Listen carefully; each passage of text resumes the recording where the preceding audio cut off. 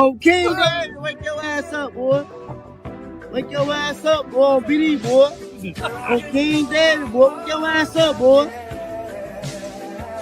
Every time he talks about me, I'm gonna fuck the shit out of him. Look at this is the real fucking DV boy talking tonight. Okay, DV boy nothing. DV boy. Turn the volume up.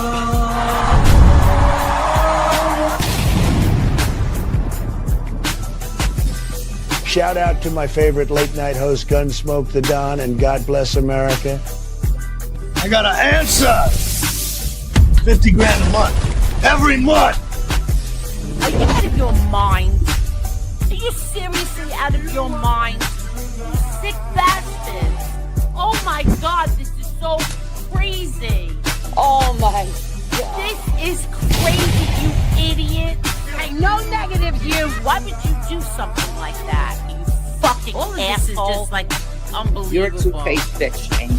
Get You the are fuck out of here now. 110% You want to come and correct. trash me? Go talk to your lawyers, You're a Amy. piece of shit. Ask them. Even my brother. I don't give my a brother. fuck who they are. God. You're You out of your two mind. pieces of shit. My father. I don't give a fuck who my they are. father. My father. Your last name is God. Not mine. You stupid bitch. You're a punk.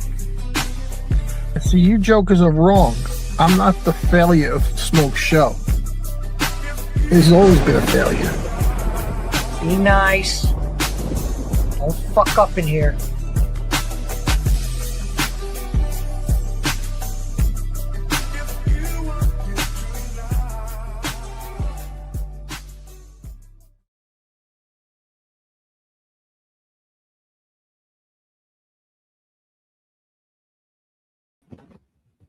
Oh, yeah. Guess who's back? Back with another one. Some real late night for your ass.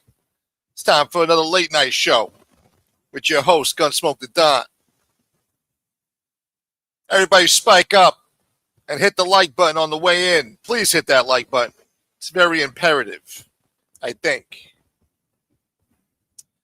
We got a few things to talk about tonight, I guess. Something I want to address that perturbed me earlier tonight that I saw. I was perturbed. So I feel the need to address it. I didn't write nothing down. I'm just going to do it off the dome. Speak from the heart. I don't need this agita. You understand? But first, hold on. My man, Broke Woke Joke. Thank you. Thank you very much. Easy is bringing a made man on the show for Tuesday at 5, but that's Dom times. That's Dom's time slot. Yeah. I see this Jimmy Easy. He's really trying to ingratiate himself into this community with the beef and the back and forth. He's trying to start a war with Dom. He wants to have the back and forth. He wants all the attention. He's going for the gusto. I saw something like that. We're going to get into that. Thank you so much, Broke Woke Joke, for popping it off the proper way. Thank you for starting off the show on a good note. Thank you, sir. Thank you. 83 people. Please hit the like button on the way in. Thank you for being here. Let me see who the first person in here was. Do my hellos. And then I'm going to start off by addressing something, a comment that somebody left me earlier tonight that perturbed me. And I want to address it head on because I'm not going for that shit. What up, Red? Look at this. Red-headed stepchild, number 1 in here. Carmine, number 2. An energetic gal, number 3. Let's go. Yeah, let's go. Everybody, spike up. What's up, Becky Town? Shouts to my Nita Baby in the house, too. We got Nita Baby. She's right on time tonight, too, my Nita. Good to see you, Nita. Hope you're enjoying your weekend. What up, Brian G?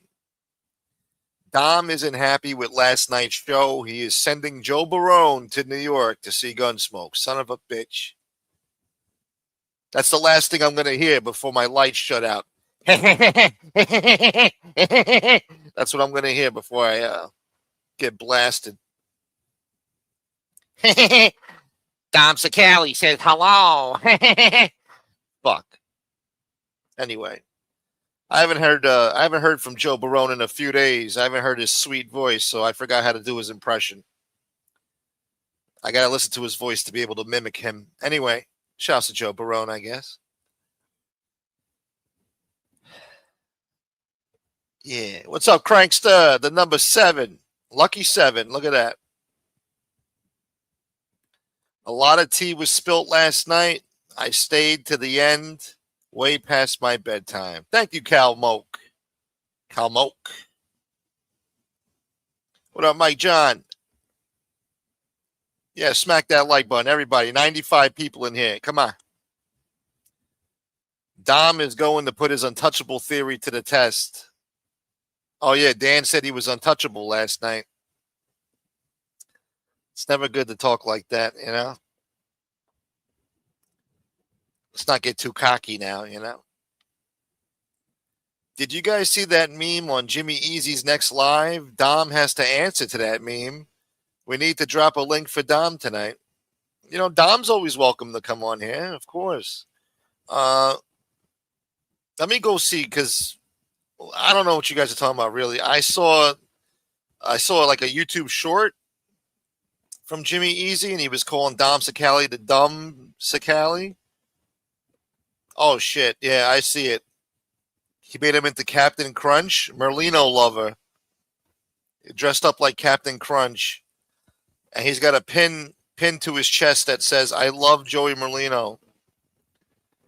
And then the title says, well, the thumbnail says, Dom Sicali still snitching with a snitch jacket filled with paperwork.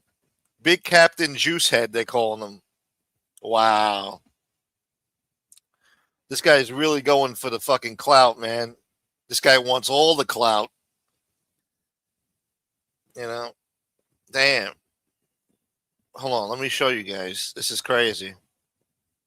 Yeah, Dom's going to have to answer to this one, I guess. He's going to have to give this guy what he wants, a back and forth. Yeah, let me put it on the screen here. And then we'll get into what I wanted to address real quick, because I want to get it out of the way.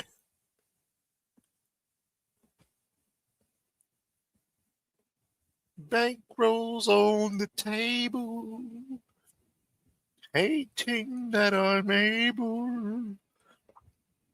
All right, hold on. Here we go. Look at this shit. This guy really wants fucking attention in this community. He can't just come on here and tell his lame little stupid mafia stories. They jump right into the fucking beef head first. Flash, chica, champagne. They don't last. Yeah, this guy's going to fucking fizzle out real quick. I give him a good 6 months before it starts to die down for him. Maybe a lot less than that, but you know, they start off with this bullshit. First, the other night, he was saying, oh, you know, yeah, I don't want, you know, I don't know. He said something about he don't want none of these problems and shit, you know. He just wants to do his show. This is what his show's about. Look at this. All drama, the whole fucking thing. Look at this. He knows what people want to see. He wants to keep asses in those seats. So now he's going to start a war with Dom Sicali so they have a back and forth every fucking day. I guess that's good for views, I guess, you know. Look, we'll have shit to talk about. Dom Sicali snitching on Jimmy Easy in 2026. Text messages exposed. Oh, my God. It's getting real sleazy. Getting real sleazy there. So there you go, folks. Something to look forward to. When's that? Tomorrow? All right. Tomorrow at 7:30 p.m. We'll see what Dom has to say tomorrow. Surprised he didn't go live today. I thought Dom would have had something to say to respond to Dan Herman. Maybe he's saving it for another day. Yeah, but this is crazy right here. This thumbnail, holy shit. Captain Crunch, Merlino lover. You see, this guy was on Dom's show every other day.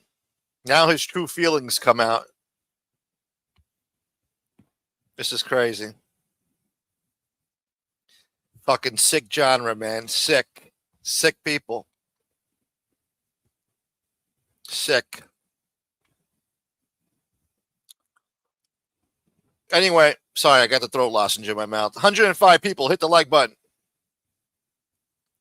So listen, I don't know how to start it off. I'm just going to start talking. Last night, we had Dan Herman on, of course, and some people in the chat and some guests on the show got very personal with personal attacks about Dan Herman's religion or racial background, whatever. I just want to let you guys know, I don't tolerate that shit, all right? Somebody got offended, left a comment calling me out on the bullshit. And I didn't appreciate the comment. They said that Ruben was on the show. I'm not singling you out, Ruben. Ruben already apologized in the comment section. I don't know, for whatever it's worth to whoever's offended. For what it's worth, he did apologize in the comment section.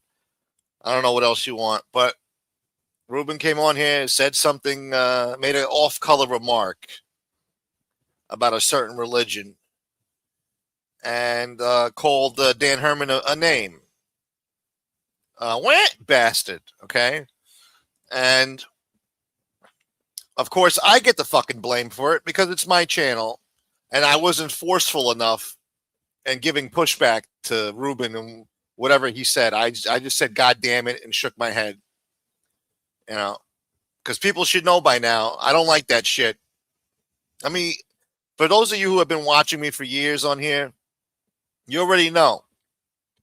I've always expressed my love and support for the Jewish people and the state of Israel, even when it was to my own detriment and it was the unpopular opinion in here, and people were bitching to me about genocide and all this Palestinian bullshit. All right, I never wavered from my support for Jewish people, my affection and affinity for the Jewish people and Israel. All right, to this day. All right. I know there's a lot of anti-Semitism going on out there. And look, you're entitled to your own opinions. All right. Now, there was some comments made in the chat last night. I myself personally blocked a few people. My moderators who know how I feel about this subject blocked a few people. All right. So thank you to the moderators who took care of that, because there was a crazy chat last night. We had about 300 people in here. It was a big show. There's a lot of opinions and comments. The chat was flying. I'm trying to pay attention to the conversation that I'm having on the panel and the dynamics of that. I got fucking Fish on there. Even Fish was getting nasty and personal with the guy about his religion. And I booted him off. So I'm sorry if I wasn't forceful enough with Ruben to your satisfaction. All right? I'm trying to run a fucking show here. All right, next time I'll curse him out if it makes you feel better. But I resent the fact that you would leave that comment on my video. All right? Out of all the things that were said last night, you had to focus in on that fucking one little comment and then bitch to me about it. Couldn't complain to him about it, leave a comment for him. You had to leave it for me and complain to me and complain that I just said, God damn it, I wasn't forceful enough. Give me, please afford me some grace and some slack here, okay? There was a lot going on last night, and I'm not no civil rights hero over here, all right? Now, I don't appreciate the comment he made or anybody talking about offending somebody on race or religion. I don't like that shit in my chat. My moderators know I don't like it. They get rid of people who make stupid comments like that. But if a grown man wants to make a snide little remark like that, I'm not going to harp down his fucking neck on every little word he says, all right?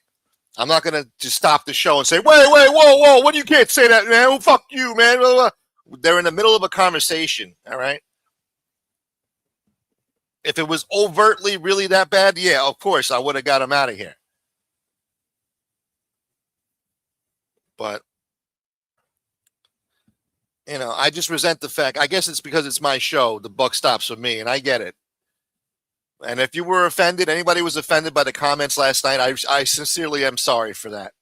That's not how, I intend things to be. I don't want things to be like that. That's not how things are. And, I just can't be expected to fucking always defend everybody at every fucking second of every fucking waking moment, I just, I don't know. Just take into consideration what the hell's going on. There's a lot of things going on the show last night. A lot of people are talking. And I'm sorry I wasn't forceful enough expressing my displeasure about the anti-Semitic comments that were being made.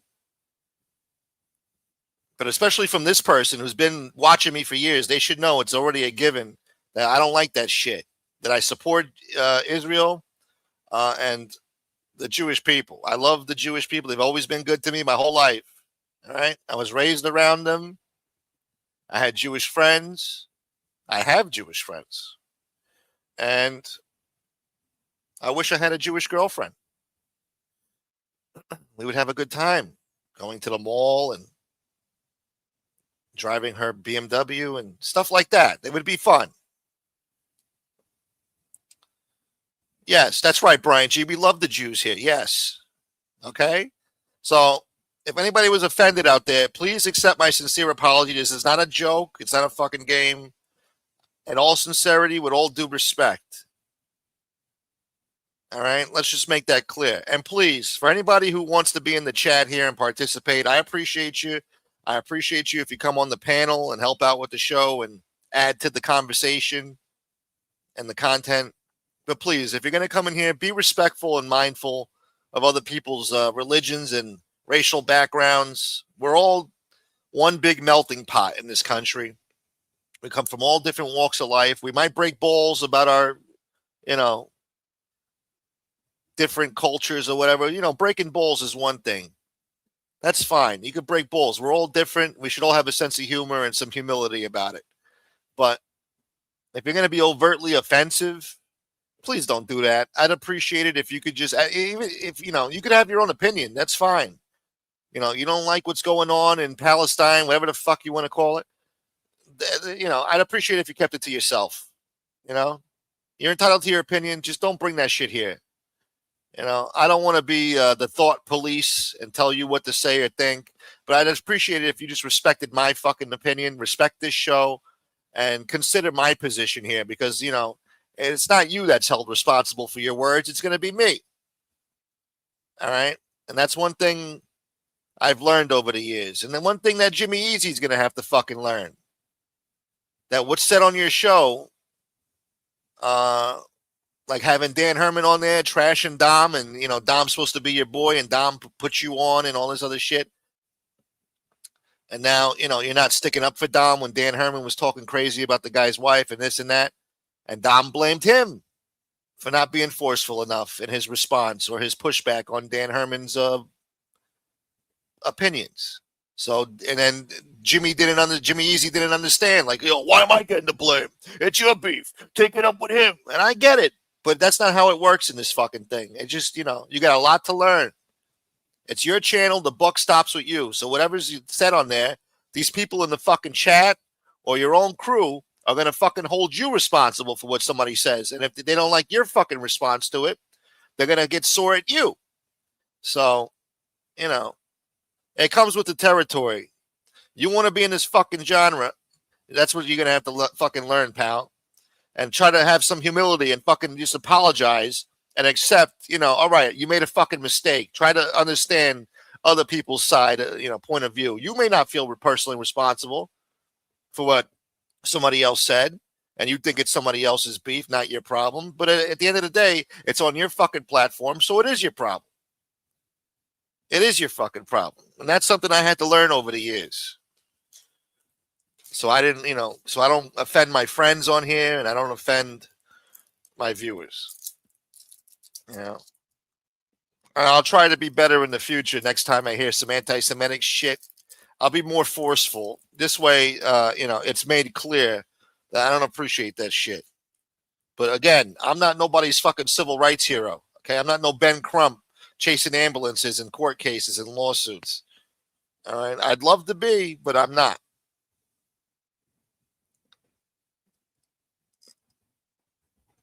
Look at this shit. So let me think. Before I get off the subject, I just want to make sure I covered all angles there. I think I pretty much expressed my thoughts and opinions. But the main fucking part being, I'm sorry. I'm sorry. I'm sorry. And, yeah. Let's just take it easy with the, you could break balls. Sure. But don't get personal. I've always told you guys that. For the new people, just so you guys know. All right, you could have your own opinions. That's fine. Break balls, make jokes, but let's just try to keep it. You make fun of the guy's nose, okay? Or he looks like a turtle, sure. Let's not get personal with the religious shit. Let's take it back a notch, because there's some people out there. They're not going to hold the person accountable. They're going to hold me fucking accountable, and I don't need to be fucking accountable. All right, I'm trying to run a goddamn show here, and this guy's a member too. All right, so I don't need this shit. All right. I'm trying to run a fucking channel here and survive. That's all. All right. Now let me see what the chat's saying. What's up, Lisa? What up, Carlito? Enrico? Joey Streets? What is the over-under Dan Herman and Gene having their falling out by Labor Day? It could be in the works. I don't know. He says Gene is fine with everything. I don't know. I haven't heard from Gene and his thoughts. Who knows what Gene is thinking in that head of his? Time will tell. We shall see. 6-6 shit. Yeah. But yeah. Oh, and before I get off the subject, yes. That fucking Fish, I let Fish on here. He started getting personal with the religious attacks on the guy, and I got him out. I booted him out, and I kicked him off. People were in the chat saying shit, and they were blocked too. All right? I don't know what more you guys want from me. All right? Ruben said an off-color remark. I said, God damn it, shook my head, expressed my displeasure. I don't know what else I'm supposed to say. Next time I'll curse him out, all right? If it makes you guys feel better. I think he understands now. He even left a comment on one of my videos, or the video last night, expressing his regret and apologize for anything he said offensive last night. So, I don't know what more I could expect from him. And that's it. I don't know. That's the best I could say about that subject there.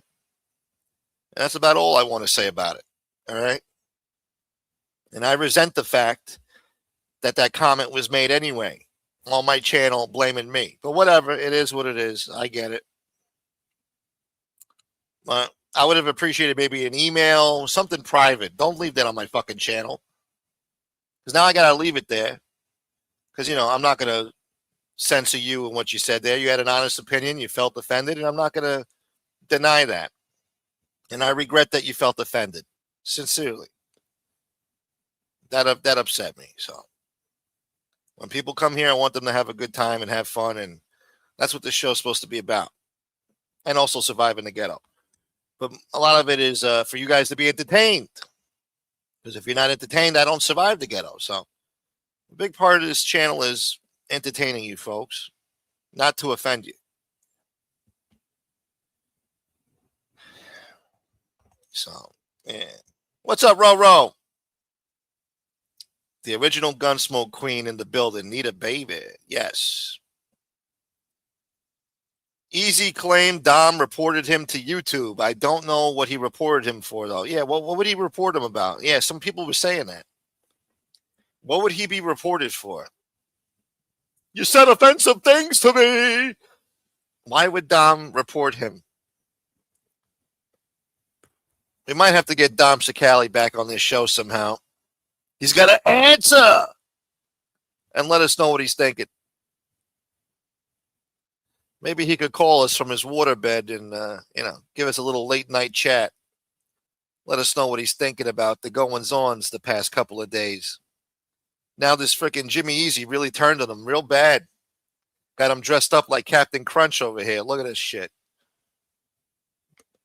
Fucking Captain Crunch. That's ridiculous, man. How fucking dare you, sir? How dare you? This is a former capital regime you're talking about here. How dare you? Look at this. Look at this fucking channel. Look at this. It's off to a good start here. Guns blazing.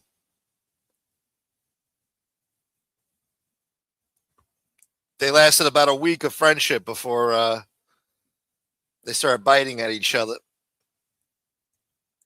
Now one snitch is calling the other guy a snitch. I mean, it's really crazy.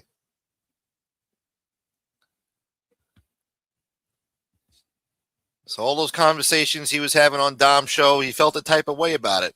He felt that Jimmy Easy felt the type of way about the peptides, calling him a juice head, a roid head, whatever.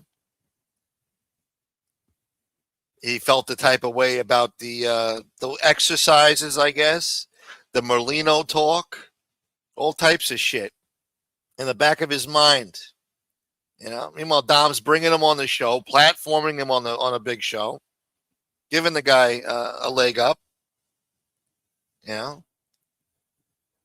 Anyway, I'm going to drop a link because that is the title of the show. I'm dropping the link tonight. We're going to have a conversation about whatever you guys want to talk about. There's a lot going on, and we'll see where the show takes us. But guys, 145 people, please hit the like button. And please, if you can, if you're able to, please support the channel. I'd appreciate it. Thank you so much. We got the gifts activated now, too. If you're able to send gifts, that would be nice. I love gifts. But hold on. I got my man Carlito in the house. Yo. What up? What up? What up? You had a great show. I just want to touch on something about what happened last night. Let's not go too hard on Ruben because he caught himself and he did apologize. But there was some assholes in the chat that decided they wanted to keep using that 3-letter word in conversation.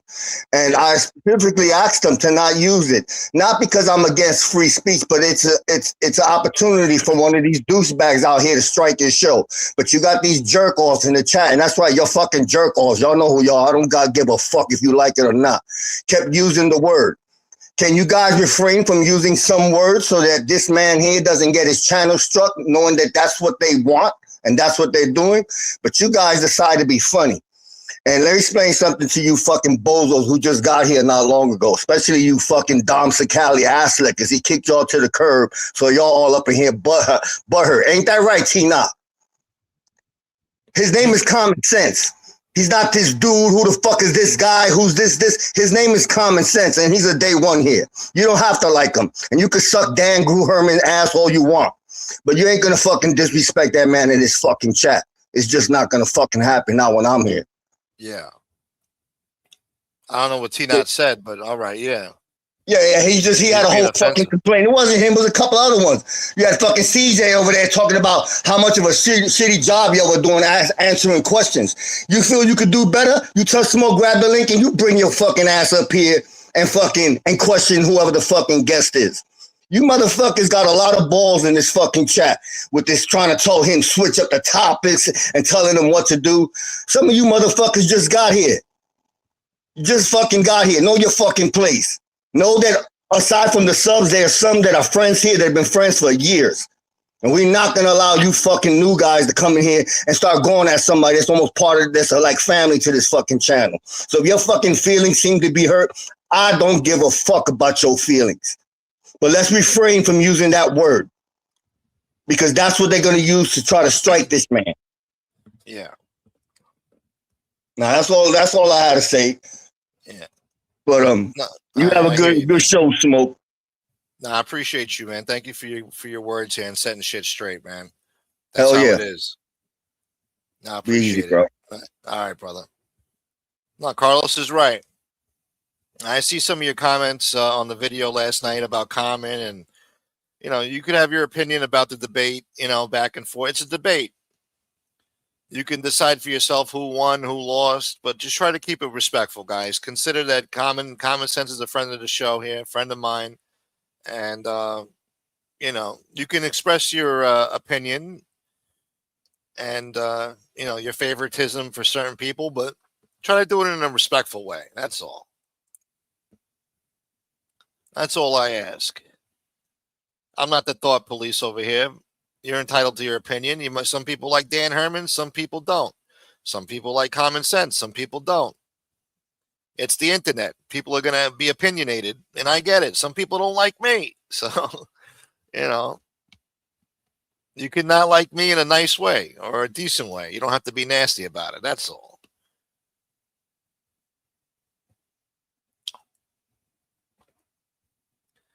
Big Dom's going to be pumping iron all weekend, smoking on that Easy Herman pack by September. Oh, yeah.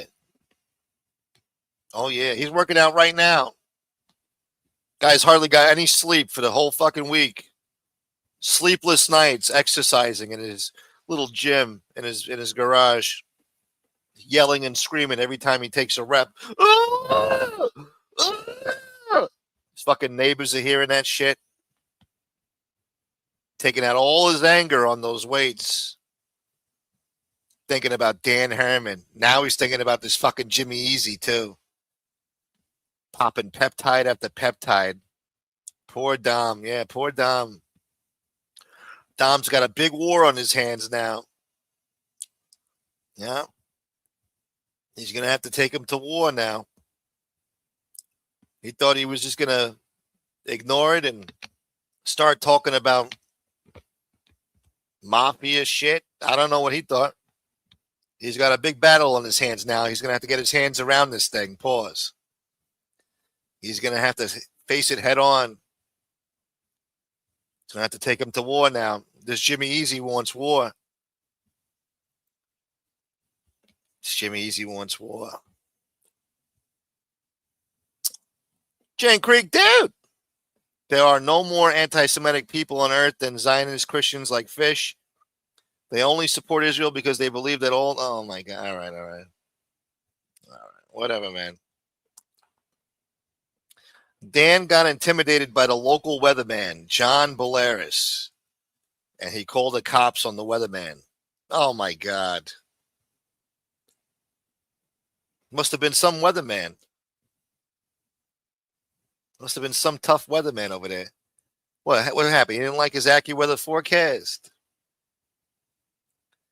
Dom will be on your show soon, Smoke. He needs revenge for those 200 Dan Herman cut-ups. He can come over here and get his revenge. Dom knows how to contact me, or he can always grab the link whenever he wants. He's always welcome here. I told him that. Last time I texted him, he didn't respond back, but I told him, you're always welcome to come back anytime. That would be great. You got your answer for Santino. Yeah. They got an answer. Here we go. That's what I'm talking about, baby. That's what I'm talking about. Thank you so much, Howard. Thanks for your support. I don't care what random people say. Thank you, Howard. Look at that. And thank you, Crankster, for the gift. Look at that. I like this, man. The gifts popping up on the screen and shit. That's pretty cool.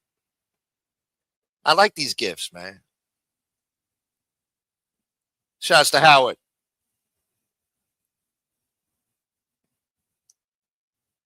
Dom be talking way too gangster in a public video space. He knows people can't say nothing back to match that energy without basically self-snitching. What up, sons of Italy? Feach. It didn't take long for Jimmy Easy to get sucked in, huh? No, he's in. Oh, he's in head first. Jimmy Easy's in. He's with the shits. He wants all the drama, all the attention. He's clout chasing big time. Thumbnails, titles. He's calling out names. He wants to go to war with Dom. Dom's got the biggest channel in the genre right now.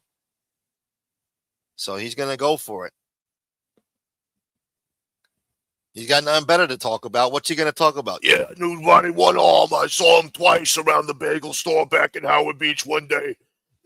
That's about it. You know, what's he going to talk about? So, I committed murder, but I can't talk about it because it's sealed. So then what the fuck are we talking about? You know, what's he going to talk about? And then Chris Colombo said they used to call that guy Jimmy Bucket of shit or something. Buckethead. Buckethead filled with shit, I think they called him. A.K.A. Noodlehead. I don't know where they got noodle from, but Buckethead sounds about right. So, yeah.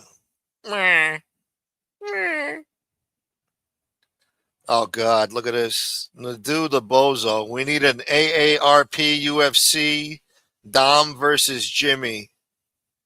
Where did this guy come from?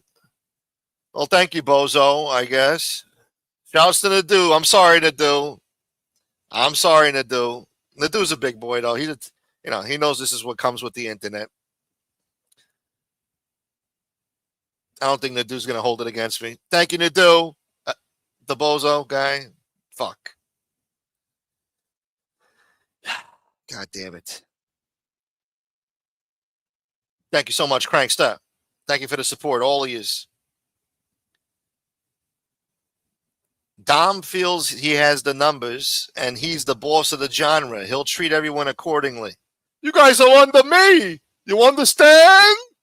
Get on your knees and tell me you love me. And then you kiss the ring. Wow. You know, folks, I tried to help Dan Herman, and I tried to help Jimmy Easy, because that's what I do. I'm a helper. But sometimes they bite the hand that feeds you. He's doing burpees in his basement. Oh, yeah, he's working up a sweat. Probably listening to hard rock and roll, too. Metallica, some shit. Real deep, dark fucking music. Enter the Sandman. Who knows what the fuck he's working out to? It ain't fucking Lady Gaga or fucking Taylor Swift, I'll tell you that much. I don't think Dom has any warm, fuzzy, cuddly feelings in his heart right now. For most people. It's building inside of him. A rage. A fucking rage. So it should be good. It's been a crazy summer over there so far on the Sakali channel. Mafia Roundtable. A lot of drama, a lot of action. It's been an entertaining summer if you really look back on it. We're getting towards the middle of August now. Summer's winding down. It's still hot as balls outside, but you know, the season's coming to an end, and looking back on it, it was a pretty crazy fucking summer. Filled with entertainment. JP, did you retain a security team? No. Not yet. I'm living dangerously right now.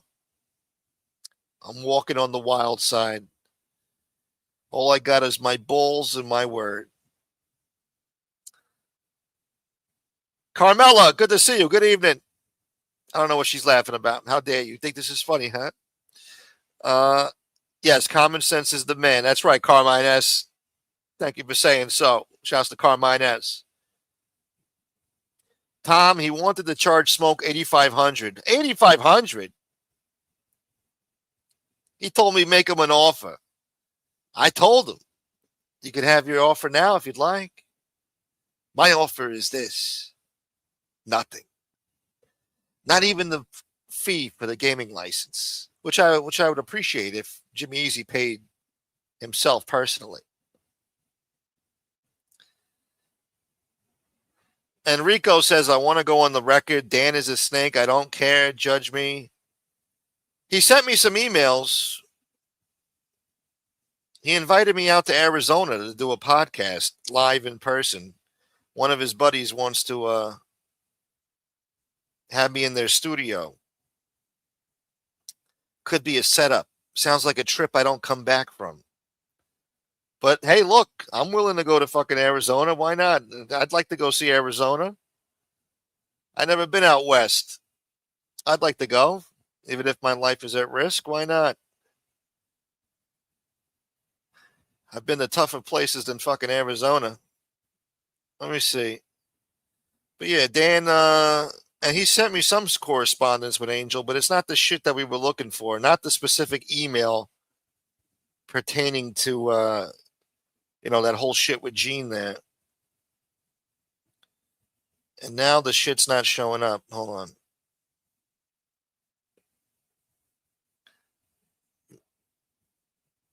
It's just basically Angel inviting him to come on her show, whatever. Something about a fucking tornado. There's a tornado outside. We had bad weather. Maybe another time. Some shit like that. But he basically, Herman said he wants to do a real. I don't know why this shit's not loading.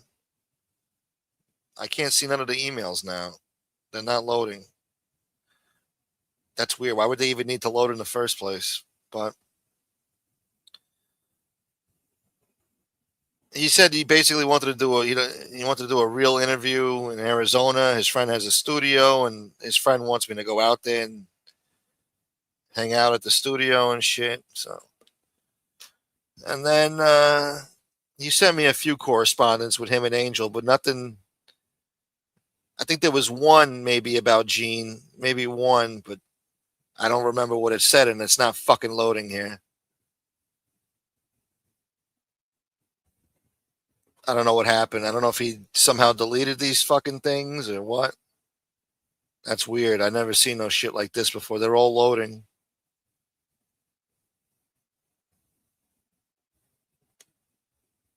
We're going to do a real interview where we all share our faces. We can have Angel come in.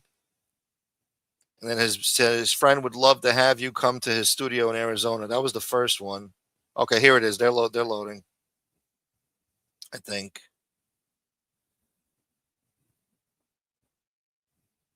And he said he'll be happy to come back anytime.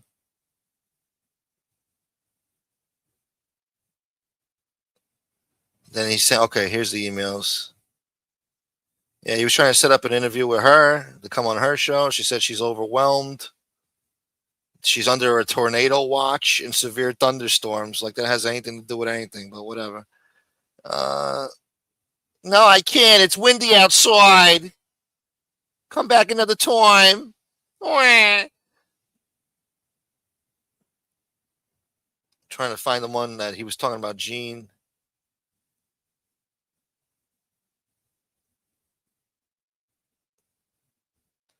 Nah.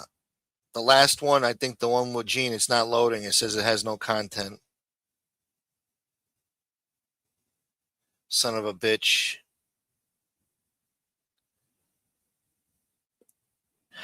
So yeah, that's it. That's that.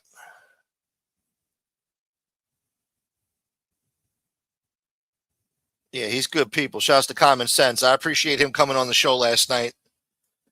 He remembered a lot of shit I forgot. The whole thing with Hootie being stranded at the airport or some shit in Florida, going down there for a day and then coming home disappointed and pissed off. I totally forgot about that shit. So Common's got a good memory over there. So shouts to Common Sense for coming on.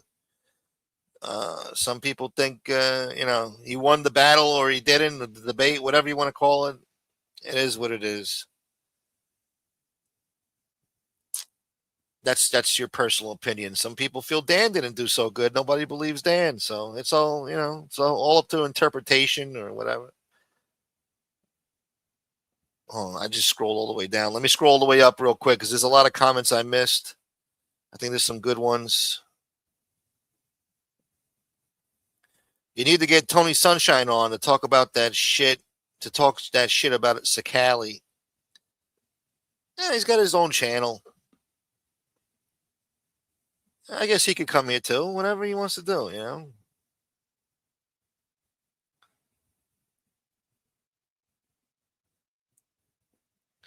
Dom is telling people to back off Proctor now, but he did set in motion him being harassed by people initially. Yeah, that's true. Dom listens to Barry Manilow during his workouts.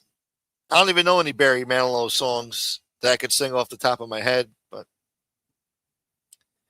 At least the genre has gotten interesting. Yeah, Bam Bam. Look, we need these type of characters getting into these dramas.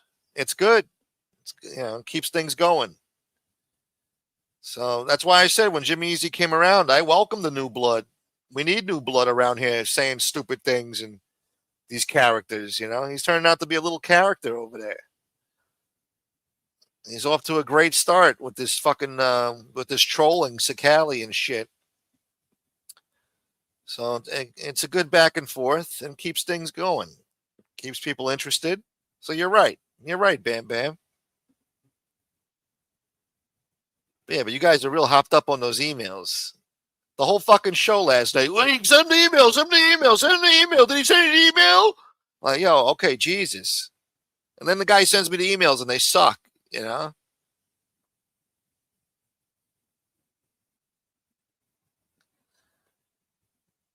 Just a stupid correspondence. Angel saying, yeah, it's windy outside. There's a little drizzle. Can we reschedule? Eric has the email? Okay, so you sent him the email. Great. DL says, if you come out to Arizona, I could offer you protection. I might have to take you up on that offer, DL. When I touch down in that fucking desert, you better roll out the red carpet for me. You understand, DL? Thank you. I'm going to need it.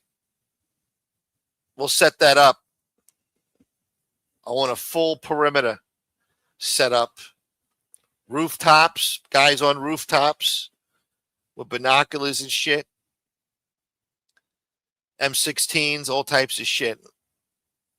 Chevy Suburbans with the windows tinted out, bulletproof Chevy Suburbans, all types of shit.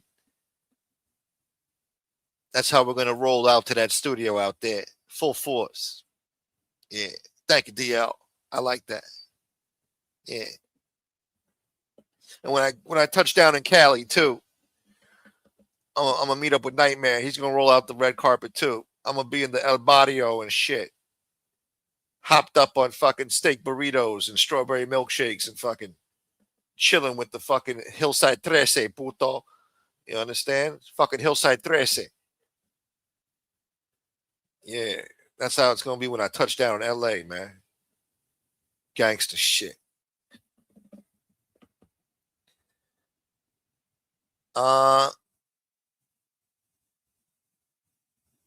Daddy's house is an end-of-the-road place, Smoke.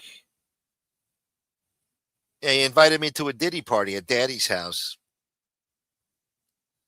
You can tell Dom was pissed at Gene for not backing him up on Easy's show. Yeah, but he gave him a pass. He gave Gene a pass. But Gene's on thin ice, too. Especially with this Dan Herman situation. Even Dom said it, like, you're in a precarious situation with me. Very precarious. Wow. And I guess he's right, yes. Gene's in a bad spot there. It's all crumbling apart. He's got court coming up. Yeah, he's got a big court case to battle. His channel went to shit, so now he's relying on Dom's channel. That's going to shit in that situation because of Dan Herman and that whole fucking dynamic there. He doesn't want to piss off Dan Herman because he thinks he's getting a book deal out of Dan Herman, which Dan said is still going through, Guy could talk, The guy, you say something to him, he's got an answer for everything, So he seems convincing. He tries to convince you, this Dan Herman. Makes it sound believable. So and Gene's in a bad spot. He needs the money. He needs to stay on that fucking show, too.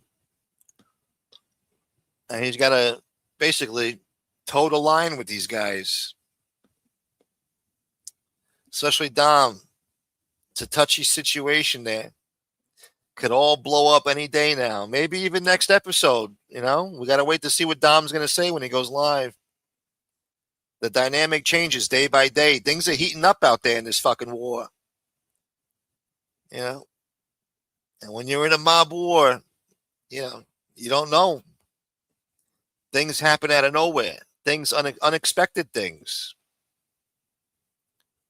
Who knows? Fucking Proctor might be a hitman out of all this shit. Proctor might whack somebody. Who knows? Allegedly. We're just hypothesizing here. What could happen? You know, the variables.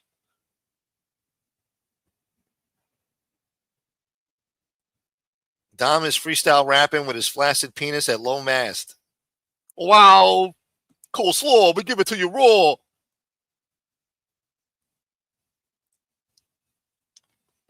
Joe Barone is holding his feet while he does sit-ups. Yeah, come on. Oh, yeah, Dom. That was good, Dom. Yeah. Nobody's going to mess with you, Dom. Remember, Vinny Basciano said you were the toughest. You were the greatest. Come on. Give Jimmy credit. He's got nothing to lose. I don't know. I mean, shit. Guy says he owns property and shit. Acres of land and fucking has a family. I mean, peace of mind. I mean, you got a lot to lose. I don't know. You want to get involved in this crazy fucking genre. I mean, he's just getting involved now. It's just the beginning, you know? He doesn't know where this road's going to take him. It's when the shit starts wearing down on you. You think it's not, but you don't know. You'll see. Shit starts wearing down on you fucking mentally. Shouts to Bobby Vento. Avenue M in Midwood. All right. Shouts to Midwood. Bobby Vento. All right. Shouts to you, man. Terrence Smith. Smoke, I told you the kid T-Nod is a propagandist troll, brother. Well, what do I know? What's his name? Al something. Al Sports Picks. I don't know. He was good in here for weeks. I don't know what the fuck. He didn't say nothing crazy. I guess he's been going to other chats saying crazy shit. I don't know, man. Smoke, you're going to be hitting the YouTube mattresses soon. I can't. I already missed the first 4 days of this month already. I can't be hitting no more mattresses. God damn it, T-Knot.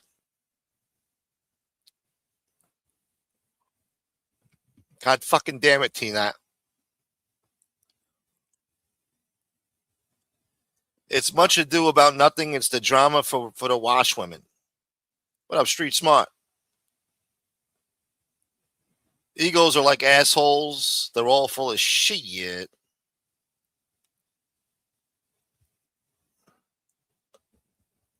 Joey Streets. Herman said that Bolaris's the weatherman, 9-year-old daughter looked like a aardvark.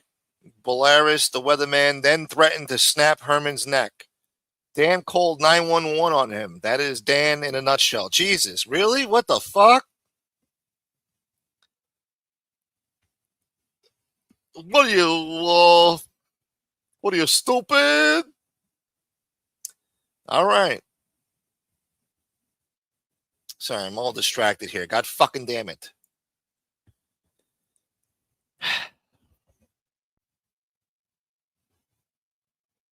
Dan called the cops on the weatherman.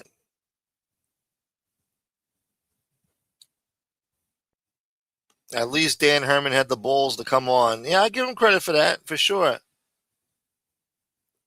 He's got a bunch of guys barking on him. I get it. I give him credit. Monkey and Me says Jimmy Easy's the real deal. All right, look, some people don't believe his shit. Some people say he's a fugazi. Some people say he's the real deal. I don't know. I'm confused.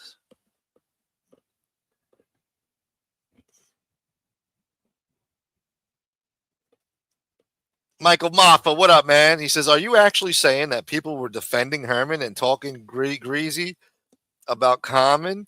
This is a fucking disgrace. Yes, unbelievably so. Yes, they were.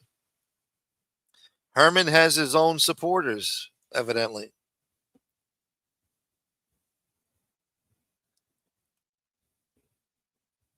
I'm still scrolling up here. Hold on. I want to thank you guys for the support tonight. Hold on. I just want to get to some comments that I missed.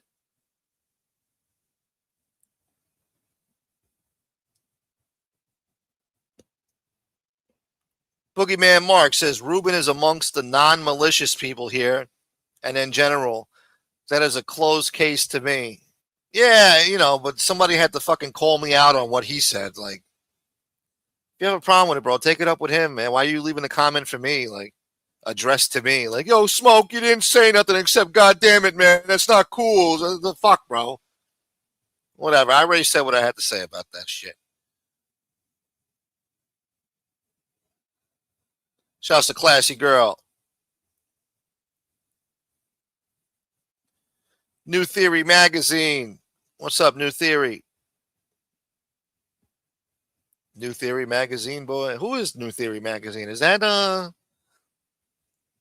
what's his name? Is that Tom LaVecchia? Is it? I don't know.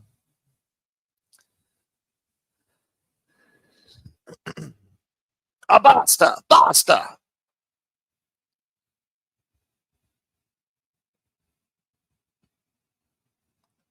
We're scrolling up. You fucking weatherman boy. Asshat says James Proctor. On James Proctor, Easy got ripped apart by Chris Colombo. Claimed he was an absolute. Oh, it is Tom LaVecchia. Shouts to Tom LaVecchia. Okay. Thanks for being here, Tom LaVecchia. Shit. Basta. New Theory Magazine, boy. Shouts to you, man. Thank you, Tom. Thanks for being here. Claimed he was an absolute clown that has nothing but a hang around coffee boy time. Yeah, I didn't really get to watch all of that, but I watched the beginning of it, and Columbo was really going in on that fucking that guy. Thank you, Classy Girl. I appreciate your support. Thank you.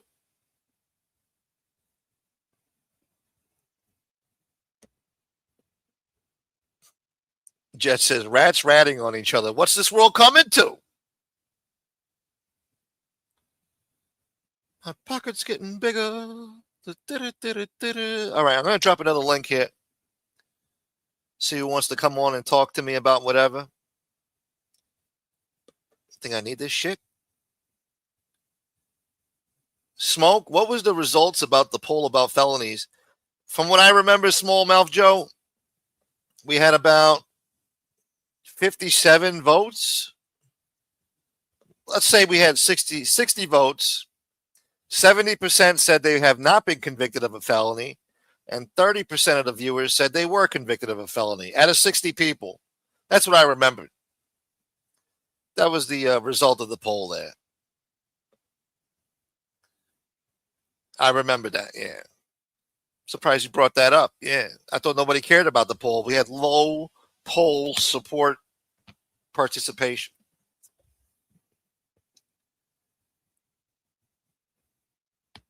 Joseph says, with that said, what a fucking show. Yeah, you guys seem to like that show last night.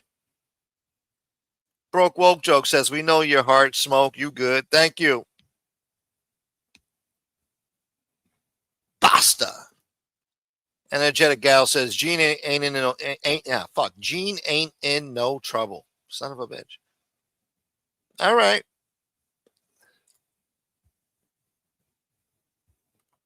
Fish was all banged up. Shame the guy drinks alone in his cardboard bedroom. Oh, Carlos is back, my man. There he is. Why'd you leave? Yeah. Yeah. Now I had to get my hair right real quick. But yeah, don't pay attention to them comments. You already should know this. You'd like to fucking get blamed for everything in the goddamn world. So yeah, don't even let those comments affect you. Half of them that will leave negative comments, those are fucking new accounts, dude. We see them in the chat. They trolling hard as hell. But yeah, it's not your fault. You know what I'm saying? You can't put it on you. But you got people that they want to be antagonistic, and it's like, man, get out of here. Yeah. But it was a good show. Yeah. It was. I just got offended because, this guy who left that comment, he's been around a long time. And I guess he's Jewish, and he felt offended, and I feel bad that he felt offended, but I just wish he didn't leave that comment there. I knew somebody was going to say something about that shit. I knew it. Like, why did you allow this to happen? And blah, blah, blah. But whatever, man. There's always going to be that person out there. And that's understandable. And that's definitely understandable. But it's true. Like, we know this. We hate all this fucking word censoring and everything. But you know what? That's just how society is at this stage in life. And it's like that on YouTube. And with that particular 3-letter word, you get your channel struck. Somebody that wants to target you, they'll be in there and report you for anti-Semitism and stuff like that. They look at the chat, bingo, there you go. There goes your fucking show. That's all I was trying to explain to the chat. But even still, you're going to have trolls that come in. I put one in the bathroom. Like the ones going at me, I let them have fucking fun. I don't make them martyrs. But if you're going to come into this chat and you're going to use that word, that 3-letter word, you're going to go immediately to the bathroom. Express. Do not pass go. Do not collect $200. Nothing. You're going immediately. All right. Hold on. We got Ruben here. But first, I want to thank Snake. Thank you so much, Snake, for the support. He says, Smoke, Dan, and Foss. We need that panel again. Who knows what the future holds, Snakes? Who knows? And DL, thank you for gifting a membership. I can't see who got it right now, but shouts to you, DL. Thank you so much. You know how I feel about those memberships. Thank you, DL. And Stevie B with a $9.99. Thank you for the support. Shouts to Stevie B, my man. All right, we got Ruben in the house. What up, man? What up, Smoke? What up, Carlos? What's going on? What up, Hey, yeah. I want to say this real quick because it seems like it's not computing.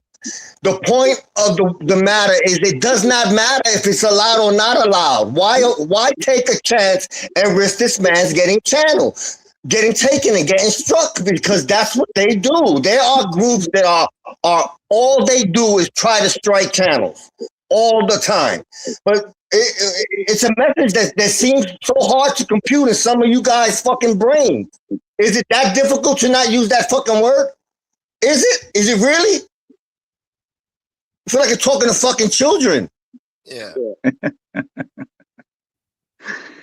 Look, I appreciate, you know what I mean, people that, said whatever. For those that didn't catch it last night, when I did say that disrespectful word that I said, you know what I'm saying, and Smoke did say, when he had said whatever, I caught myself that I had said that. And I apologized when I was on panel. I apologized a couple times in the chat too when I seen people mention whatever I had said too. Then I apologized when I left. I apologized when I left the comment, good show, Smoke, Again, I apologize for the disrespectful words I said. I'm a grown-ass man.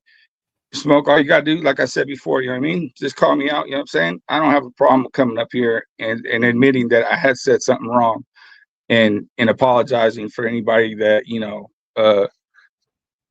felt bad or whatever, you know what I mean? I slip a tongue, you know what I'm saying? That's my bad. And I ain't trying to ruin nobody's fucking channel or anything like that, you know what I'm saying? I know, yeah. Fucking wise guy. Me, man. And you always had a good disposition about yourself. I know you're not like that, man.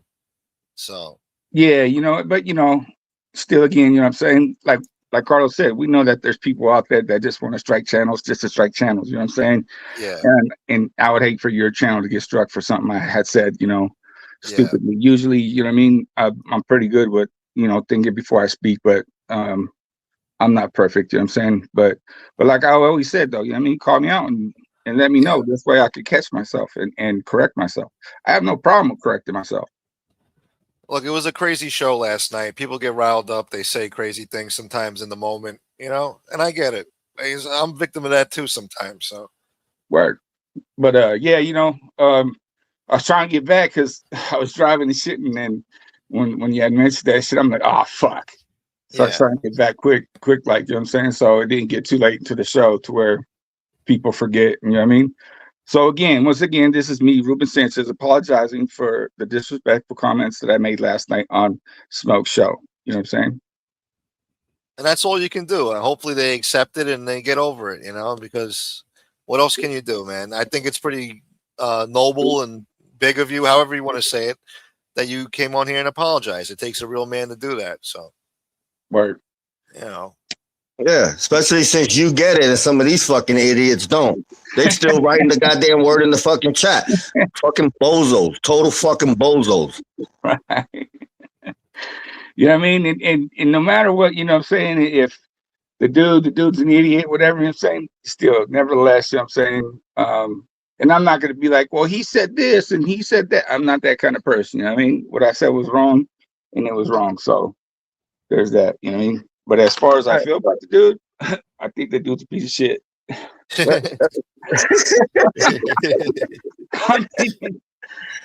was loving life. He was trolling his ass off yesterday. He had the big ass fucking smile on his face. He was trolling like a motherfucker. Mr. Untouchable over there. Yeah. You know? Yeah. But yeah, you know, I mean, look, we can all fucking come on here and have this shit, you know, we ain't gotta go after, you know, each other's religions or, you know, weight issues or colors, whatever the fuck it is. You know what I mean? I know that shit, you know what I'm saying? And once again, you know, I'm not perfect. So it's just one of the things. I mean, agree, disagree. You know what I mean? Those people that like that motherfucker, go ahead, like him. I don't give a shit. You know what I'm saying? But you know what it is? You know why they like him? And I know what it is. This is why you had T-Knock sucking his ass. Because the ones that like him are the ones that were already rejected from Dom. Dom kicked T-Knock to the goddamn curb. Him, fucking CJ, and a couple others took their wrenches. They still butthurt. So what they're going to do, they're going to come over here. They're going to support anybody. They got an issue with Dom. We've seen that shit before. The friend of the enemy of my enemy is my friend. But it's the same philosophy, same mantra that's played out throughout this motherfucker.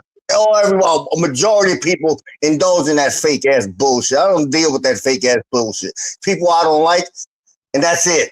I don't fucking run to my goddamn enemy just because I dislike somebody so much more. That's some weak ass cowardly shit. Word. Yeah,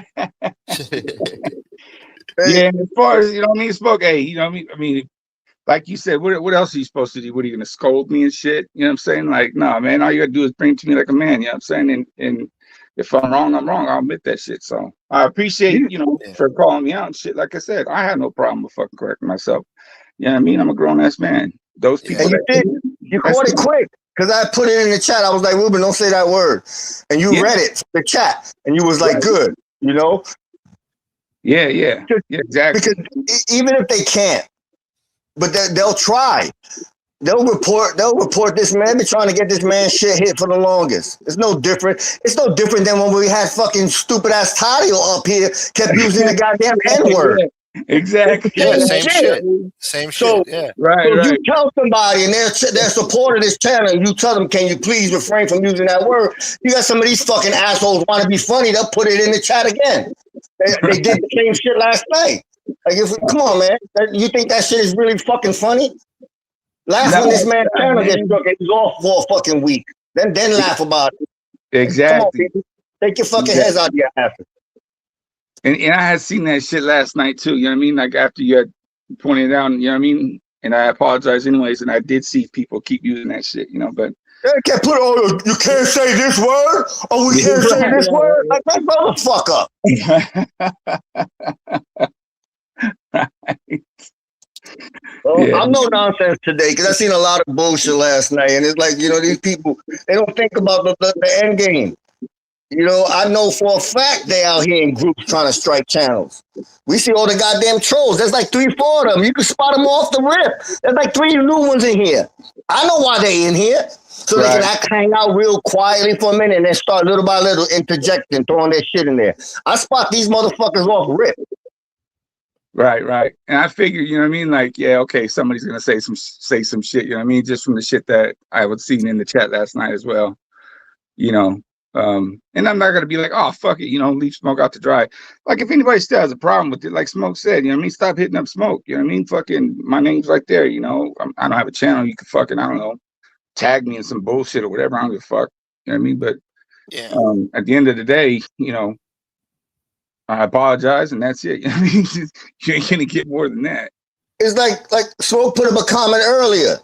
Monkey and Me. Y'all know who Monkey and Me is? Monkey and Me? Yeah. Who? Nah, I know who Monkey and Me is. Monkey is me is Frog, who passed, who died. So you got somebody coming in here with the monkey and me shit, spoofing. Most likely probably fucking Fish, because he loves to use replica. He's running around at Santini. So you go pick a name of a guy that passed away about what, a month or two ago? Yeah, Some of these people are special type of pieces of shit. Yeah. That dude was from Shugs, right? The frog. Yeah. Remember him? Yeah, he passed. God damn.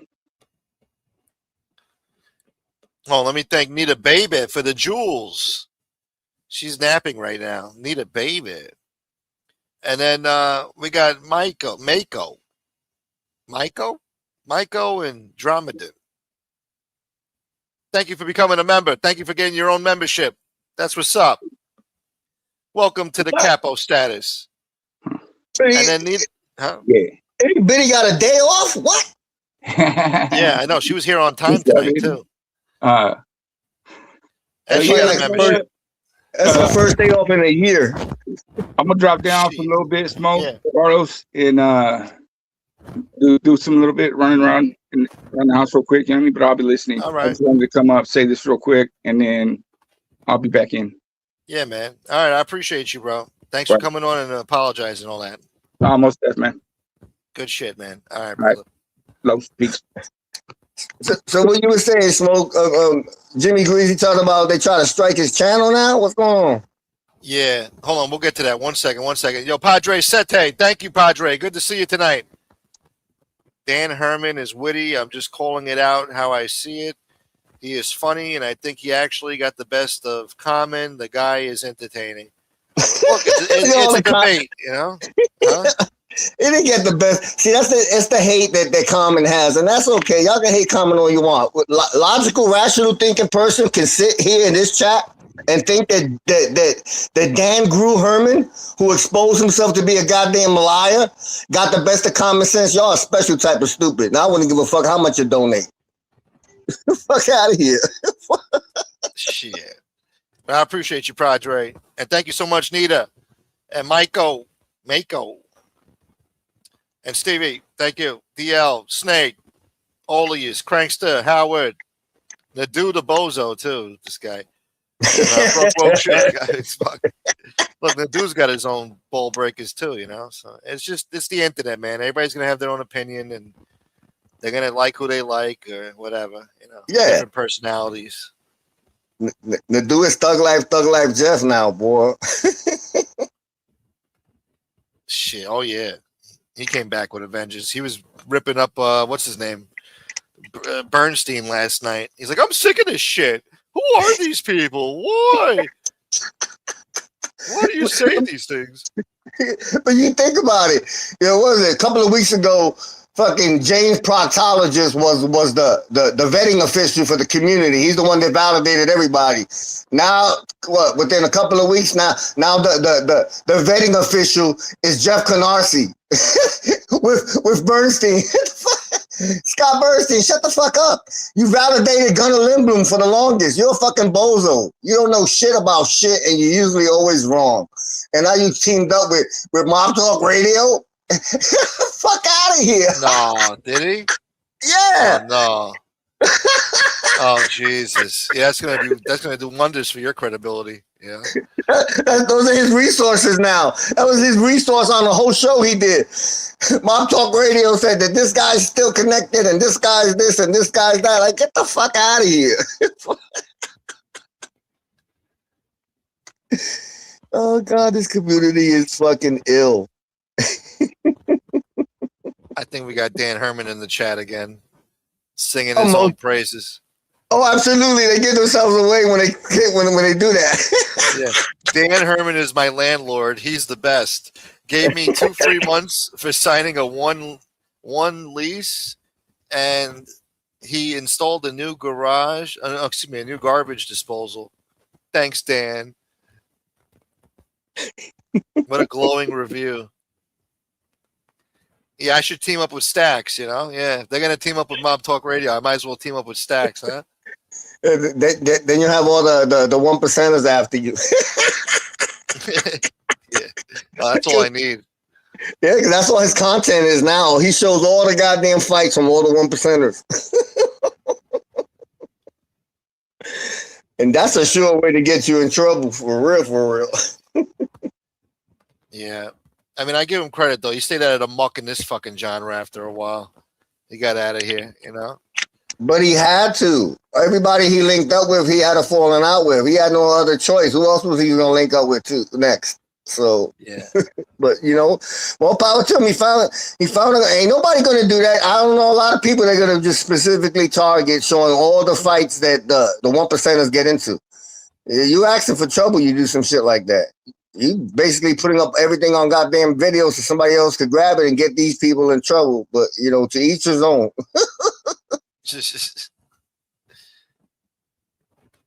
Snake says Dan's entertaining. Huh? Of course they're going to find him entertaining. But see how you get the new ones that come in? Look, now we got the haircut. Carlos laugh at his non-funny jokes. Hit the like button. Oh, it's in the chat. Trust me, I'm good at this. Just make sure you can hang out here. Nobody's going to block you. Just make sure you hit the like button. And donate if you can, if you're going to hang out in here. Yeah, please support the channel if you can. And hit the like button. Thank you guys. All of you. What up, Kevin Wu? Carlos, I still got your first check from Pathmark when you quit after 1 day. Do you want it? Is that true? Did you do that, Carlos? I worked there 2 weeks and then I had to quit. They tried to rob me at the goddamn bus stop. And let's just say that it was a mistake they made. So I wasn't going to take a chance to go back to goddamn work and stocking in the goddamn dairy section and have somebody hit me in the back. So I just quit. Yeah. Well, goddamn. Fucking Bronx. Well, how does he know this? God damn it, Kevin Wu. Yeah. Shit. He's got a memory like a motherfucker, boy. Yeah, man. He writes it down in his little black book or something. He takes notes. Carmela says Spanky cracks me up. And Nadu, he's another one, and he knows what he's doing. Yeah. Another character. Yeah. He really went on Bernstein. He stopped that bullshit about him being banned from the strip clubs. I went into his chat. I was fucking with him. I said, you're banned from the Bada Bing, a.k.a. direct message from Tony Soprano. Yeah. I was going to break Bernstein's balls yesterday, but then I saw that Nadu already did it. You know, he basically said what I was going to say, so I was like, oh, forget it. But, yeah. Oh, shit, King Von's birthday. Shout out to King Von. Oh! That's another thing, too. I missed Duck Day. It was FBG Duck Day on August 3rd or 4th, and every year I always do my intro for Duck. And this year I was sick on the 3rd or the 4th, Monday, whatever. And so I fucking missed it. I got to do that, too, to make it up for Duck. And shouts to King Von, one of my favorite rappers, man. That's awesome, Kevin Wu. Thank you so much, brother. Good to see you tonight. Thank God. Carlos is my boy. We almost got jumped at the Co-op City bus stop. They almost beat your ass on Phone Them Grade.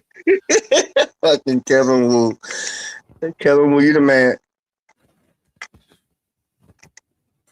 The haircut says, so you ran, Carlos? You are tough. Oh, my God. Right. Nobody ran, you fucking clown. Did you not listen to the story? I'm not going to give you too much details. Listen, it's cool. You're a fanboy. I'm not going to make you a martyr. You can continue to be a fanboy. Trust me, the list is long when it comes to me. I got a whole bunch of jock boxes like yourself. That's why when you tell people shit on here, man, they twist it to their own narrative. You know, if they don't like you, they're going to take a little piece and then they're going to stretch it and turn it to something else. Now you ran, you know? It's like, it's fucking bullshit, bro. It's fucking but it is, what's funniest to me is I laugh at these people. These people had no idea who I used to be. You kidding me? I didn't run from people. People ran from me. Y'all got life twisted. Not one of these fucking nerds sitting in their goddamn basement. I got a history. Fucking clowns. I've done stuff in my life most of you bozos only seen in fucking movies. Got me twisted. Motherfuckers. Thank you so much, Kevin Wu. Huh? Well, go ahead. I'm Kevin. sorry. No, I was saying Kevin's the man. But damn, boy, I guess the community's starting to jump back. You got fucking Tom LaVecchia making his rounds again. Shit is going full circle again. Yeah, I had to put two and two together. I'm like, new podcast magazine sounds like new podcast theory, and I'm pretty sure that was Tom LaVecchia. So I'm like, oh shit, Tom's in the chat because he never comes around, you know. So yeah, shouts to Basta. Yeah, he's got the New Theory podcast, the New Theory magazine, and Mobsters Inc. And Mobsters Inc. Okay. Yep. Yep. Kevin Wu saved the channel tonight. Yes, he did. And all the other good people, too, supported the channel tonight. But that was a big boost that I needed right now, Kevin Wu. Thank you so much. That's the boost I needed, brother. You got Carlos all wrong. He knocked the guy with one punch, bam, and his fucking head hit the cement. We both thought the guy was dead. Remember Carlos outside that restaurant bar? Oh, shit. Oh, fucking Kevin Wu. This fucking guy's shaking. Don't they have medication these assholes supposed to take? You hit him with a brick. This guy's still going, this asshole. That's my money, Paulie.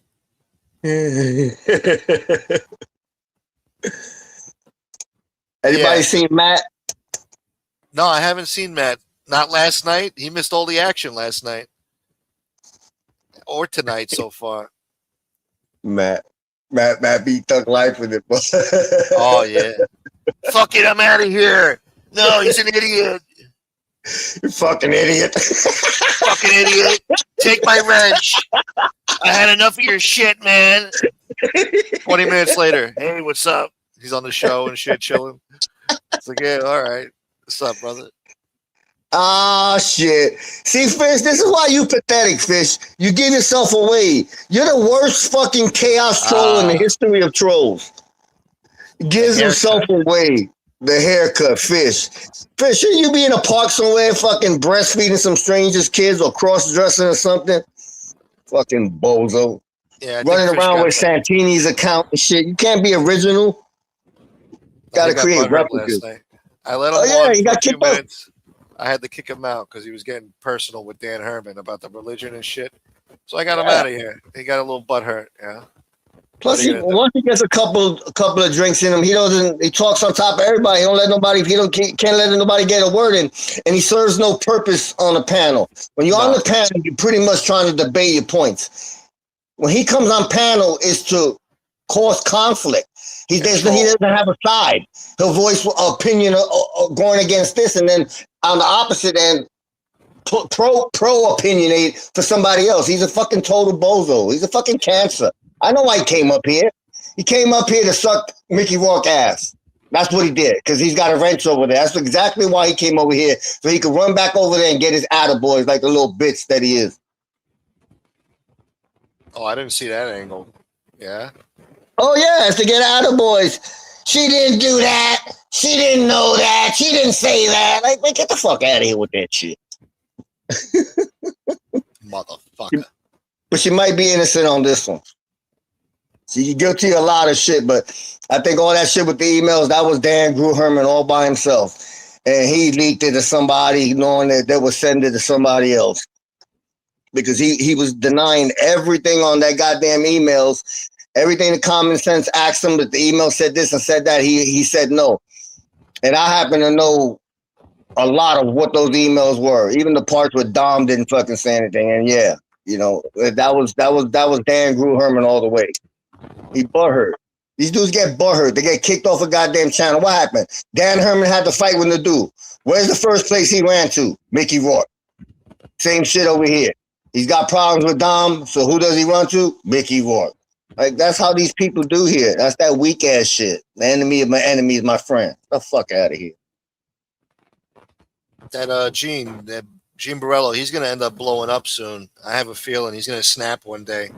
It's building up now. It's festering. And as the days goes by, it gets worse and worse with this shit. And Dan didn't do himself no favors by all the shit he said last night about Dom.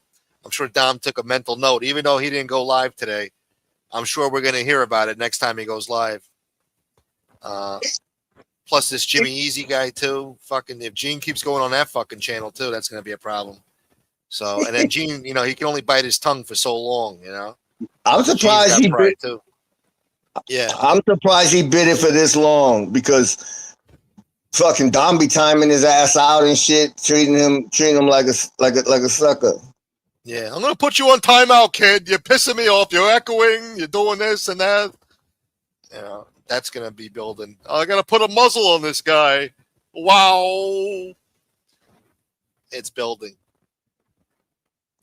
Tina, Carlos, do you have grade 2? What are you? You're a special type of stupid. I'm done entertaining you, bozo. You can hang out here all you want. And I advise people, let them hang out here. Don't make them a martyr. Don't put them in the bathroom. But Tina, get off my balls. The only reason you over here sucking ass is because you butthurt that Dom took your wrench and kicked you out of his show. That's the reality, you fucking clown. I don't even know what the fuck that means. What grade 2? Yeah, he's a special type of stupid. That's what I'm trying to figure out too. Pathmark got some great popsicles. All right. Oh, Dan Herman. That's Dan Herman. Pathmark has some good popsicles. Shouts to Dan Herman in the house. Yeah, but Gene is definitely going to want. He'll get timed out one more time. When he was getting chastised the other day, the expression on his face, he wasn't too happy. Yeah. Alana Therese. Dan Herman makes music for the real ones in the streets. He is hip hop. That's from Daniel Fiore. Fucking Kevin Wu. Let me see. What did Kevin Wu say? Yes, grade 2 at PS 59. We both went Tremont. Yep. Oh, you did go to PS 59. You sick bastard. Kevin Wu remembers everything, dude. That's sick. Offer exchange GRP. Dom thinks he's still in the mafia. Yeah, I don't know half the story, believe me. Shit, he created his own. He created the sixth family, the Ratatouille crime family. Yeah. I call it the Ratatouille family. You call it Ratatouille. What's the name of that fucking movie? I call it Ratatouille. The Ratatouille crime family. Wow. Hey, but think about it. He does it. He's the boss. It's evident.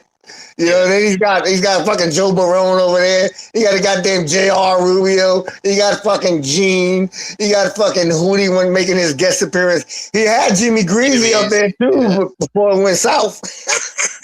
Yeah, now he's having a civil war on his hands. He had Dan Herman, the associate. You know, he had a tight crew over there.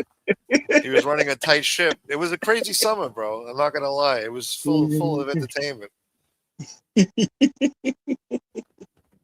Whether you like these characters or not, they are. No, you gotta laugh at it, dude. Because like right now, like the new favorite label is Hitman. Everybody that comes on the goddamn YouTube was once a Hitman.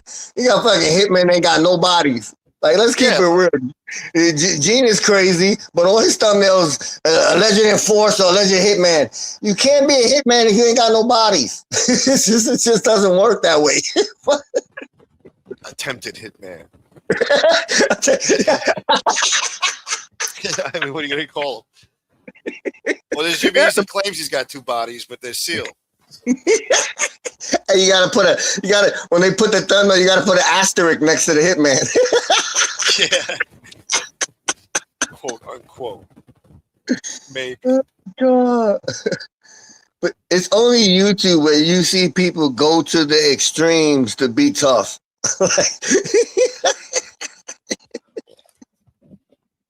This fucking Jimmy Easy. He's off to a great start.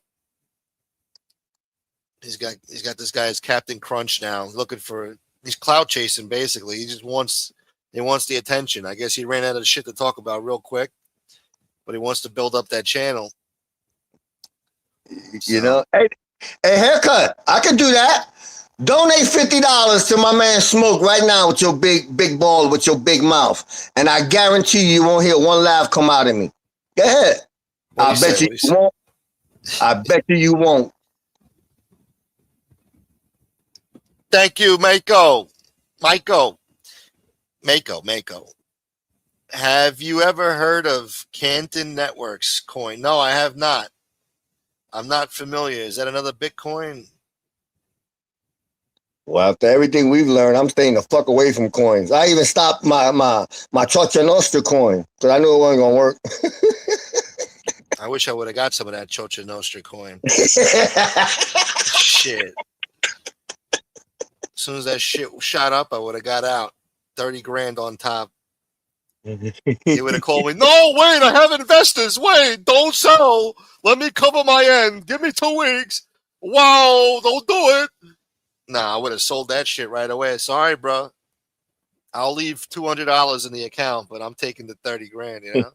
Fuck out of here, bro. What are you nuts? Shit. I told you about the suit I'm making for Dwayne, right? You're making a suit for Dwayne? Yeah. So when he goes surfing, it's a surf suit, and the lining and the inside is made from seals. It's gonna work. It's gonna work great when he's surfing. It'll work perfectly for great white sharks.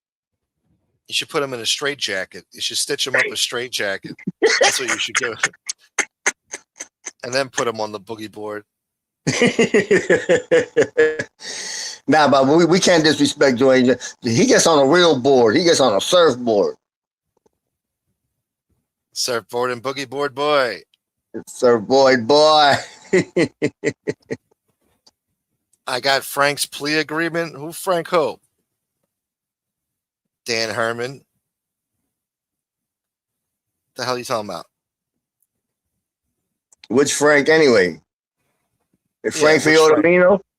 If it's our Frank, all Frank shit is out there. It don't matter if you got it. Frank's been fucking open about all his shit. Gene will oh, that's what you brought up, Dwayne. Gene will protect Gunsmoke in a chat scrap. Looks like we got the purple nose in the chat looking for attention here with his fucking 12 fucking followers. Fucking weirdo. I've been stalking you.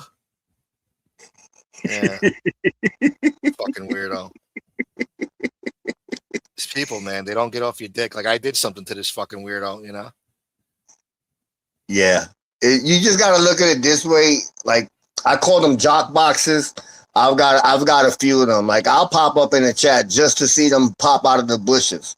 You know, so it's a form of a fan base, even though they might not donate, but just the fact that you're constantly on their mind.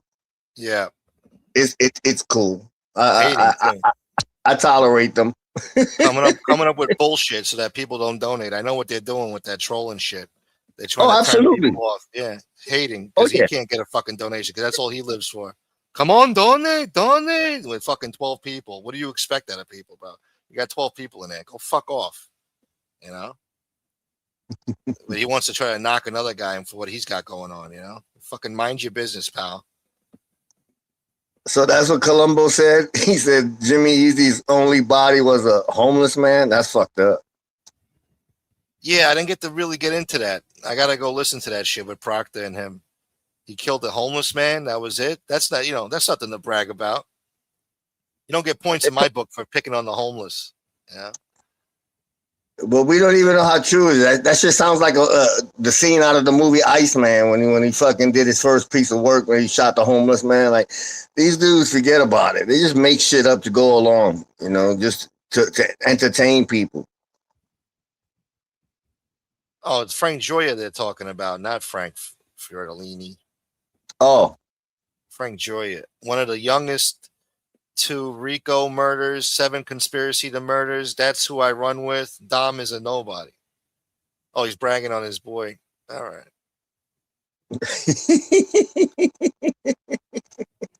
Didn't he call him while he was on your live yesterday? Yeah. So well, I guess the Frank man Gioia is was in, watching. Yeah, supposedly Joy is in trouble, right? And he's trying to keep a clean slate so he could come back. Linking up with this douchebag Dan Herman don't help him much. Look at this motherfucker running a fucking Mickey Rourke over there because Dom hurt his feelings. Dom hurt your feelings.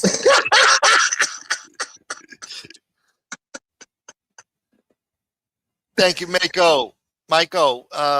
Look into it, please. Canton Network, CC Coin. Let me know. I will look into it, actually. I will. Why not? Hey, you might be able to make some money. I'm staying the fuck away from coins. Yeah, I don't blame you. Couldn't hurt to take a peek, though, see what it's looking like. Look, some people made money with this shit. Oh, yeah. They love calling me Buckethead. Bucket full of shit. Yeah, that was funny. I caught that when Columbo said that. Yeah, you know why they call him Buckethead? Because he had a bucket head full of shit. There it is. I took a screenshot, too. I had to take a screenshot of that. Yeah. He's got the bucket filled with shit. Oh, God. It's going to get crazy in this fucking genre. Oh, yeah. It's heating up. So, what, Columbo beat up Jimmy Easy or something? He tuned him up? Is that the story? Yeah, they said he kept fucking. I guess he had company over and kept fucking just cussing and being extra, and he wound up straightening them out.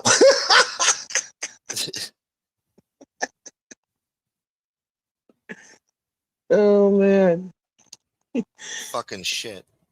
But you hear so many stories, and you don't know what's true, but. You know, some you could believe. That one, the way he said it, I believe him.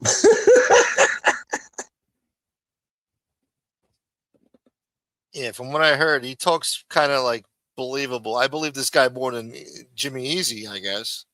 Yes, I do too. It's like some you could just look at. Listen, since Jimmy Greasy came on, I didn't believe nothing. You know, people validate the story of him getting beat up on fucking Cross Bay Boulevard. Yeah, I give him about 20% truth, and the other 80% is bullshit. Like the majority of these motherfuckers come out here with this extra shit, you know. And I believe Chris Cuomo. I call him Chris Cuomo. Chris Columbo. Fuck Chris Cuomo. Yeah, fuck Chris Cuomo. I'm not out for the money, believe me. Yeah. Jimmy Easy's not in it for the money here. Yeah. You know, he's bragging about getting monetized, all this shit, telling me to make him an offer. I'll make an offer. You came to me, bro. That's not how it works. You don't come to me and then tell me to make you an offer. All right. If I came to you asking for an interview, that's one thing, you know. I'm not going to keep harping on it. I just thought it was so like, you know what it was? I scoffed at it. I scoffed. Huh? Honestly, the way I see it, I think he knew that you was going to laugh at him, that you ain't paying for no interview. I think the hard facts is there's a lot of people, they stay in the bushes. They watch this chat. This goddamn chat is ruthless as all hell. Probably figured he probably done read all the comments, everybody tearing up, because one night he was getting his ass lit up in this chat. So they see that they get lit up in this chat. They're like, man, hell no, we ain't going on no goddamn panel. Yeah. Dan Herman said he wants the link. All right. I'm going to try to be more forceful tonight and break his balls. I got to think about it, though. I need some good questions, folks. Yeah, y'all go. Yeah, there it goes. Put the questions in the chat, because some of y'all were upset because y'all felt that the people on panel weren't asking the right questions. Well, put your questions in the chat, and Gunsmoke will read them and ask them. I won't ask him nothing. I happen to believe he's totally and utterly full of shit, so I don't need to ask him nothing. I'll be respectful though. Yeah. I mean, I don't know what to ask him, but I want to see that fucking email, the main one. He sent me everything else except the main one that I was looking for, with the one that Dom brought up, the one that Dom pulled up on his show. That's the one I'm concerned about. That's it. That's the only one I wanted to see. I don't give a shit about Angel. Like, oh, it's raining outside. We're having wind today. Can we reschedule an interview? Like, you know, what the fuck? I don't need to know about that. I don't give a shit about that. You know?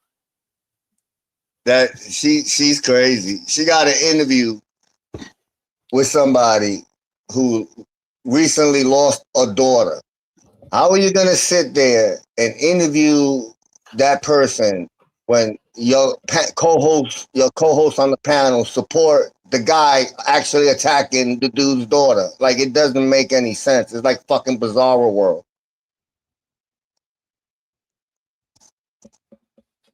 Sick. I tell you. She's real special, that one. Real special. Forget about, because she's smart. She's not smart off rip. She's dumb as a bag of rocks. But you throw in the spite level that she has, she's even stupid. And then her stupidity. Now, some fucking weirdo creep she met off the internet is prank calling her brother's wife. All right. And saying weird shit to the lady. All right. That's completely out of line, disrespectful. It's just uncalled for.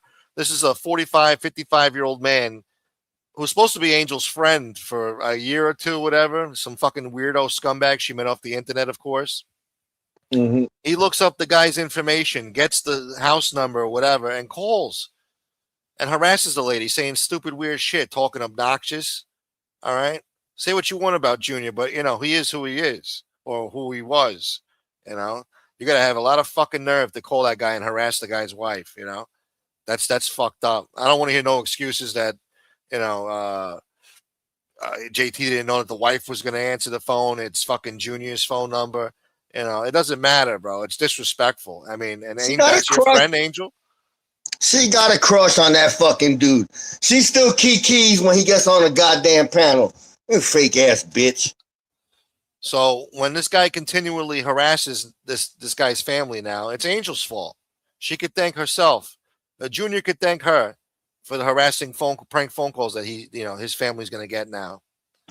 Mm-hmm. You know, or he's going to have to change his number, whatever. I mean, it's fucked, bro. All because she has to befriend the weirdest low-life scumbags time and time again on here and platform them and introduce them to this community, you know. Fucking weirdos that have nothing to do with none of this shit here. We shouldn't even know who that fucking weirdo is. He shouldn't know about us.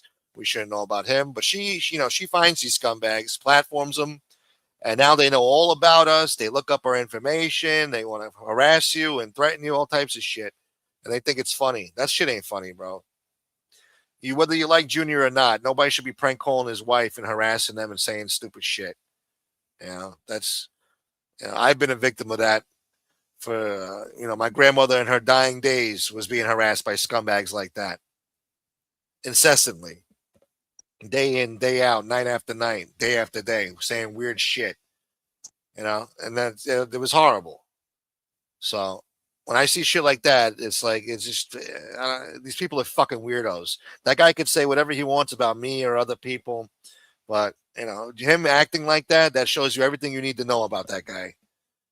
And what the type of people she brings around, she hangs around with. She thinks she got a leg to stand on. I don't know. She'll deny it and say that that's not her fault. She can't get blamed for that because she takes no accountability on anything. I don't even know. She's probably still talking to him too. They're probably still buddies. Like, why would you even talk to the guy after that? You think that's funny? Yeah, she's nothing but grief for her brother on here from day one. She thinks she's coming on here defending her family. No, you caused them nothing but grief and agita. That's he don't need all. He wasn't getting all this hate before. Oh, stop, Jim! Don't do that, Jim. You're an asshole, Jim. Not one time she kicked the motherfucker off the panel. This clown ass went at her friend Edna, and that one was one of the worst ones because. Everybody know that the Ferry sisters are brother and sisters. Everybody knew that. So Edna said it, and he went attacking her. And she's right there on the goddamn panel acting like she was doing something else. Like this douchebag attack your friend. Everybody and their mother knows that him and fucking Mark are fucking brothers. So he attacked her for no other reason based on a goddamn lie because he didn't want people saying that they were brothers. Like, are you fucking kidding me? She didn't say nothing. She tried to act like, I wasn't here. I was doing something. You was right there. You never kick him off the goddamn panel. She's still keying with him now. He was just on fucking Eric's show not long ago and she was all up there laughing at his fucking jokes and everything. She's a fucking pathetic ass bitch. Unbelievable. She likes her degenerates. She gives them new nicknames and the whole nine. Like, come on. Michael It's all Moffat that. says Angel should be so embarrassed. Do you know what they must be saying about Angel and Junior's household? For Yeah, I real. can only imagine after that. Because the guy name dropped her too. He's like, yeah, Angel told me to call you. That's the thing she gets for being stupid. Oh my god. You can get mad at us all you want about for even bringing it up, but he's the one who did it. So get mad at him. Don't get mad at nobody else for calling you out on your stupidity for even befriending a piece of shit like that who would do that to you. I would have never done that to you. Would have never. At all the back and forth I've had with that lady, never once even dreamed about doing something like that to her, her family, her daughter, nobody. Wouldn't even think about it. That's supposed to be her buddy. With friends like that, you don't need no fucking enemies. She likes the special type of douchebags. She's attracted to that shit because it brings out the degenerate side of her. You know, she portrays that goddamn grandma image. You're a fucking snake. And your fucking panel's a snake. P-Slow the third, king snake. Silo, a fucking another snake. That's your co-host and your fucking producer. And you're a snake yourself. You lie with a fucking straight face. Yeah. And when you get called out on it and get called out for your lie, oh, whatever. I don't care. Yeah, we no know. accountability. So it doesn't even pay to even prove her wrong, to go out of your way to prove her wrong. We all know she's wrong. You got Angela over there trying to prove her wrong like I have proof. I know you got the proof. She puts up the proof. Don't waste your time because the lady takes no responsibility. She's never going to take accountability for it, for anything she's done on here. It doesn't even pay, you know? So. No, she still can't put it in her fucking brain that her brother's a 302 car carrying member. Yeah. Like, you know, like 5 trials. It doesn't matter. It does not matter. 302 is a 302. Don't change because of a last name. You know, so what are you gonna do? But yeah, she's a fucking loony bird. She likes all the attention. I don't want to fight with anybody no more. But yeah, she's so quick to pop out of the goddamn bushes. Like, come on. She lives to this shit. Oh, absolutely. And if I was her, I would have ignored a lot of fucking people that said shit, especially these smaller channels and shit. I'd be like, yo, my father was good John Gotti. Fuck all of you. And that's it, you know? That's all you got to do. I mean, but she has to get involved with all these little tiny, you know, small little channels and this and that popping up in the chat. Like, no, it's not true. You're lying. You look like a fucking lunatic, you know? She's watching everybody's show. She is 80% of the reason why her brother gets attacked on a daily basis. Exactly. Yeah. 100%. This is a good question, though. Ask Dan if Gene is also his pet rat, because he was calling Dom his pet rat. That's a good question. Yeah. Oh, yeah, right? Here he is. Here he is. Danny boy. What's good, brother? What's up? What's up? It's a beautiful night, Florida, man. It's like I love it. It's like dead air right now, no wind. This is how I like sleep it. Last night? Did you sleep good? Oh, like a baby. I don't think I woke up till like 2:30. You didn't sleep with one eye open? No, I slept in a very good. I got my REM sleep. You know what I mean? That rapid eye motion. Yeah. So I was like, I got that good sleep, bro. I don't have like scary enemies. You know what I mean? If I had enemies like real gangsters, like Bloods, Crips, you know, no, I'm not afraid of a 65-year-old washed up rat. Nah, that doesn't happen. I live in Florida, bro. I'm in Pinellas County. I'm surrounded by real killers. Outside of my gate, like there's some real people out there. Not people like Dom. People that don't even have citizenship, you know, like that ICE didn't catch yet. Well, they'll murder you and they'll be gone the next day. But I'm cool with those people, you know. Well, he was a former capo regime. He did kill a few people there. You're not worried. I mean, he didn't go live today, which means he's stewing. He might be plotting and strategizing. I think his wife just has him doing dishes on her home, and his wife, you know, that wife of his has him, you know, doing stuff, you know. But why you got to bring up his wife? Because it's fun. I'll tell you why. And not to be disrespectful, a couple days ago, I got a phone call from Jersey Mike. And he says, Dan, come on, man. Dom keeps calling me nonstop. You got to stop this. I said, what are you talking about? And he says, you got to stop talking about his wife. I said, bro, I haven't said anything about his wife since June 18th. I was like, it's been over 3 weeks. And he's like, he's calling me right now. His wife's crying in the background. Someone said something about his wife being too fat to eat a cheesesteak at the cheesesteak place. You got to stop. I was like, Mike, all I have is this TikTok, CEO DMAC1.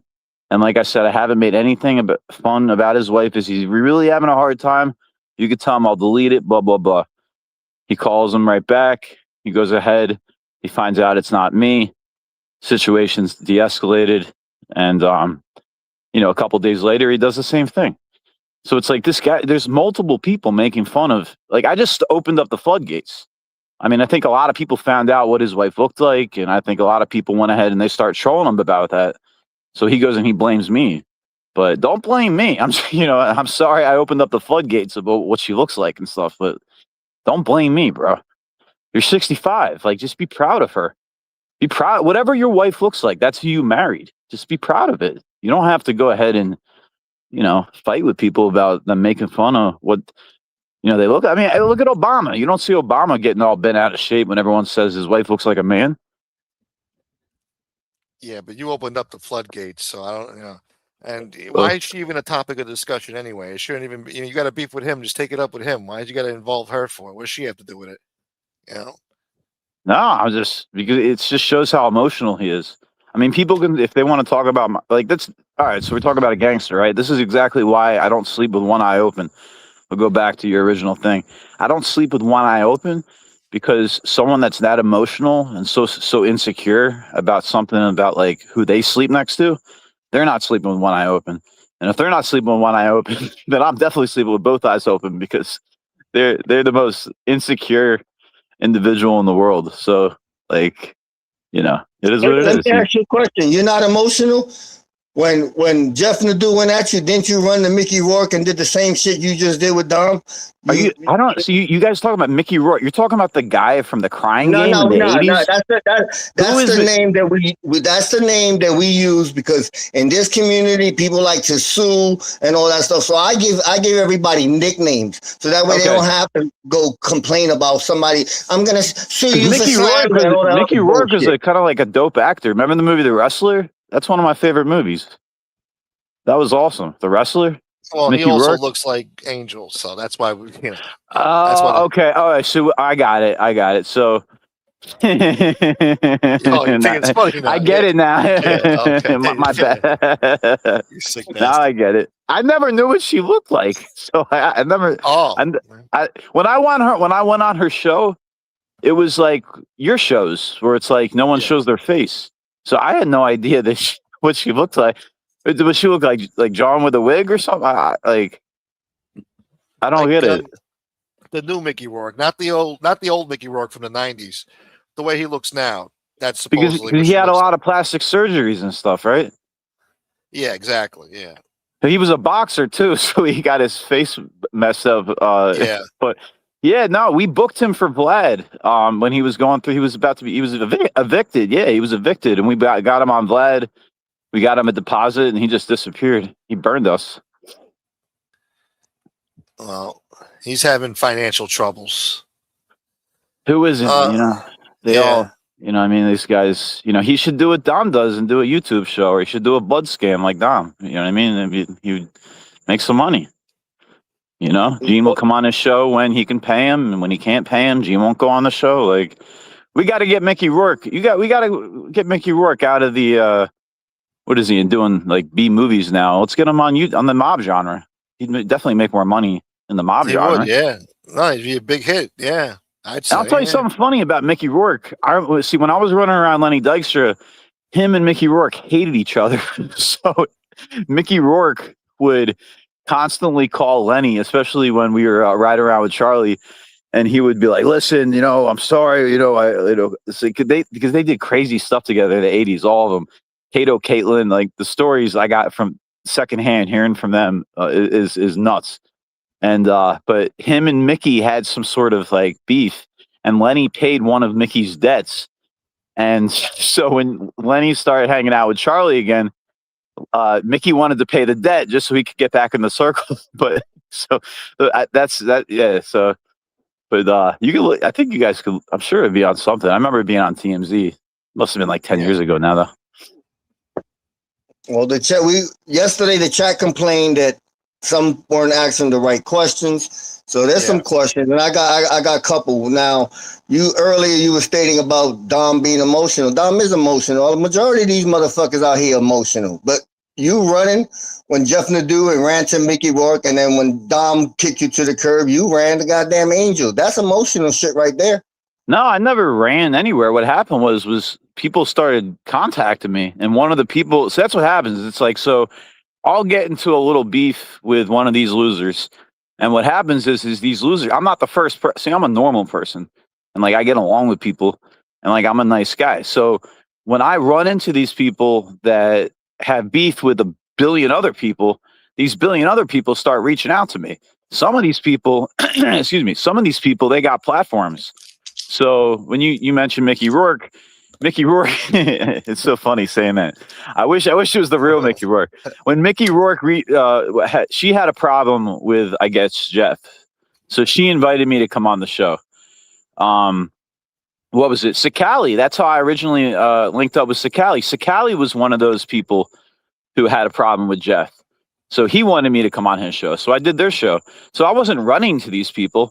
They were, I guess you could, I'm not going to say they're running to me. I mean, they're emailing me, they're texting me, they're getting my number from mutual people. And they're just asking me to come on the show to tell the story.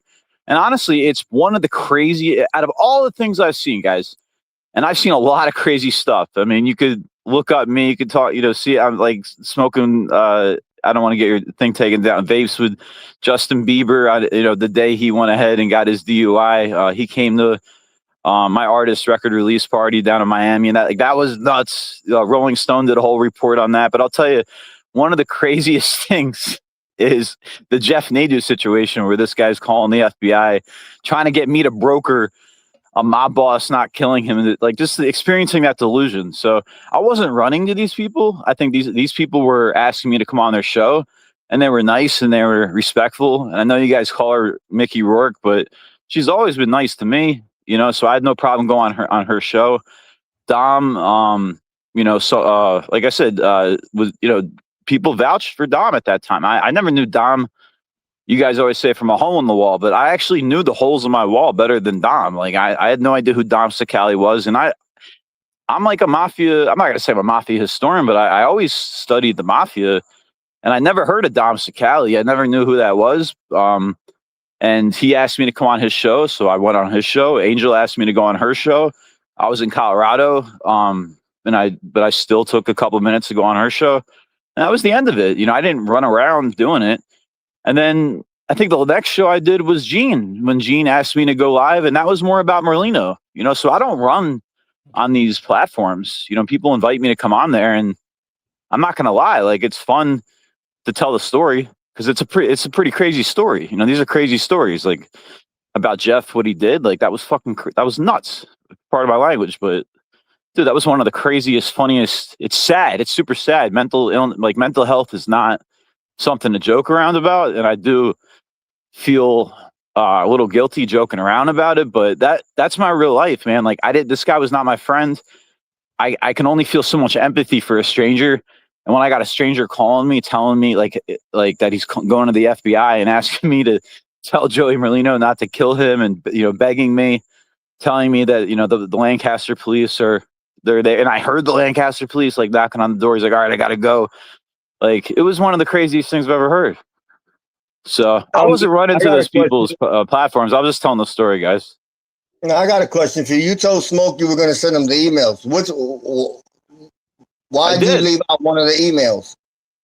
I wanted the main email. I wanted the main email that Dom was holding up. The one that was the top of the discussion, not the whole correspondence with Angel and all that about the weather and shit. Well, what I could do when I get off the phone, I could go ahead, I could send everything or whatever, every correspondence, whatever. Because I asked Angel, I emailed her. I was like, I'm like, we didn't talk about anything bad. I was like, do you care if I go ahead and like just put these out there? Yeah. You know, so I mean, I don't think she really cares because it's just boring. I think what Dom did is he just went ahead and ran with the fact that me and Angel were even conversing, which is no secret. You know what I mean? Like I was on Angel's show maybe right after I was on Dom's. So I think he's just trying to weaponize that, but it just shows it's bottom of the barrel. But yeah, I got no problem showing you all the emails. Yeah, You can see all. The emails- only thing I said about Gene in there is it's not. You know who else has all the emails too? Gene. So it's like it's no secret. Like Dan Herman is not saying negative things about Gene Borello. Gene Borello is my brother. Because he read the email, he got to a certain part in the email, and he didn't want to read it. And I don't know what is sensitive. Maybe he didn't want to hurt somebody's feelings, but that was a particular part of the email he didn't want to read. And most are curious to know why he didn't want to read that particular part. You talking about Dom? Yeah. Yeah. No, see, this is what Dom does. Dom is such a low IQ individual. He's like, I'm not going to read. Listen, I want you guys to go back. All right. Now I want you to go back because you don't really know me that well, but you're going to get to know me. And if you guys go back, and I think it's, I guess, 2 years ago, when I originally went on Dominic Sicali's show, and he brought me on there, not because I ran on there, because he brought me on there to go ahead because he was beefing with Jeff Nadeau. You'll hear him go ahead and say, you know, Jeff texted me, and he said, I'm a man. What's your play, Dominic? I told him I can't pick up the phone. I'm in a board meeting. And he said, I've been very open about my mental health. I don't understand what you're trying to do. And I listened to the tape. So Dom says this. Dom said, I heard the tape. I listened to the tape. I'm not going to play the tape. So, I mean, so Dom goes ahead and then he tries to say there is no tape. Well, which is it, Dom? You went ahead and you said on your show that you heard the tape. He definitely has the tape, but he wants to go ahead and try to make me look bad. So he wants to say that there is no tape. So that's the same thing he's doing with the email. He's going to say, I read the email, but I'm not going to say what's in the email because he knows there's nothing bad about me in the email. Just like he knew there wasn't, he didn't want to go ahead and risk getting his channel taken down by playing that tape about Nadeau.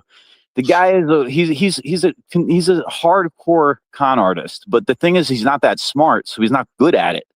He's no Bernie Madoff. You know what I'm saying? Shit. But the sad thing is his demographic is people that are not intelligent like yourself. These are people who are, God bless them, they're working class people. They want to turn on their, for an escape, and they want to turn on, and he can trick those people. But I guarantee you put him in front of a demographic with people that, I'm not going to say you don't need to be college educated to be smart, but just anyone who's got an IQ over 80, people who own homes, people who own cars, people who take care of their families, people who are not degenerates, they can see right through Dom. That's why Dom can't do well in the real world. He's got to go ahead and hide on YouTube, and he's got to prey on people who aren't that intelligent. $5 at a time, $10 at a time. Why do you think Dom's been on 5 years? He's got 180,000 subscribers, but he doesn't have one real endorsement? Come on, guys. You can't get one. I mean, Joey and Snuff, I got Joey and Snuff Blue Chew, and they weren't even on for, 8 months? No one wants to get near Dom. He's toxic. They know his audience is toxic.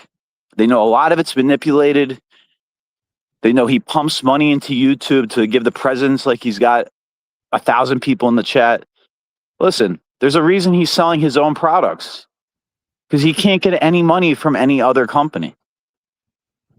Trust me, I'm no fan of the Ratatouille crime family over there, especially with the fact of the shit they do to each other. You got even your brother over there. You got fucking John A. like fighting a fucking case, and I ain't no fan of John A. like neither. But yet they trying to put a fucking body on him. Like they're supposed to be his friends. You got your buddy over there on fucking DJ Vlad talking about it breaks my heart, but he's fucking running his cocksucker, putting more heat on the man while the man's fighting for a case. The whole Ratatouille crime family. I don't want to cut you off, sir, but Gene didn't say anything about a body. That was a narrative that Elite was trying to push. So I see what you're trying to push them together. But yeah, no, Gene didn't do John any favors on that. I agree with you. I got this guy Wayne backstage here.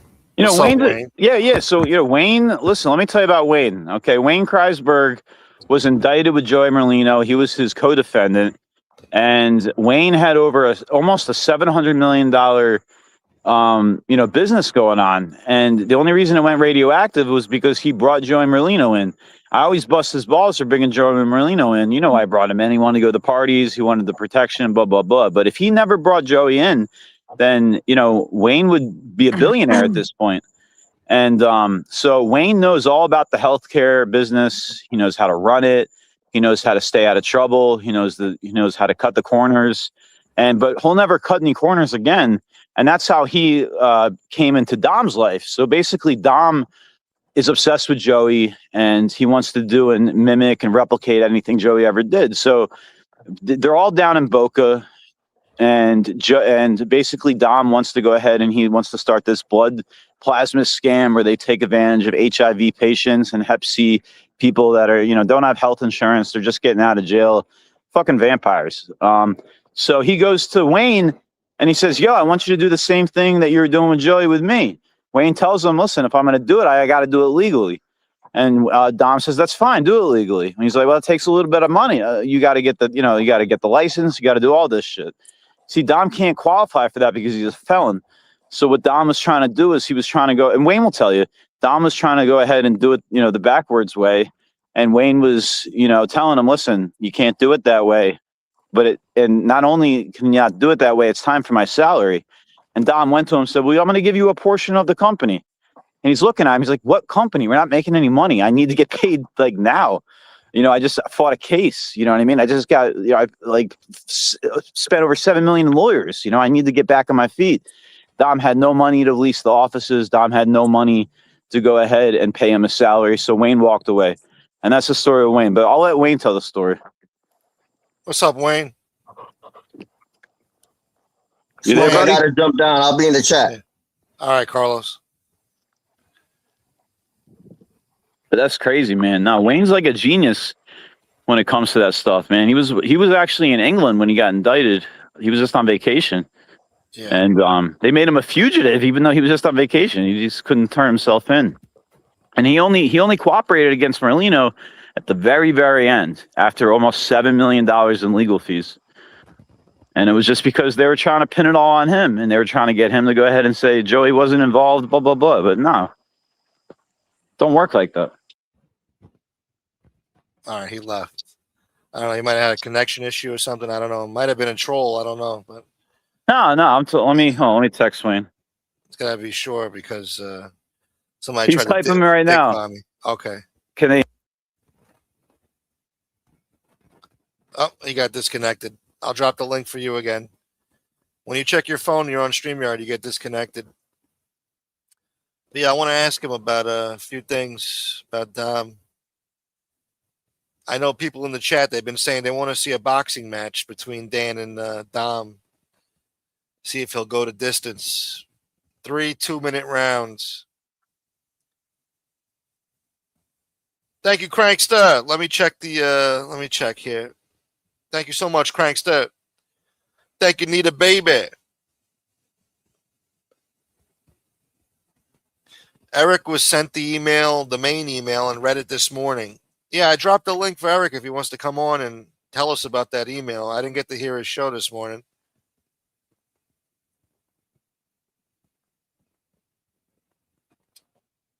But shouts to Timothy Sullivan. Thank you, Timothy. Shouts to the anonymous person. Wish I could send more. Thank you so much for your generosity. Thank you.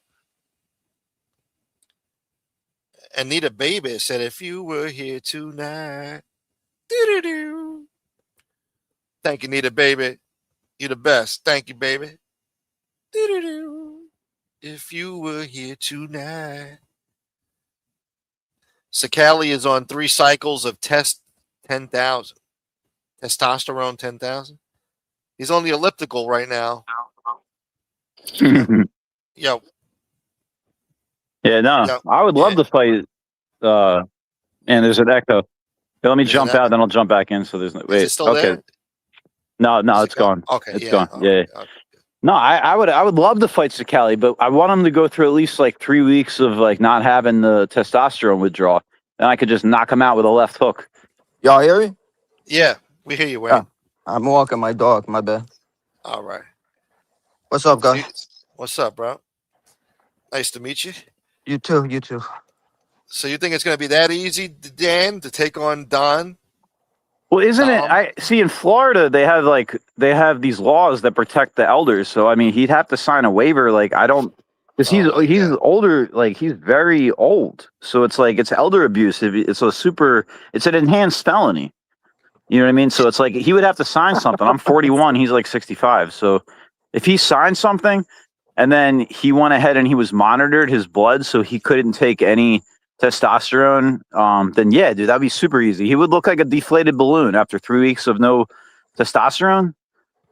That would be awesome. Like, I mean, I wouldn't want to, but it would be fair because of all the, everything he's talked about. But, yeah, he would look real bad. Bodybuilding for 20 years. I would challenge him. I'd put up $10,000 if he would just not even fight me. Just don't take any supplements for a month and then do your live show. I bet even his good morning, good afternoon, good evening, it would start to sound like good evening. It would start to sound more feminine. Don's a big dude.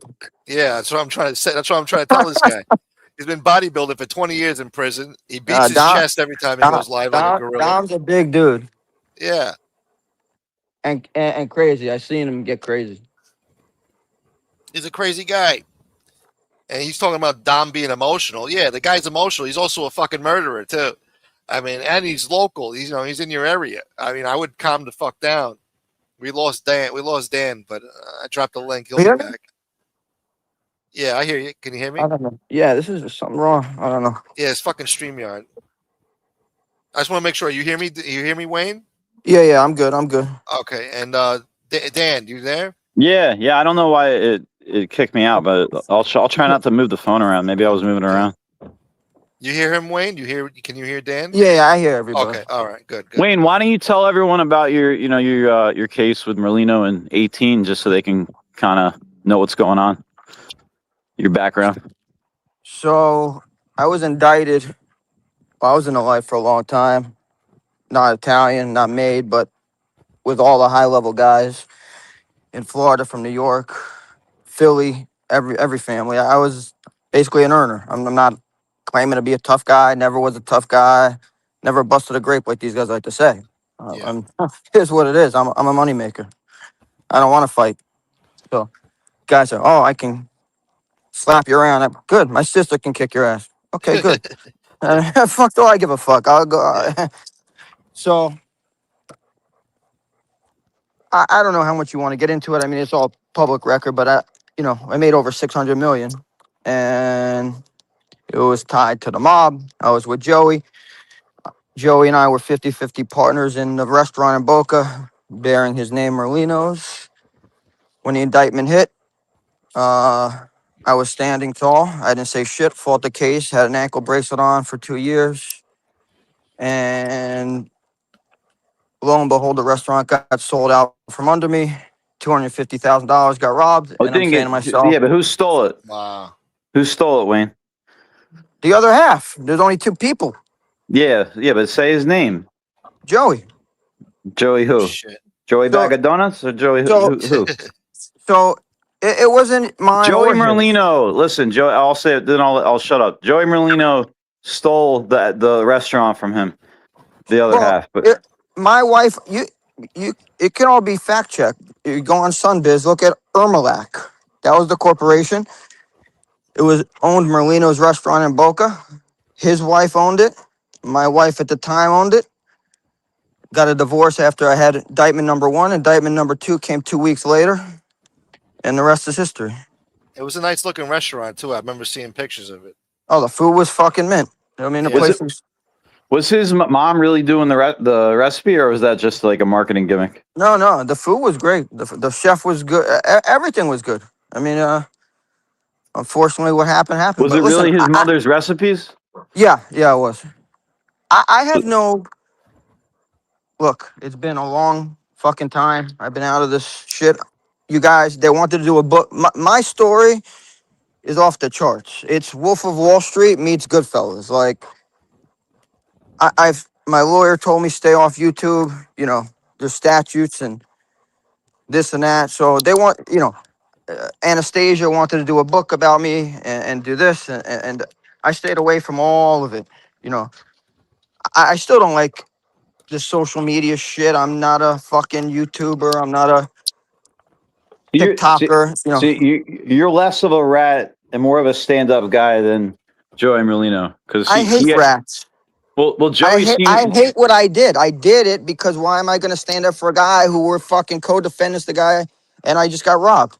Well, it seems to me, Wayne, I mean, and I told you this a lot of times, but basically what they did was Joey and they galvanized a group of lawyers that were very expensive, and they were just designed just to insulate Joey, but they weren't designed to help you, which is counterproductive. And they all should, even, you know, Black was a really good friend of my grandfather, but the fact what he did to you was insulating Joey and it was exposing you. My lawyer bill was over $4 million. Right. That's $4 million. That's $4 million that went ahead and didn't protect you. It just kept Joey out of jail. And then, which is, in my opinion, ridiculous that the legal system can never operate that way. At the end of the day, I'm happy he didn't go to jail. I don't want to see anyone go to jail. Well, he did go to jail, but no. I mean, he did a few. It wasn't it just had nothing to do with me. It was a gambling charge. Yeah, but you know the reason he didn't go to jail is because of your money. So like that, how you can't do what you want to do today. That's because you had to spend money on Black, and if you never went ahead and spent that money on Black, you'd have an extra $4 million in your pocket right now. You wouldn't be on Gunsmoke talking. That's the truth. You know? Am I wrong? No, it's you went ahead and you spent a bunch of money on lawyers to try to protect this stupid jockey. All right, this freaking guy who lives 30 years in the past. Okay, smokes a pack and a half a day. It's not even worth it. He's gonna be dead in a little while. Just not from being hit, just from being unhealthy. And you went ahead and you spent damn near almost $10 million to try to insulate him from something that he's the lightning rod that got you in the situation. You were running a $600 million legitimate business. You went ahead and you inserted this cancer. And by inserting the cancer, look what happened. Someone is asking me, ask Wayne about John Rubio. Yeah, what about him? You know he about wore this wire guy? on me for 5 years. Oh shit! He's the guy that brought down the temple. And who introduced you to J.R. Rubio? Joey. Well, not exactly, but he was with Joey. Brad Shurkin.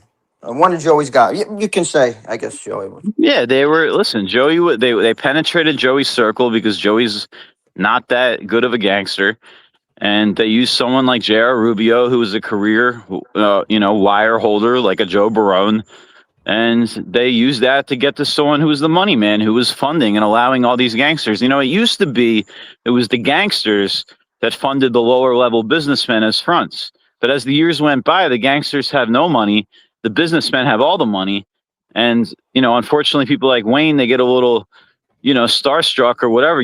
There was some reason you wanted Joey around. You know what I mean? Listen, he had a call center. Let me just stop that part. I was involved. I'm from Brooklyn. I go a long way back, way before. Yeah, these Joey. guys are movie stars to you.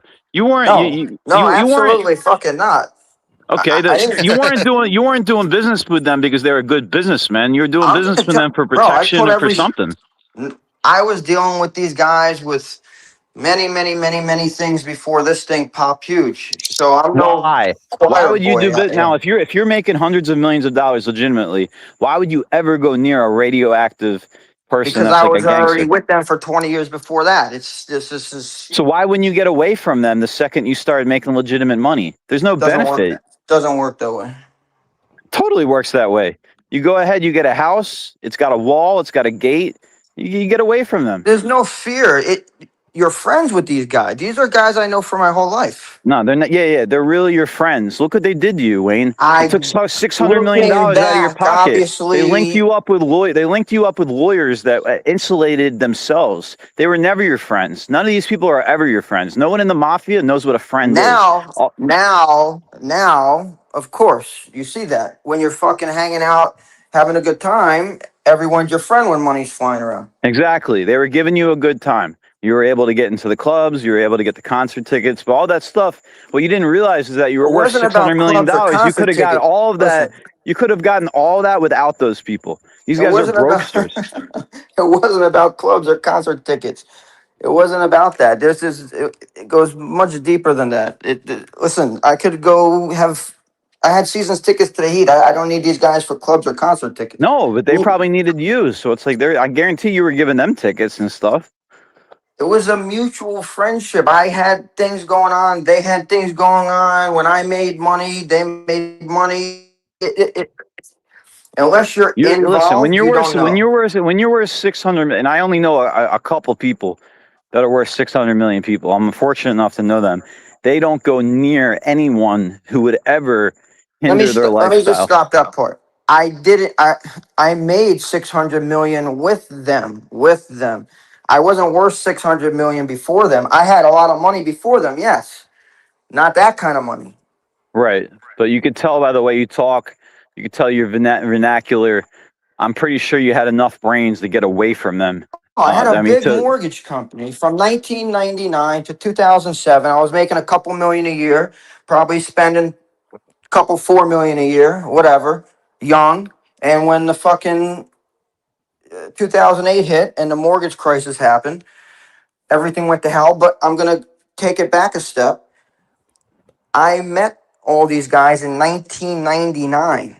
99, when I had a legitimate mortgage company, and they, through some other guys in New York, had a title company. We were doing mortgage business together.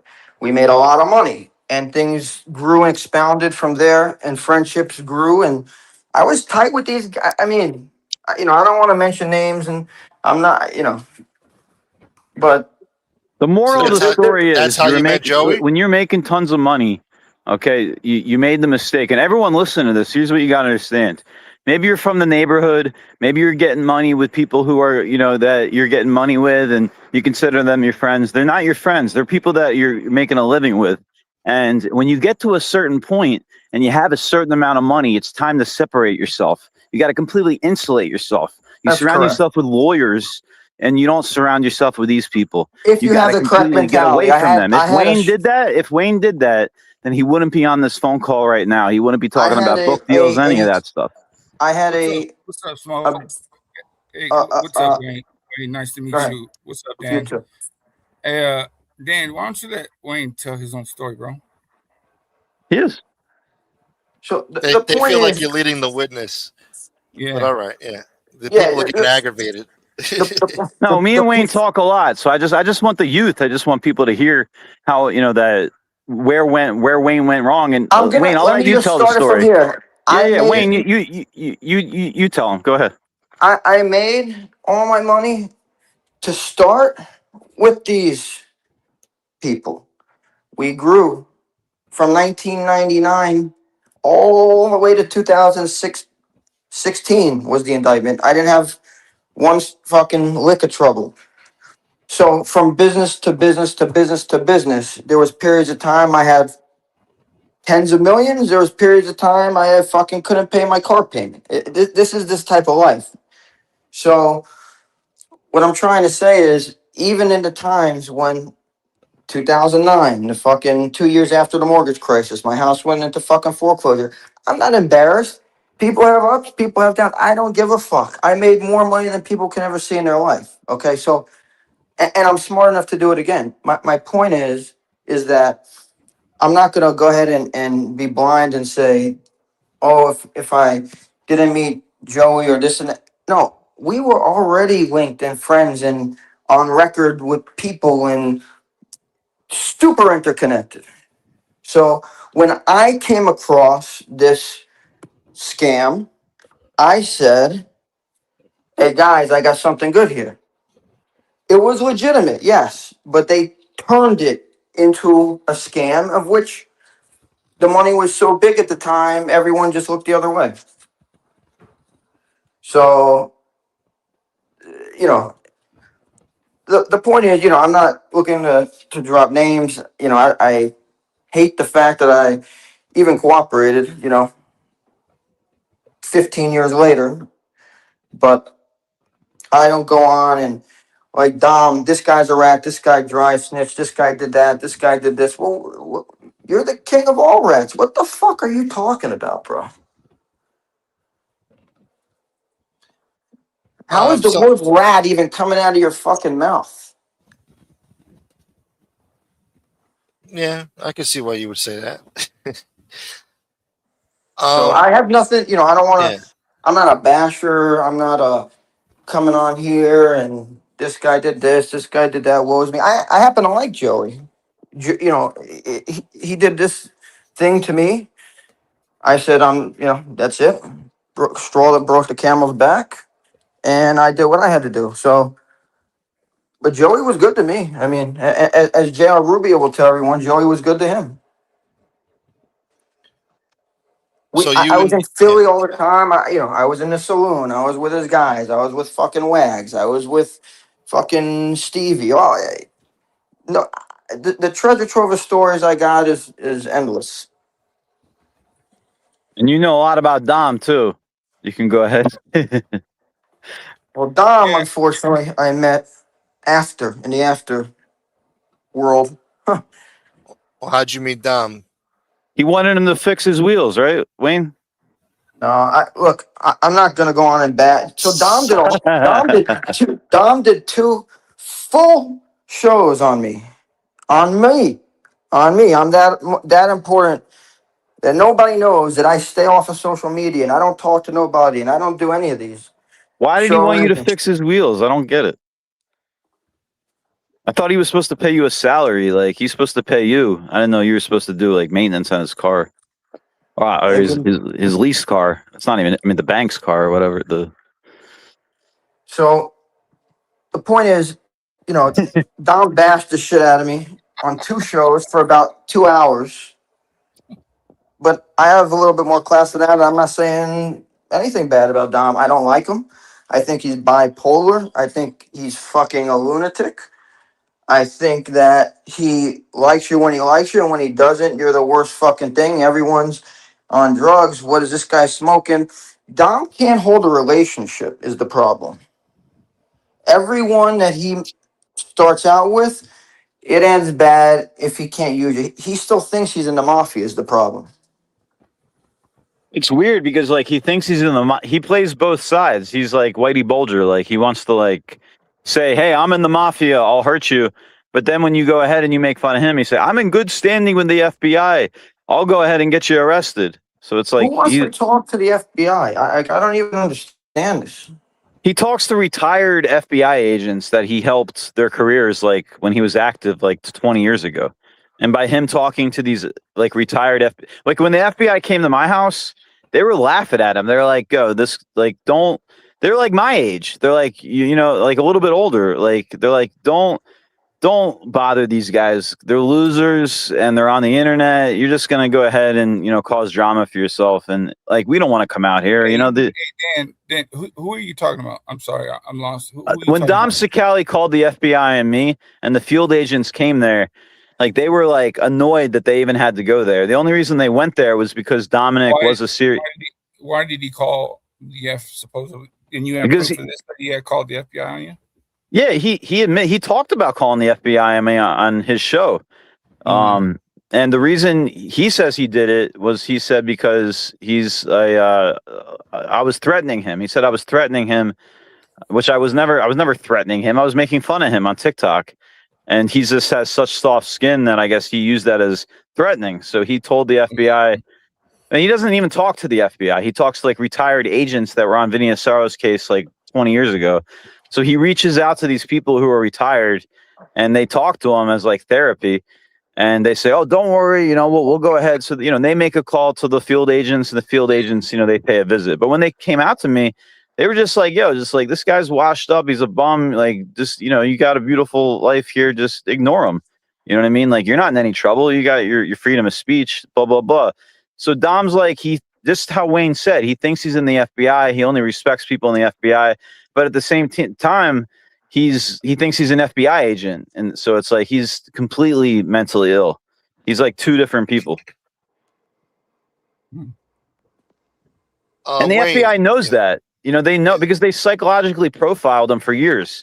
You know, like there's a lot of informants that go back and give speeches to Quantico and like talk to the Dom is not invited to any of these because they know he's not mentally stable and they know they kind of made a mistake when they made him a witness. They know that this guy should have been locked up in a padded room a long time ago. But they wanted Vinny so bad, you know. And so, Wayne, how are you're connected with Dom after? So we did try to do some businesses together. Didn't work out well, and I think Dom blames me. Tell him why it didn't work out. What exactly didn't work out? He wasn't what? He wasn't paying you. Were you involved with like the coin thing or something, or what? No, absolutely fucking not. Oh, okay, all right. Blood I have scam. no idea about this coin. Don't put that on me. All right. Wayne's not stupid. Wait, you would never get involved in a shit coin. What were you involved with them? I don't know anything about that coin. I met Dom after the coin. Okay. There was a business opportunity, didn't work out, and no money was made on either side, and that was it. So Dom has hard feelings, I think, because he lost some money and thinks that I was the cause of it. I definitely wasn't. I feel that some things were done on that side that I didn't like, and that's it. I haven't said two words to anyone about it, and that's where I'll keep it. But you know, Dom went and put a whole, literally, I think 3 hours dedicated to me, and no one even knows who I am, and I like to keep it that way. Right. Were you on record with somebody back in the day? Like, how did you get involved with these mobsters and all this shit? Yes, but I don't want to put the names out there. All right. Yeah, I get it. All right. But 100%, 100%. Put it this way: they were fighting over who I was on record with. Yeah. Because I was a big earner, and then Joey came around towards the end. So the thing that you were involved with that Dominic guy with, you said something like he thinks that you costed him money, or is that what you're saying? Yeah, because it's he lost some money, and he wants to blame me, but that's not the case. You know, he wants to point the finger like there's got to be a scapegoat. You know, if it's not his fault, then it's got to be your fault. Right. Is it like a lot of money? Like we talking about like 10,000, 100,000, million, or some shit like this?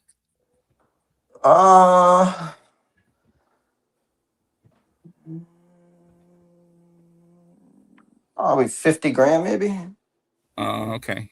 But it's not, lost, not lost. Think about it. You know what I mean? I was thinking like what is he trying to, like 2 million or some shit like this? Like, no, listen. The point is, I have no hard feelings towards this guy, but I don't like him. I don't like him. And if he's a type that will chew you up and spit you out. Yeah. And if he fights with everybody. If you're not making the money, and the only reason Gene's still around is because Gene's get views, or else he'd probably be fighting with Gene too. He fights with everyone and can't hold a relationship. That's my view, but I'm not bashing him. I'm not saying anything bad about him like he did to me, and I'll leave it like that. As you can see, I'm a little bit classy and respectful. Right. And you're friends with this guy? Are you friends with this guy, Gene? Yeah, I'm friends with Gene. Gene's a good guy. Oh, okay. All right. You won't find anyone except for Mickey Rourke to say something negative about Gene. Were like all three of you guys in the thing, or no? The business, or? Me, I never did any business. That I didn't come in the picture until the podcast. No, I know. I'm asking Wayne. I didn't hear you. I was saying, were all three of you, that Dom guy and Gene, in that business that you were talking about? No. It was a different group of guys. A group of guys that Dominic found. I will say that. So how he can blame anything on me is mind blowing. Right.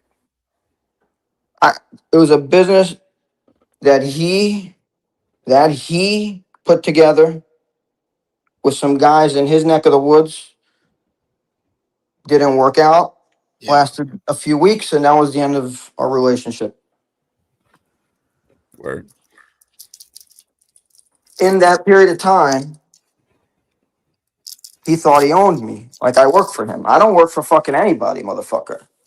You know, With calling me at $600 5 in the million, morning. I mean, come on. You know, calling me at 5 in the morning. Where are you? Don't treat me like this. I'm not fucking Joey Merlino. You'll never be Joey Merlino. Believe me. He talks about him a lot, huh? That's all he thinks about. Yeah. Yep. But don't treat me like I'm Joey. Hard. I'm not going to stoop to the levels of some of these people, but I just don't like him. He obviously doesn't like me. He put that out there for 3 hours. He should love you because you protected him for so many years with all those lawyers. You didn't need to get those lawyers. You could have turned state evidence right away, and Joey would have been in jail for the rest of his life. Oh my God. Yeah, no, I stood up. I was the worst 2 years of my life. You lost your wife. You lost $600 million.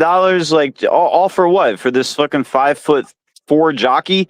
Come on, man. Like it's ridiculous. You know, he totally ruined your life. But you're climbing back.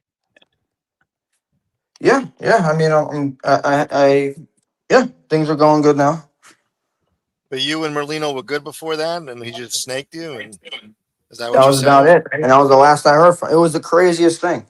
I mean, we went from literally sitting in the cafeteria in New York, fucking Department of Justice building, eating lunch with 50 other fucking co-defendants, with his lawyer, fucking the white hair guy. What's his name? The guy out of Atlantic City. What the fuck's his name? Famous You guy. know. No, I forgot his name.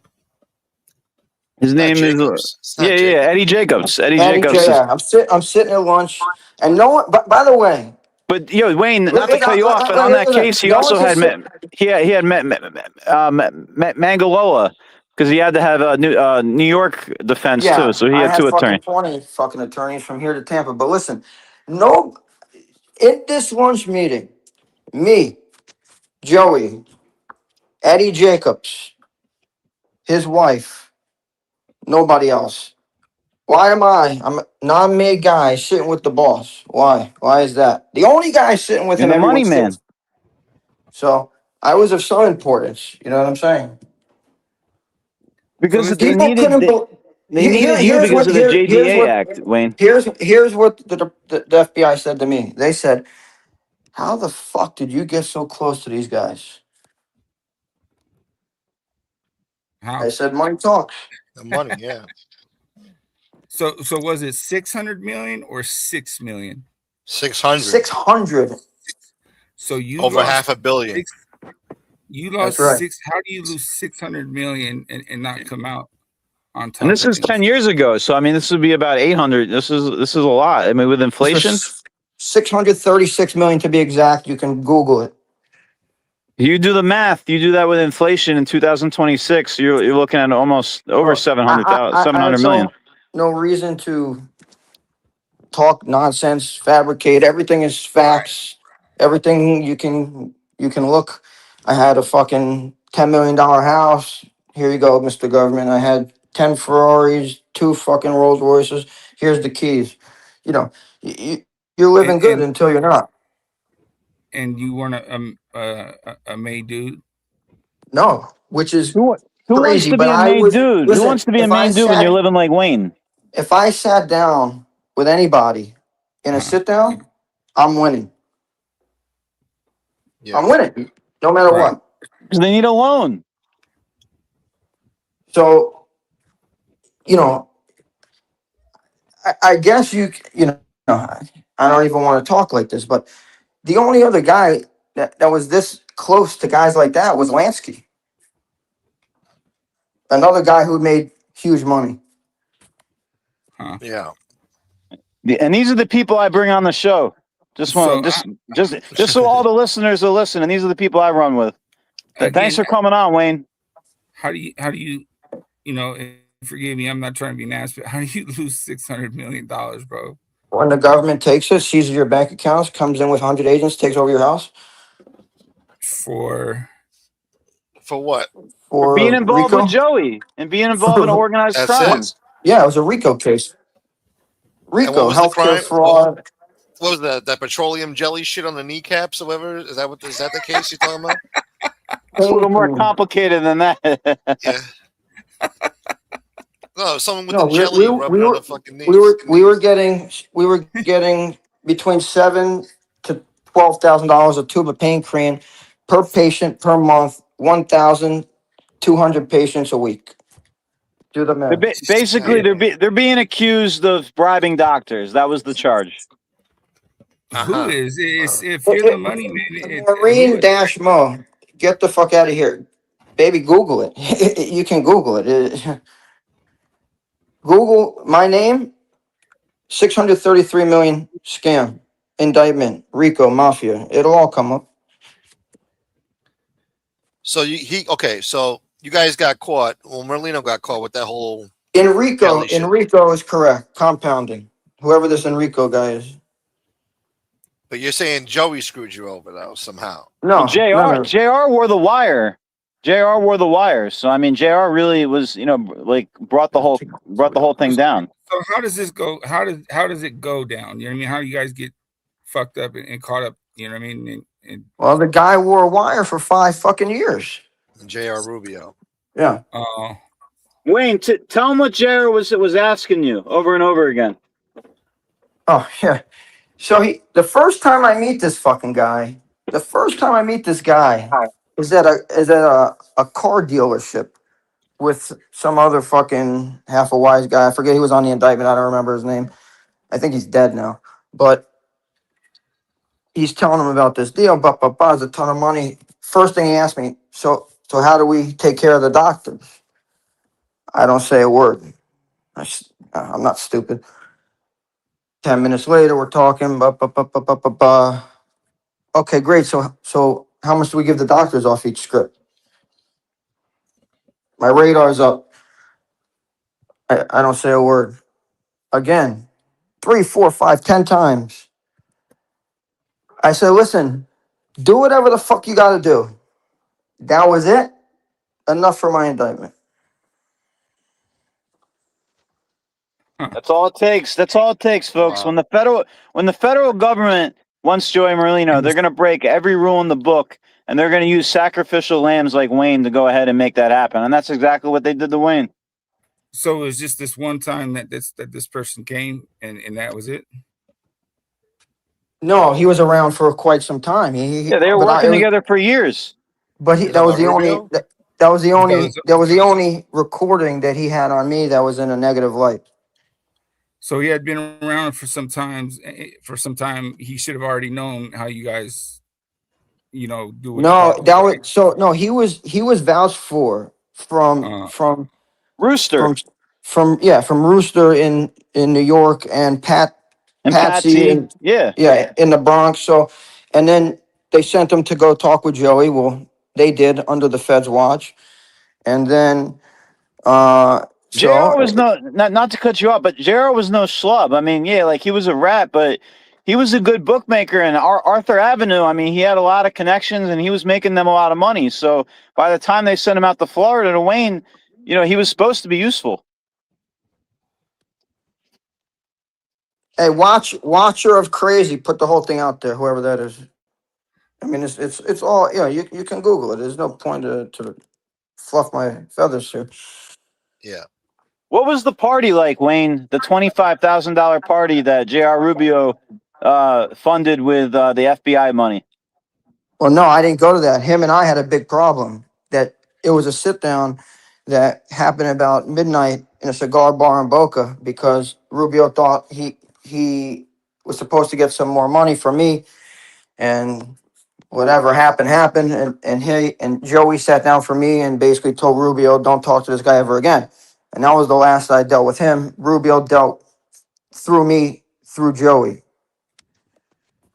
Rubio and I didn't get along very well back then. Yeah, I was going to ask you what you thought about him because he's always crying about Marino. I thought he was. I thought he was a.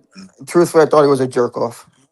Yeah. But the thing is, it's like, all right. So if Joey was a boss at this time, why was he communicating with anyone? Because the way I know about the mafia and the hierarchy, historically, the boss, even of a city of Philadelphia, I mean, he's not going to be hands on communicating with these people. He's supposed to have intermediaries. So Joey must have been really boss. I was close, close to the point he gave my daughter $600 to go on vacation. I mean, we were fucking close. And if he ever says he doesn't know me,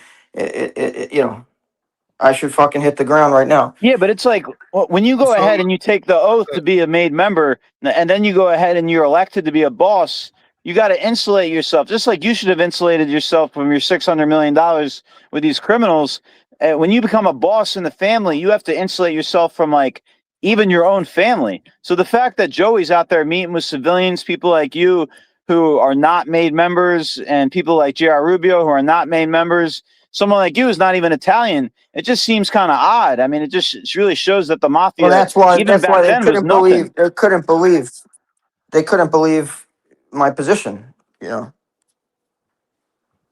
And Most you people personally can't. lost. You personally lost 600, or was that just the whole scheme? Oh of yeah, things? 100%. How much did you lose? So you lost personally 600 All of million. it, the whole thing. He's on the Gunsmoke channel. He's on the Gunsmoke channel at 1 a.m. If he had 600 million, he would not be here. Yeah. So, yeah. 600 million. So how much did everybody else have then? How much was everybody else making? They never had it. They were all leeching off of him. When you listen to the tapes, just how Wayne was worried about the payments on his boat and the mortgage on his jumbo mortgage payments. Okay, Joey Merlino was begging for There was no iPads. mortgage. There was no mortgage. House on free and Exactly. clear. There was property taxes that probably cost more than my entire house. And those were your problems. Joey Merlino's problems was trying to go ahead and buy an iPad for his daughter, Sophia. You got to understand there's levels in this. And Joey was at the bottom. Not only, I mean, think about that. The boss of a La Cosa, a guy who's supposed to be sitting on the commission, was begging for iPad money while Wayne, who wasn't even allowed anywhere near the commission, is out there living in a multi-million-dollar mansion, taking trips to Europe without mortgages. Come on, guys. It just shows you how much of a bum Joey was even back then. Listen, if you guys want to hear a good story, I don't feel that way about Joey, even though we had a falling out. I got no ill. Okay, yeah. So let's these are not my words. You don't feel like that, like Dan, because Dan. let him finish. Yeah. Seems like numbers don't lie. It's not my opinion. It's just numbers don't lie. When you got one guy who's going, but if you're committing a crime and you know you're committing a crime, you pay the price. Yeah. Right. Listen, I know what happened. You lost 600 million, and Joey lost his iPad source. So you both paid the price. Well, Joey was facing fucking life in prison. He's been facing life in prison since he's been out of the womb. The guy's a murderer. He should be. But you didn't do nothing wrong. I bet. We'll keep it at that. But anyway, a funny Joey story. If you want to hear a funny story, Yeah. So let's hear it. I was in to lighten the mood a little bit. So I was in Philly. He had his guys pick me up at the airport, Wags, and we were going out. We went to the saloon. I picked up the bill, of course, fucking $5,000. I was sick that night. He wanted to go to the casino. He had Steve Mazzone. He had Wags. He had Dominic Grande. He had all the guys. I didn't want to go. I said, take me to my hotel. I got to fly out back in the morning. We get to the hotel. He goes, bro, you got some money on you? I said, oh, fuck. I had 10 grand in my pocket. I said, I'm never going to fucking see this again. Yeah. So now I'm thinking, oh, I'm going to have to take it out of the fucking register at the restaurant. So I give him the 10 grand. The next morning he comes, he sends Wax to take me to the airport. He gives me 15 grand. He said, Joey had a good night. So and Joey don't pay nobody. Joey don't pay nobody. That's the word, right? Everyone hears this. Joey's a beater. He gave me my money back plus 50%. Nice. So that's gotta mean something.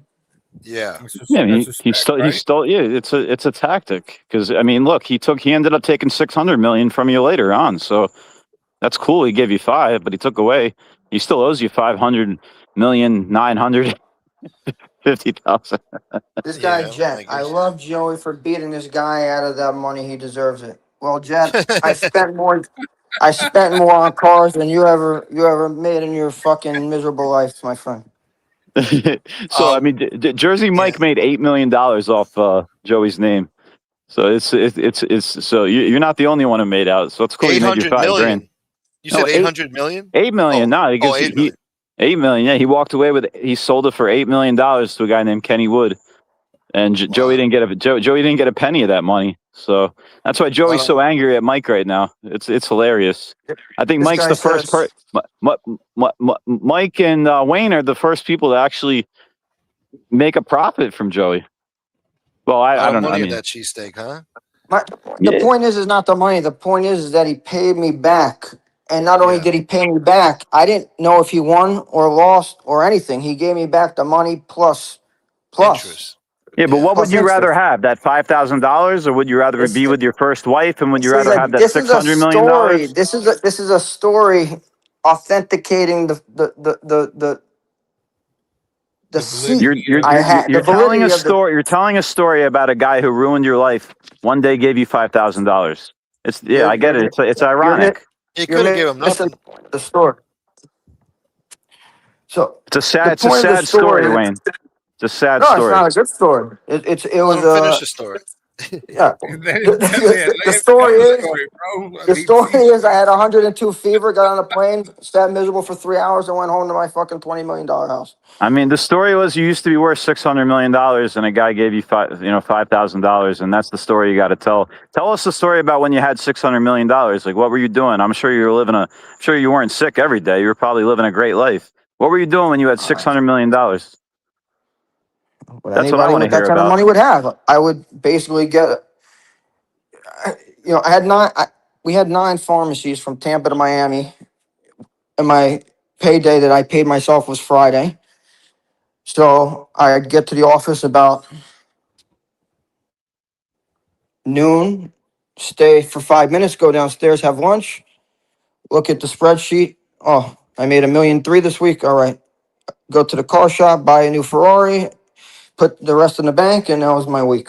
I mean, it was just stupid. It doesn't sound stupid. It sounds awesome. No, I'm gonna just, from someone who made it, it's not good to make that kind of money. Listen, I'm not a bullshitter. I think anyone who can listen to me, and I think you guys could be a good judge of character. I think you can tell I'm being authentic. I can bullshit you. I'm a salesman. I can fucking spin your head. I work for the Wolf of Wall Street. I know Jordan Belfort. My first job was at Stratton Oakmont. I mean, my story is Wolf of Wall Street meets Goodfellas. I mean, it's crazy. So I can sell. I can fucking spin your head. There's no. What's the reason? Right now, I'm on your show here at 2 a.m. So the point is that I don't even know where I was going with this, but I think it's because Dan keeps interrupting you. Yeah, basically. You haven't said anything in 5 minutes. Shut up. Even when I'm not talking, I'm catching it. Exactly. Yeah. I love it. When you're not talking, you're still talking. I love it. My point was, it's not, to make that kind of money, everyone thinks is a godsend. It's a curse. Shit, I'll take that curse any day. No, it's not, because The money More money, means more nothing. problems. The cars mean nothing. The house means nothing. The first time I got in a brand new Mercedes that was 50,000, I felt better. I felt something. When I bought my 20th Rolls Royce, it didn't fucking make my hair twitch.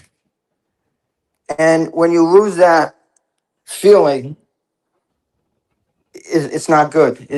Everything's meaningless. It starts to get replacement feelings. I mean, you start to, and like, I mean, when you're able to go ahead and you're able to pay for your daughter's college 20 years before Listen, she's about to go, those are the good things, right? Yeah, it's good to make a lot of money, make a couple million.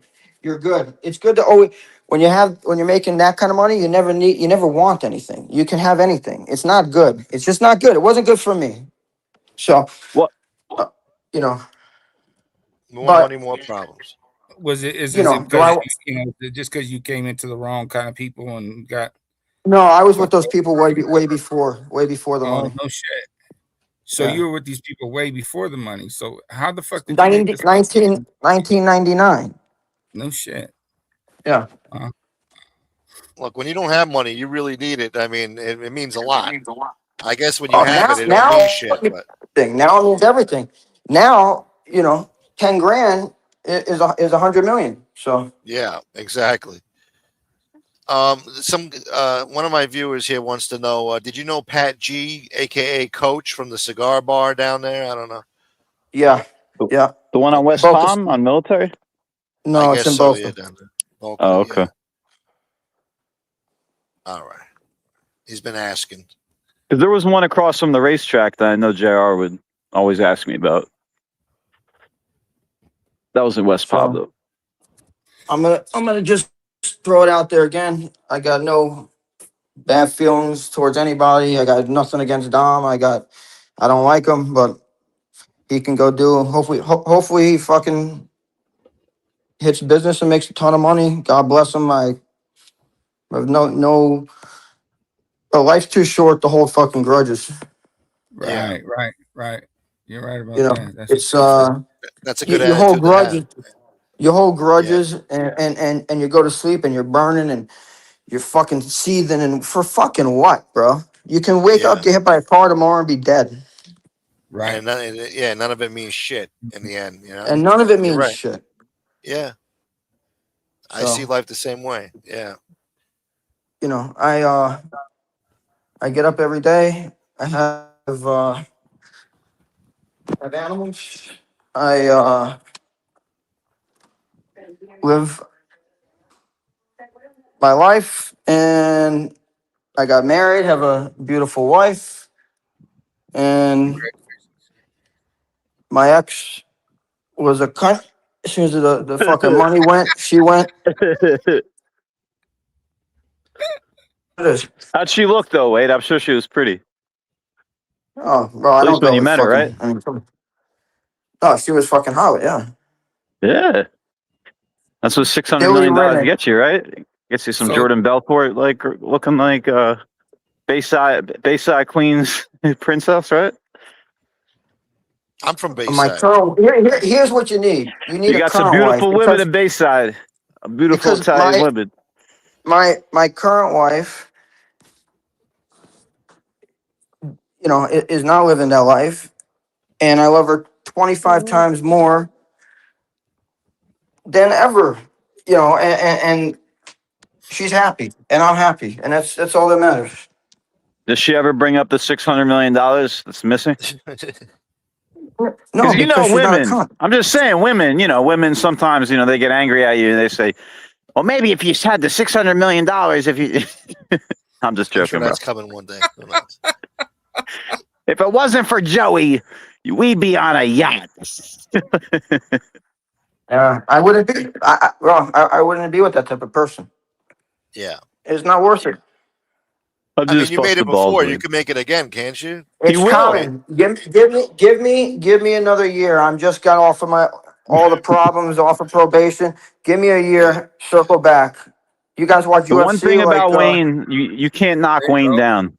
You can't knock Wayne down. Wayne's got a big. I'm not going to get into his business, but he's got a lot of stuff cooking right now, and I'm just happy to call him a friend, man. He's got a lot going on. So you're aware of the people that you lost that 600 million with before, right? So you can pretty much spot those kind of people again, I hope. No, Well, I didn't lose it with them. That's what The Dom tried to government do. took it. I don't want to cut you off, but that's what Dom tried to do. Dom knew that Wayne has the skill set to go ahead and make millions of dollars. So Dom tried to mine Wayne, but he didn't have the money to pay Wayne his salary. So why, Wayne's, he's got a wife, he's got a family, he's got to support his family. So he's not going to go ahead and work for Dom for free. He's not stupid, but everyone recognizes Wayne's talent, so Wayne's going to be fine. Well, he's done it before. He could do it again. And he will. He knows how to make money, so. We've done it. I've done it 20 different times, 20 different businesses. The economy changes, mortgage goes down, insurance goes up, insurance goes down, finance goes up, this goes down, that goes up and down, up and down. But I've always fucking come back, and give me a year, we'll circle back. You guys watch UFC, you know Dana White? Yeah. He says, give me a year and see where we're at with, give me a year and then see where we're at. Yeah, keep me in tune with that too. I want to be a part of that whole thing. All right. I want to see if you can hook me up with a job or something, whatever the fuck it is. We'll see you Only legitimate. Only I won't even entertain, nonsense. No, Because as 100%. fast as you I'm make not no smart ass. Yeah.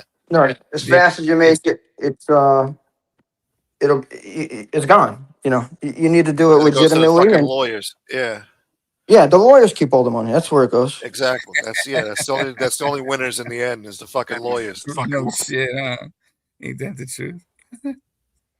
All right, guys, just late. I'm gonna head out, but I'll come on again. It was fun. Yeah, anytime, we man. Appreciate you, man. We got more questions for you, so come back sometime whenever you're ready. And it was nice talking to you, bro. Nice to meet good you. talking. Good talking nice to meeting you. man. You nice meeting you too. Thank you, Wayne. All right, thanks, guys. What happened to Dan? Dan's too quiet now. What the hell? I think he froze. Son of a bitch. I think you're gonna have to knock.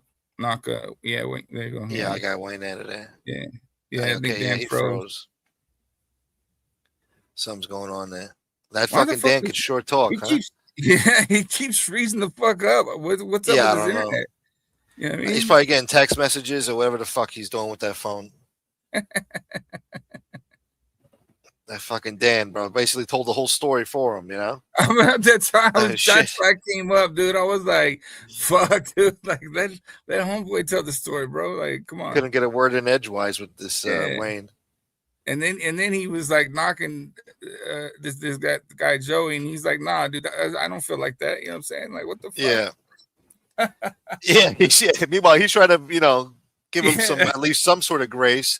And then here comes Dan, like, no, how about the time he ripped you off? Remember that? Fuck the $5,000.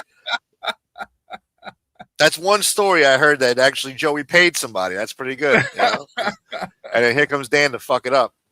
Right. Oh my god, Dan's a character. That's funny, man. But yeah, that Wayne guy was interesting. I hope he comes back. Yeah, man, he was, man. That's true. Seems like a good guy to know. Right. Yo, Mike DeBella, thank you so much. Thank you for the support. Good to see you tonight, Mike. Mike DeBella. What else? I'm trying to think what this guy just told us here. So he doesn't like Dom. No, there's Ruben Sanchez on the panel. Foss don't have a heart. How does she not know, the difference? I know. She's been around for years. Well, she's been busy lately. I don't know. Yeah. But yeah, all right. So that guy's interested, man. He had the inside scoop on things. And very interested. Big mover and shaker over there. This guy Dan Herman knows a lot of people, huh? A lot of connections there. He said he wants the link. He wants the link. Tony G says, I was sent the link to this show. Hold on, fuck. I was Wayne was close to a few people other than Joey. Wayne was with some people years before he hooked up with Joey. This Dan guy needs to shut up and let Wayne talk. I hear you. You're telling me to shut up before I even got on the stream. Yeah, basically. We can hear you talking. The ears have, the walls have ears, little man. Basically. You hear when I talk. For reals, man. I run New York. Oh my goodness. No, I do. Wayne was, it was cool. You know what I mean? Yeah. Wayne's a good guy. Yeah. Wayne's a good guy, man. Seemed all right. No, he'll come back. He'll come back. He's got the gusto, the chutzpah, as my the chutzpah. That's my. You don't know how to speak Yiddish? Nah, man, and I had the bar mitzvah, but we had to rig the rabbi. I hear that. I can't, man. When I was reading out the Torah, it was like before the iPhones and stuff. So like, my dad had to write it down on the index cards. I'll teach you Ebonics, boy. I probably know more Ebonics than Yiddish. Trying to think. I mean, that Wayne guy was very interesting, man. I hope he comes back. Yeah, anytime you want him, just tell me. I said, he's a good guy, man. He's trying to do a couple different businesses right now, and I'm trying to help him out, but I got a lot going on, with real estate, man. It takes a lot of your time when you deal with single family houses. Yeah, especially in Central PA, because we only have a short window. It gets and I'd say in 2 months there's gonna be snow on the ground there in Central PA. So when it comes to construction, it's like you really got a small window of like when you can get stuff done. Yeah, well, you tell that Wayne I need a fucking job. Give him my first million. Yeah, give him 6 months. He'll have a call center going, and no, I mean, he just needs to get back on his feet, man. So he said he knew the dude from Wolf of Wall Street, or he worked with that guy from Wolf of Wall Street. Wayne's not a young guy, so I think he worked at Stratman Oakmont for him back when. Shit. Yeah. Oh, yeah. So he was a stockbroker. That's why he was saying, he could bullshit whatever. He's a salesman. He knows how to schmooze. Yeah. But yeah, he was I mean, that's what he says. I wasn't around, so I wasn't even born, but I guess in the he was one of those people on the floor you see in the movies, Right. It's crazy, pal. Booger says Merlino gave you the extra $5,000, setting the hook for you to give him 100 next time. And try the 600 million. Yeah, but the feds got it. So I mean, you guys want to blame Merlino for that? You guys got knocked. You got knocked. You guys got caught. You guys, eventually the jig was up. Yeah, I thought you said that guy Dom took it. Who took it? No, not Dom. No. Dom came way after. Listen, if you guys study the indictment and everything Wayne was doing, he was doing it for many, many years. It never got looked at by the feds or any of the healthcare agencies until Merlino was involved. And I mean, we can't blame Merlino 100% for that. But when Joey got out in 2011 and he decided just to stick around Boca, they told him not to. But he decided his whole family didn't want to stick. They didn't stick around Boca because they knew that he was being heavily watched by the Miami field office. But his dumbass stayed in Boca and stayed doing crimes in Boca. And, that's what brought the heat on Wayne. So, I mean, did the $600 million go to Joey? No. Did it go to the government? Yes. But it never would have went to the government if it wasn't for Joey. These guys that Wayne talks about, the J.R. Rubios that were wearing wires and stuff against them, they all were brought from Joey because the FBI was heavily invested in busting Joey.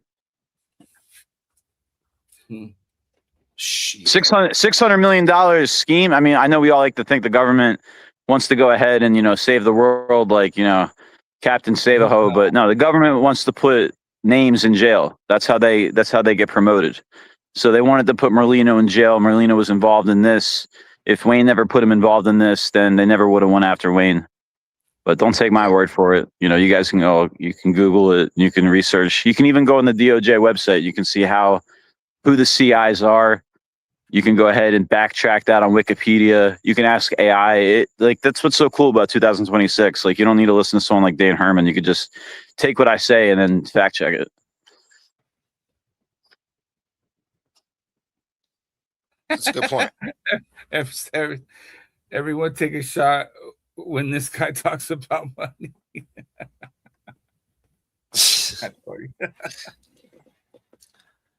Fuck.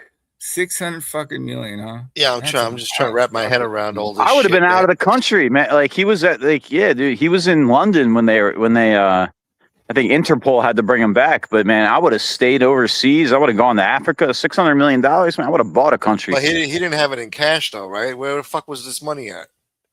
Like, I guess couldn't hide it or invest it or some shit and smuggle it. I don't know what you do with that money. I don't know, but listen, if I ever made 600 million, I would definitely have a couple million in cash sitting in a foreign country, like Sudan. I'd be in Russia hanging out with Edward Snowden. Or I'd be in a writing fucking wall somewhere. I don't know. Yeah. On the couch somewhere to fuck, you know. I would say goodbye, you know. Like when I was in China for 7 years, and I know there's a guy right now who's indicted for, I think he was donating hundreds of millions of dollars to like a lot of socialist entities for the Republic of China, and he's an American citizen. They can't get him back. They can't extradite him. He's over in China with like a couple hundred, maybe almost $1 billion. And since he's so tight with like the government there, they're never going to extradite him back. Look at Edward Snowden. Edward Snowden's in Russia right now, writing books, doing radio shows. He's never going to be back in America. We can't get him back. No. You know, the Tate brothers, you know, something you guys should look into is that if Tristan and Andrew Tate went ahead and they did an event in Russia a couple weeks before they got arrested in Miami when they were about judging that boxing match. And if they went ahead and stayed in Russia and they swallowed their pride, yeah, they would have lost a lot of money because they make a lot of their revenue, you know, through like American and European based credit card services and stuff. But if they just swallowed their pride and they stayed in Russia, they would have avoided all of these London charges, all of these Romanian charges. They would have been scot-free the rest of their life. Yeah. But a lot of people don't know that. But yeah, Russia's where you got to go. If you're going to break the law and you want to run, you want to go to Russia because they're not gonna give you back to America, especially if you got money. Even though it sucks over there, but at least you got your freedom, I guess, if you want to call it that. I mean, people always put down China, right? But you know, I lived there for 7 years, and honestly, I think I was more comfortable over there than I've ever lived in America. And I lived in a lot of. I currently live in Sankey. It's one of the most. I mean, people pay a lot of money to go on vacation here. But man, when I was in China, dude, it's like the cost of living so low and you get so much. It's like, you know, other countries is really where it's at. You know, countries like China. I've never been to Russia, but I can imagine it's real similar. It's like you get a lot for, you know, compared to we get a little out here. I got a nephew. He's paying $2,500 for a 1-bedroom right now, right outside Philadelphia. It's like, how do you survive? How's he ever going to own a home? So you lived in China for 7 years? Yeah, bro. After I signed Amanda Bynes, Sony dumped me with a lot of money. So I went on like a signing spree, and I made back the money, and I told Sony, I said, listen, I need to take a break. So they said, well, you know, there's a group called, over there that we're working with. So Doug Morris sent me over to China. And when I originally went there, it was really just to observe this group, and they had this single out called Black Flag, and there was this girl Lena I was working with, but I was actually making more money with the educational system over there than just being a consultant for Doug over there. So what I started doing was making relationships with a lot of the local schools, and all these schools, they were, they're public schools, but they have a private fund just for foreign teachers. So I had this business where I would recruit, English teachers, just basically, you know, you didn't have to have a college degree. All you needed to do was be able to speak good English and act normal. And, you know, I'm not trying to be racist, but, you know, they are. So you needed to be white. You know, you need to be a certain height. But as long as you could do that, I was bringing people over. I was setting them up with schools. The schools were paying me. I was paying the teachers. We had over 200 teachers in Zhengzhou, China, from 2016 to 2023. So that was really great money. But over in China, man, it was awesome, dude. I'd say a 7,000 square foot apartment, and I only paid $430 a month for it. And these are teachers that teach the kids English, right? Like they don't speak any Chinese whatsoever. We would have a TA, a teaching assistant, who was bilingual. So she would, you know, like usually like right out of college, graduate student. So she would speak a little bit of, you know, she would speak Chinese and English. So she would help the kids. But that's really for grade 1. These are rich kids, man. Like the thing about the Chinese is that all they do is school. So by the time they're in 2nd, 3rd grade, they speak fluent English. So you wouldn't even need the TA, you know. You know, teachers would be nervous. They'd be like, "Yo, I never taught before. I was working at Sunoco. How am I going to do this?" I said, "Bro, you're going to be fine. You're going to go in there, just be relaxed. The kids are going to love you, and you know, just follow your little lesson plan. Show them the book, read with them, and they catch on. Chinese children are extremely intelligent." Right. Let me ask you. So you said Amanda Bynes. What the fuck happened to that chick, dude? Like, she went cuckoo or what? Yeah, you know, we had, oh, dude, it was crazy. So I had Pilgrim Entertainment dumped us with over $12 million. Well, it was a $12 million deal. We got about 800,000 up front. And this was, it was like a 2-season deal. It was really 1 season, but they split it in 2. And it was supposed to be like, you know, her comeback about her, you know, doing hip hop, you know. So she signed it. We signed it. It all went through Sony. And Pilgrim Entertainment, I think they got bought up by Lionsgate maybe a couple of years later, but Pilgrim was going to be the reality show. And once the Pilgrim check came in, I came to her. She was staying at the, what was it? The Bellevue Apartments over on 8th Avenue in New York. I went to her apartment. It was locked. Her neighbor told me that she split with this guy, Sam. And I'm like, I don't even know who that is. Next thing I know, I see on TMZ that she blew up a freaking a fire, someone's house. She was like, she lit someone's house on fire. So I get all these calls. I'm getting these phone calls saying like, "Yo, you better go after your girl." I'm like, "That's my girl. What are you talking about? Like, what are you talking? What am I?" They're like, "You got fires to put out." Yeah. I said, "I got fires to put out every day." You know, we had a Wycliffe meeting set up at Daddy's house. She didn't show up, so I'm sitting there with Wycliffe. I mean, it was a great experience, but you know, so I had that fire to put out. So that's what I thought he was talking about. So when Ben Wexler calls me from Sony, he's like, "Yo, you got fires to put out." I was like, "I'm in New York. I'm trying to get a hold." And he's like, "No, you literally have a fire to put out." And in Encino, California, your girl just blew up someone's house. I said, "Get the fuck out of here." So I had to fly out there. I had to pay a power washing company. I had to like get them to sign an NDA so they wouldn't sue. I think they still ended up suing. But oh, dude, that was the end of the Amanda Bynes deal. I was right off to China after that. Damn. Did she ever get help? What's that? Did she ever get help? I mean, they got her on, it looks like they got her on a lot of medication. I mean, the last I saw, she messaged me and she said, "Hey, I'm on Cameo." And I'm like, "Oh God." I'm like, "Yeah, that's awesome." And I mean, like, you're on Cameo. This is where you should be. I'm glad you're able to be on Cameo. Like, you know, yeah, but that's sad. You can talk to her.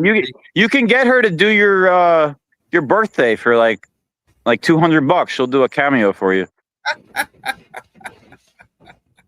But I'm the bad guy. Crazy. Yeah, they all called me the bad guy. I was just trying to go ahead, you know, and you know, let her, you know, sell her. You know, she had a really good voice, man. When we had her in the studio, she had a really good voice, man. She was really talented, and she looked really good back then. So I mean, but whatever, dude. I mean, I was young too. It was her and that Lindsay Lohan at the same time, right? That was kind of like coming up at the same time, or something. Yeah, I think they came up. Yeah, that was before me. I mean, I was like in high school when they were coming up, you know, and they were coming up when I was growing up, you know what I mean? But when they reached their 20s, I reached mine. and I think both their careers kind of went down a little bit. But I know Amanda was like she may have been like maybe B-list celebrity at that time, but she was A-list as far as like on Twitter, you know. So like they were talking about her in the news every day. So that's why Sony was willing to give her the record deal through me. That's why Pilgrim was willing to do the what do you call it? You know, the reality show. You know what I mean? So she had a lot of opportunities. She just happened to have a mental illness. Sucks. Right. I remember being in her apartment one day, and this is you know, like back, I guess, before everyone had the smart TVs. So remember we had like the cable boxes? Yeah. So I go ahead and I got her a Verizon, like we got all new like Verizon, because I wanted her to have, I just wanted to keep her occupied when she wasn't in the studio. So we had her house, like her apartment, whatever, like linked up with all this new Verizon stuff. And like it was like brand new. So it had like a sensor. And she had a total meltdown about the sensor. She thought like the sensor was a paparazzi freaking camera watching her like nonstop. So I had to go. I had to go ahead and like I had to call Verizon and be like, yeah, do you have any like a lower grade like version? Like it's scaring my friends. Somebody's asking, do you have a picture of you and Amanda Bynes? I'm sure on Google, yeah. I'm pretty sure, yeah. You can get I think E Entertainment took a photo of us because she didn't show up for the first meeting with Wycliffe, but I think they caught us coming out of the second meeting when at Daddy's house. You say Wycliffe, like Wycliffe from like Fuji's? Yeah, there's only one Wycliffe. Yeah, Wycliffe John. Yep. I still talk to him. He's a good friend of mine. You know, I actually signed Praz right before he got out. Gunsmoke, I could email you the contract a little later. I know a lot of people don't believe me, but yeah, I signed Praz right before he went in. We were hoping he was going to get a pardon from, but it didn't work out. But I still have an album of his, and I want to release it. I got, you know, but I'm hoping he gets a part. He's on the short list of pardons, so maybe Trump will give him a clemency or you know, some sort of leniency. And that's when I want to drop the album. But yeah, I signed Praz about a month ago. Maybe not more than a month ago. I'd say January. But yeah, Wycliffe was going to produce Amanda's album with DJ Premier. These are friends of mine. And it would have been, we had Eric Sermon. Who else do we have? Yeah, I think those were the three, you know, Danger Hands was going to help out. Amanda Bynes. Do we got the same Amanda Bynes, the chick that had like a little TV show and shit? And she with the weird nose, and now she looks like a lunatic. Yeah, she got face tats now. Yeah. Who the fuck is gonna? She looked good. Listen, she looked good. She looked good. Yeah, right. Yeah, but she was losing her shit back then. You know what I mean? Like I don't get it. No, like she was cool. Like we were smoking weed together. Like she was like bisexual. Like she was like a cool. Were you there when she threw her bong out the window when like the NYPD? I was there. The next day to bail her out. Yeah, I was there. I was. That's when the shit started. That's when she started losing. You fucked her up, bro. No. For that shit. No, she was getting. Listen. When I would go to New York for years, okay, and I've been going to New York since I was, you know, like 2005 or when I was 20. I would go down. I would go right to Brownsville. And I'd go and be right with Sean Price, and we would always be smoking the Piff and they taught me with the Fanta leaves to the Jamaicans. So it wasn't until maybe I started hanging out with Amanda where she was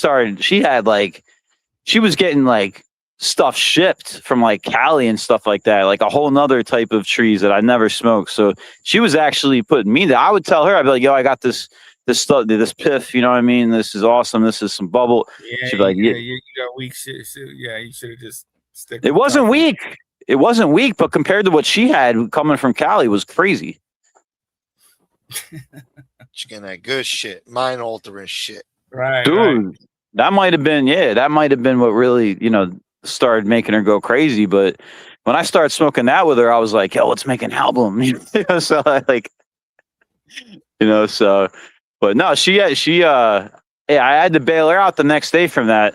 She would have been in Rikers if it wasn't for me. But we got her out. Yeah, it's crazy, bro. I had her in Westchester County a week later to do a boxing promotion, to do a walkthrough. And that's how she was able to go ahead and pay the rent for the rest of her month because her parents were holding up her money.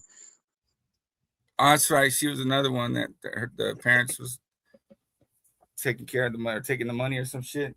Yeah, Lynn. Yeah, Lynn Bynes. I mean, she was a good mom, man. She just didn't know what to do with that girl. At a certain point, what can you do? You know, instead of fucking stop leaving her alone. She's an with adult. Fucking these, you got to institutionalize her, man. These industry people, man, they're fucked. She's out of her fucking mind. She needs like a nursing home or something. I don't know, some sort of care facility. She needs to be around normal. That's exactly what ended up happening. They ended up getting a conservativeship to her. Exactly. Yeah. That's what she did. But she came out worse than she went in. I mean, like when I was around her, like, yeah, she was doing crazy shit, but she was still marketable and still able to make money. I mean, she came out looking like Frankenstein. She's like 400 pounds and she's doing cameos. Yeah. So, I mean, I don't know what's better. I mean, like, it's like, you remember the movie Shutter Island? Remember the last scene with Leo? Uh-huh. Would you rather die a man or would you rather live as a monster? Yeah. I mean, that seems to be Amanda, but she's living as a monster, bro. It's like so sad. Yeah, but you know what? She went in the industry when she was real young. You know what I'm saying? What you got to do is like give them some like reality and shit and keep them, you know, working only when they need to work. Yeah. Yeah. Because you industry people are just fucked in the head. You know what I'm saying? Everybody says that, man, but it's just like you see a lot of people who are able to go ahead and flourish. Like I was down, like when I was in France last month, and I was in Paris, and they got that girl Zendaya, right? Is that how you pronounce it? Zendaya, yeah. Yeah. Okay. So Smoke's gonna go crazy right now. But go ahead, yeah. So I mean, so they're there for Fashion Week, and you know, her and her husband Tom Holland. They were with. There was a K-pop guy that my wife is affiliated with, or whatever, with the and like she was totally cool as hell, down to earth, and we were talking, and she's asking me about Amanda, and we were all staying at the Shangri-La Hotel in Paris, and the Zendaya girl, you know, I always thought she was like a young kid, but she's actually like in her 30s. And she was telling me, she's like, you know, I remember Amanda. I was 15. You know, she was just leaving Nickelodeon. So I had no idea that the Zendaya girl was in the industry since she was 15, but she turned out completely normal. Totally down to earth girl. She was a Disney chick. Yeah, she had like a little show, but I think her friend, the white chick, I don't want to say that she didn't turn out so well. She was a little, I don't know. A little what? What? A little off. But that Zendaya chick had good parents, you know what I'm saying? Like grandparents and shit, you know what I'm saying? That you know, I guess it comes down to the parents. I think if the parents can keep them grounded and keep them away from the, you know, the vultures, they turn out right. Because I'm telling you, this girl Zendaya, she was completely sober. She was drinking a little wine, but she acted totally like a normal. Her and my wife became like best friends, and it's like they're just totally cool, like normal, down to earth people, you know. So I didn't really talk. Her husband or whatever, the guy who's like the star of Spider-Man, I didn't really talk to him too much, but you could tell she was down to earth, bro. So I think Amanda could have ended up the same way. No, but the thing with Amanda, she had mental issues that, you know, when you get older, it just kicks in, man. Yeah. Nobody could prevent that. And then you mix that in with drugs, and then that's a recipe for disaster, you know? Yeah, but she had parents like Lindsay Lohan, bro. You know what I'm saying? Like, she was going to go fucking schizo anyways. But if she had good parents. But like, Lindsay Lohan had a normal brain, though. We're going to go work, and then after you're done working, we're going to go home and fucking be around normal people. You know what I'm saying? Right. When you stay around like these industry motherfuckers, you start to see some shit that, you know what, you really kind of can't take back. Yeah, it's crazy though, because Amanda had a really good family structure. So I think you're right. I think it's the mental illness I think that's what got her. Because it wasn't, I mean, her father was a dentist. He never stopped being a dentist. They never took any of her money. Her mother, Lynn, was not like a momager. You know, she was a real good, but I think Amanda's downfall was, like you mentioned, I think it was a mental illness type of situation. Like Britney Spears, you know what I'm saying? Her parents, the same shit. She's another one with the mental illness. Lindsay Lohan, same shit. Yeah, man. And now we got Dom, you know. Now we got Dom. What the fuck? Speaking Full of circle, situations baby. like Full circle. there was somebody earlier who said that you got into it with a weatherman, the AccuWeather forecast guy. Oh, God. You said something yeah. about his daughter being an aardvark, and he came to kill you, and then you went to the cops or something? No, he never came to. Yo, this is a great story. I love this story. Yeah, So, break it down. So when growing up, you know, there was only a couple people in the Philadelphia news. Okay, there was Lenny Dykstra. They were talking about Lenny Dykstra in the '93 Phillies. We only had one weatherman. His name was John Bolaris. We had one sports guy named Howard Eskin. And then we had one gangster named Joey Merlino. So it's just so funny how in my life that, like, being a little kid growing up, literally 6, 7 years old, watching these people on 3, 6, and 10, we only have a bunny. This is even before Spectrum. Like, that was the first, like, cable. We didn't have, you know, there was no Verizon or anything like that. So we had something called Spectrum that came out a couple years later. But before then, it was only 3, 6, and 10. You could watch Joey Merlino. You could watch Howard Eskin. You could watch John Bolaris. And that was basically it. So John Bolaris came into my life after Lenny did. So John Bolaris, I start getting hit up from him saying that, hey. God damn it.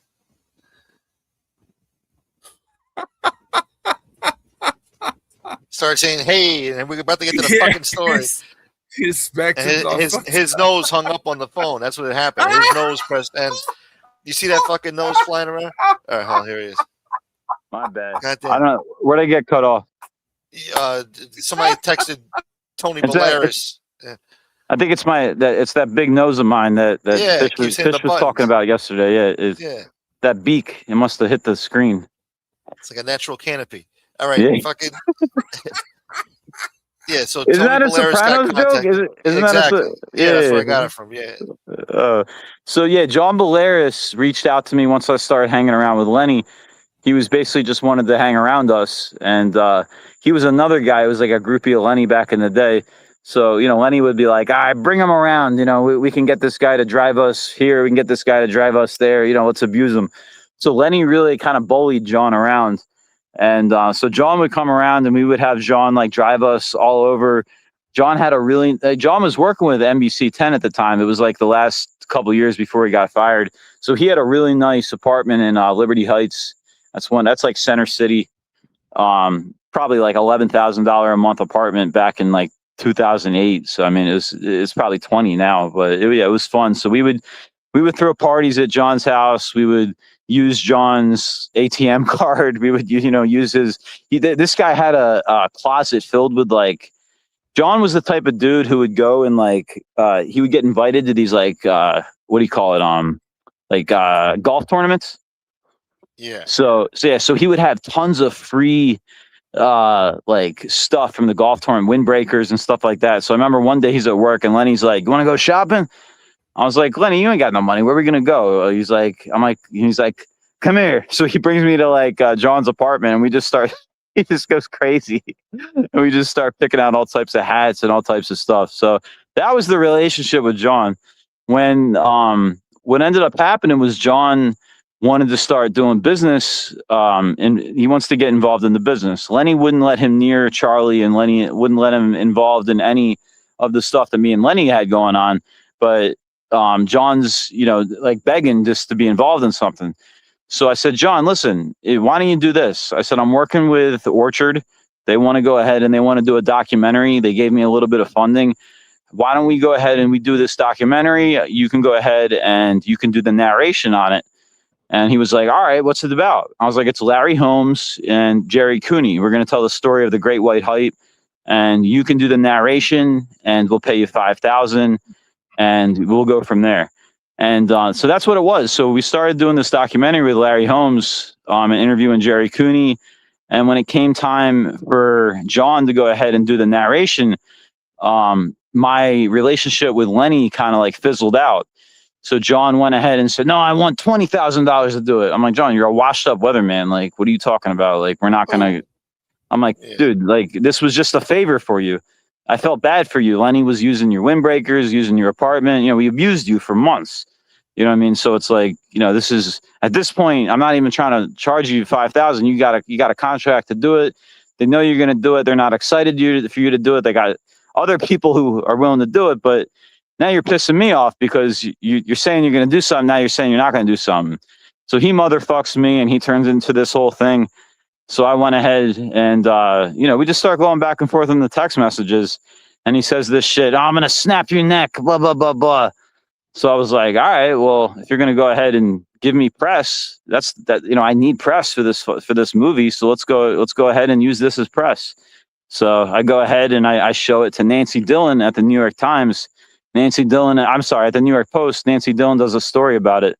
There was never a police report or anything like that. It was really just a story, but it got good press for the, you know, for the documentary. That's crazy. Yeah. That's what's funny. You know, a lot of these people, it's like, all right, if I can't use you as a narrator, if you're not going to fulfill your contractual agreement, I'm going to get something out of you. I'm going to get press out of you. It's like with Dom, you know, he wants to go ahead and kick me off the show. All right, that's fine. I'm going to turn myself into the show. That's what I did. Now he's going to turn you into a pretzel when he finds you. A pretzel. That's what twist you up. He's going to push your ankles behind your neck. That's what he's going to do, boy. That's probably what he wants to do, that homo. He probably would love to put me in that position. Yes, throwback. Come on, dude. Dan, what's that? I mean, think about it, though. You really think that this 65-year-old washed up guy is going to try to come after me? Come on, dude. You know better. You're not a stupid guy. No, you say he's washed up. I don't know You anything. see him. You got eyes. You got eyes and ears. He looks like a fucking gorilla. He looks like a Terminator. He's beating his chest every time he goes live. Like, I feel good. I just worked out. He's hopped up on peptides. He's looking to kill somebody. The guy already did. I mean, the guy's in a fucking rage. And then he's not sleeping now. Now at night, he says he's not sleeping. That's not good. He's exercising in the middle of the fucking night now.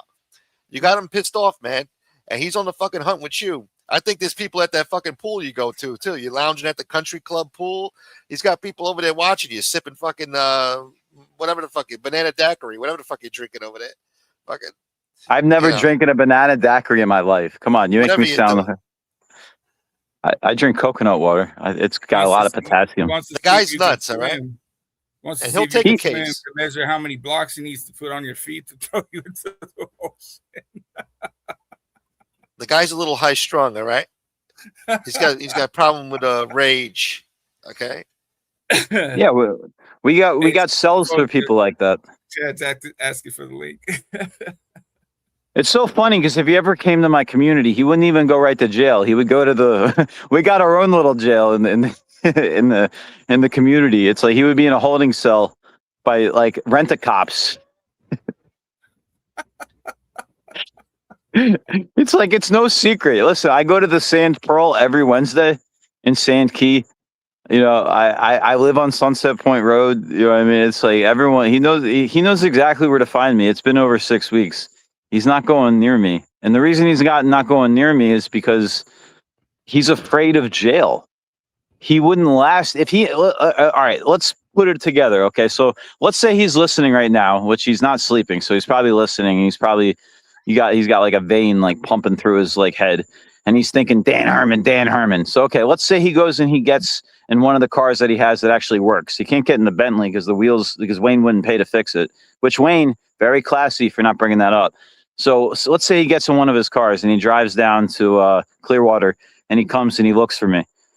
Like, what's going to happen? He's going to get. You think he's going to get past the gate? No, he's not.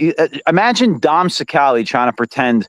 Oh, hi, I'm here to see Daniel Herman at 4 a.m. Like, well, if he pulls up in a Maybach, they'll let him in. No, they're not. We got. Listen, a Maybach, man. What is this? 97. Jay-Z was rapping about Maybachs back in like early 2000s. You know what I'm saying? Like, it's not. No one buys Maybachs anymore, and I'm pretty sure the Maybach he has is leased, and I'm pretty sure it's not even leased. It's like it's a used lease, so you can't even get it from a real dealership. You got to get it from like a secondhand, a liquidator. What's up, Chad? What up, Chad? Hey, what's up? What's up, Hey, man? Dan, can I ask you a question, buddy? I don't Go ahead. understand. Like, okay, if like you got a problem with Joey, you got a problem with Dom. What's that? What do you get out of this? I don't understand why you have a problem with these people. Like, you know. Well, I'm not the only one that has problems with these people. I just think I stand out because I stick up for myself. I mean, you know what I mean? Like, I fight back. I'm not the type of person who looks at someone for what they used to be. I look at for someone who actually is what they are now. So if I see a coward, trying to fight with me, I'm going to treat him like a coward. I'm not going to treat him how he was in the 80s or something. Does that make sense to you? Yeah, but Dom is like Smoke said, what he did, you know what I mean? And he isn't like an old guy out of shape. The fucking guy goes to the gym every day. He's wound up. I don't know. Like, what if you did see him? What would you do? If you probably won't, like you said, but what if you did see him in the streets? If I saw Dom Sicali in the street, yeah. I mean, I would treat him like any other degenerate. I mean, listen, there's a lot of like old people where I live. I live in Florida. I'm used to seeing old people that are upset and angry. You know what I mean? So it's not a big deal. He's like the 60s, the new 40s. The guy's in shape. He goes to the gym. You can't say he's not in shape or nothing. He's not. Listen. You think he's in shape? Those are popcorn muscles. I would love to see his cholesterol report. I would love to see his lipids. The guy's not making it to 70. Oh my God! Oh, I know. You want to see his lipids? Yeah, dude. I mean, yeah. To tell him to go get a blood test, go to Quest Diagnostic and see what's actually going on under the hood.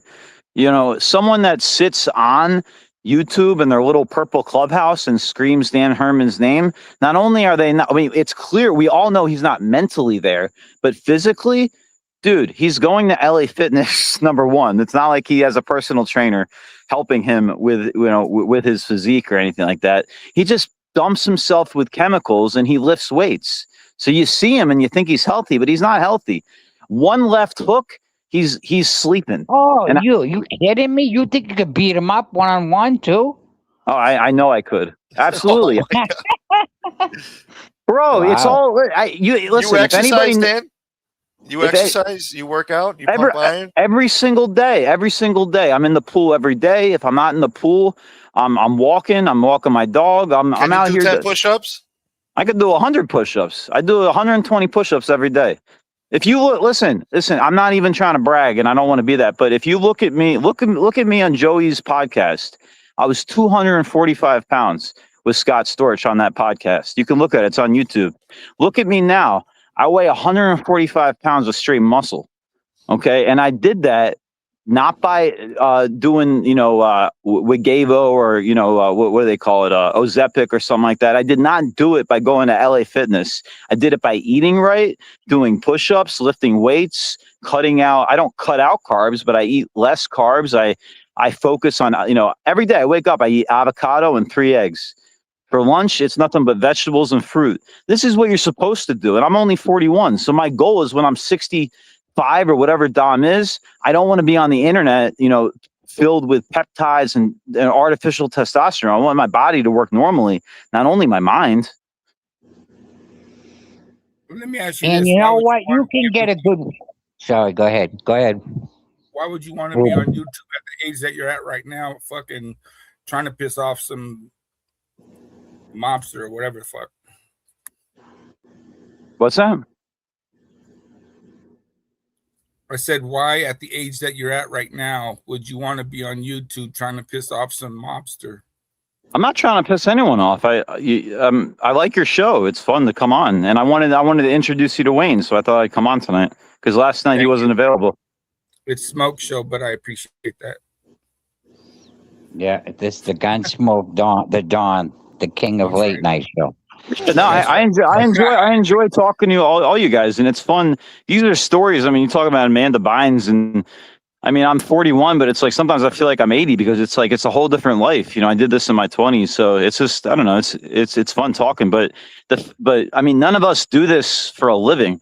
I mean, so it's like I think it would suck, man. I would hate myself if I was in my 60s trying to go ahead and make a living like Dom every day going live. Why? But that's just his mental health. Does it for a living. There's nothing wrong with that.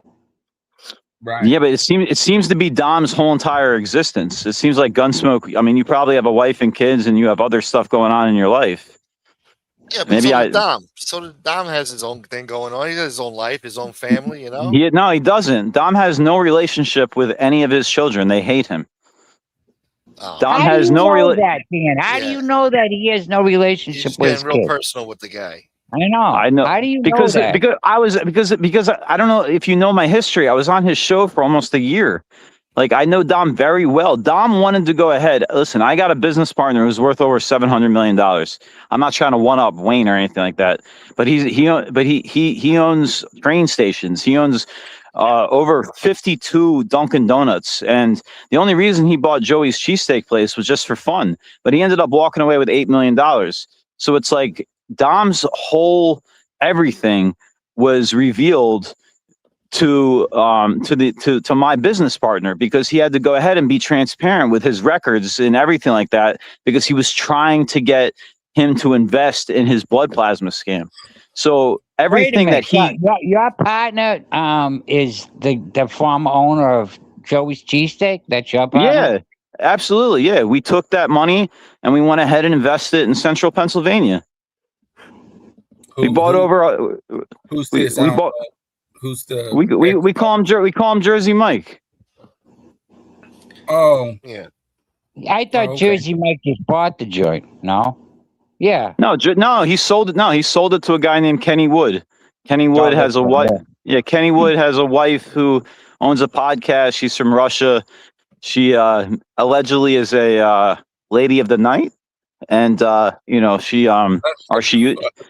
she used to be, but then she married Kenny, and Kenny's worth a lot of money, and Kenny went ahead and bought this for Mike, and Mike made out good, bro. Mike only had to put up a 1.3 investment. That was really just for, the construction of the place.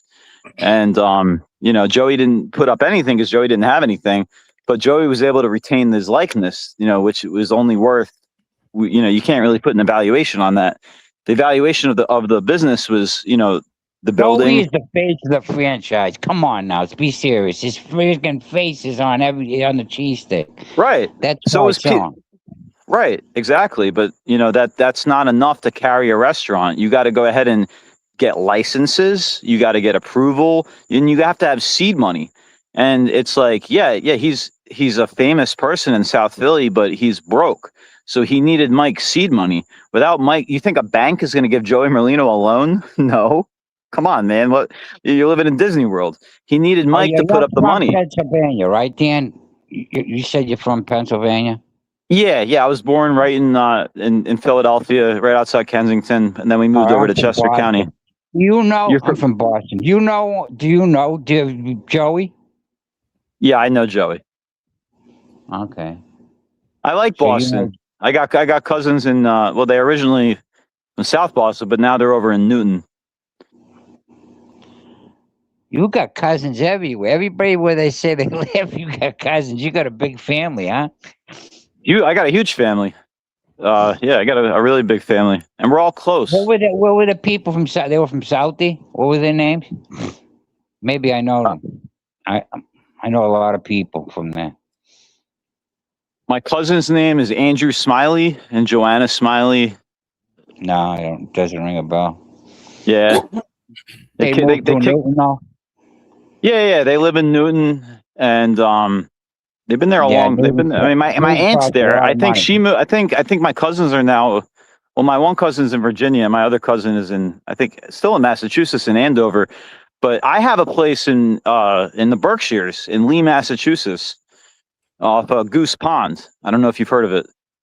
Yeah, I know the Berkshires. Of course, I know the Berkshires. Yep.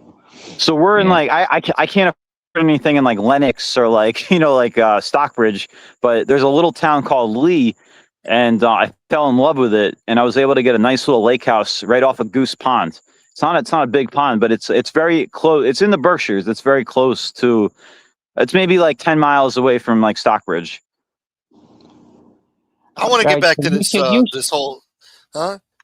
He should you know what I mean. He says he's got money, smoke, and everything. I just think he should put his life in better value than should- I'm not a He should cherish his multi-millionaire. life more. I do good. I do good. He should cherish his kneecaps too. You said you're 145 pounds. You know Dom's over 100 pounds more than you. Yeah, And but you said it's he's old. He's what, but 60? He's got old man strength. You ever heard of old man strength? Yeah, have you ever heard of aerobics? I mean, we're talking about in a boxing match. Like, yeah, if it's one-on-one and he grips me up, yeah, he could choke me out. But if it's a boxing match, I would. He can't even get a punch on me. Fight. Unless you guys are like promoting some shit. Dom says he doesn't fight fair. He said, you turn your head on him and he's gonna fucking sneak you, mafia style. Your street fight, there's no fair in street fight. It ain't gonna be no boxing match. Well, if that's the case, if it's a street fight, then all I got to do. See, here's the thing, I want Dom to have a gun, and I'll have no gun because I know he can't aim. Oh my God! Oh, he so can it's like aim. He's got 6 under his belt. You guys will see. He can aim. Just because you say that 5 times, that's one instance. If it is true, is true, he's got 6 other ones he didn't miss. So you guys you're glorifying. Let me tell you the Dominic Cicali story. Dominic Cicali is a complete loser who went ahead and is a stick-up kid, and he went to Florida. He went to Pompano, Florida in his early 20s because he heard that there was a drug dealer he could rip off. He and 2 other lowlifes completely went ahead and robbed, which is the lowest thing in the world. They robbed a marijuana dealer, and then they murdered him for not even $100,000. It might have been $200,000 worth of swag, brown marijuana, and they murdered the guy over that. They went ahead and got caught. He ends up doing 16 months. By doing 16 months, Vinny Asaro hears about it because he hears about this. I remember that he was a moron from the Bronx. Yeah, he's coming back. He's getting out. He didn't snitch. So by him not snitching, obviously he's on the radar of the Bonanno family. Vinny Asaro goes ahead and realizes. He realized. Months? So yeah, he only because he was even ratting back then. He said he did 14 years before he became an informant. He did time. Let me tell my story, and then you can go ahead and look it all up. Okay, so he's in Florida in his early 20s. He goes ahead, murders the guy in Pompano, goes ahead and dumps the body in Fort Lauderdale. They ring it back to him because he was calling the hotel. This is back, when you went ahead and left messages on hotels. The cops traced it. They found it all out. He gave up the whole story, said he's just a getaway driver. That one guy is caught up in multiple RICOs, so he's away for life. I think Ernie or something like that. Dom goes away for only 16 months. When he gets out, he goes back to the Bronx, and he's now in the crew with Vinny Asaro because Vinny realizes that he can use this guy to go ahead and murder people. He's already got it. He's already murdered people, so he'll murder people again. And Vinny Asaro uses him as a loyal dog. So whenever Vinny Asaro had an issue, he would go ahead and send Dom to go ahead and just kill him because Dom is just a crash dummy. Just like how you see Dom crashing out saying my name. Yeah, he was the captain. He was made captain. He can't be just a crash dummy. Come on. Now what year? What year was he made a captain? In the 2000s. In the end of the mafia. Okay. At the end, the reason they made him a captain was because they needed someone who wasn't going to rat. They had no idea who he actually was. A captain in the mafia in the 2000s is like being a Girl Scout in the 50s. Not really. Joe it Messino is because they all rat. They all ratted. Joe Messino was the last on. He was still around then, and it's New York. I'm glad you brought him up. You know what Joe Messino did? Joe didn't even want him in the family. Vinny Asaro said we need to go ahead and bring him in the family. I heard the story. I heard it. Yeah, he said I don't care if he's a loyal dog, Vinny. The guy can't shoot straight. I don't want him in the family. Dom has always been a joke. How do you think, all right, they felt about Dom when they're sitting around talking about construction contracts and they're talking about taking people out and they're saying, Dom, what do you think? And Dom said, well, I'll tell you what I think. You think they're really taking that guy serious? Nobody wants a Down syndrome guy at a sit down. He made a lot of money. What's his name? Liked him a lot. Vinny from the Bronx. Vinny goes, and he extorted and he tried to extort. And then you say, look it up. Listen to me now, Dan. You talk. You said look it up. Last night you told Gunsmoke, "Oh, Google if you don't believe me." So Gunsmoke Google Frank Joyce how many murders he had, and it said none. And then you kept saying, "Yeah, that's a lie." This and that. It is. He was indicted on 5. You said go look it up. Look it up. So we did look it up, and it said he had none. Am I right, Gunsmoke? I guess it's the way you word it, because the way I worded it, what did he plead guilty? What murders did he plead guilty to? And it said he wasn't convicted of any of that. It was all some other shit. So you don't put 70 people in jail for you don't have that type of information. I don't know if you know, but Frank Joya Jr. is the nephew of the Chin Gigante.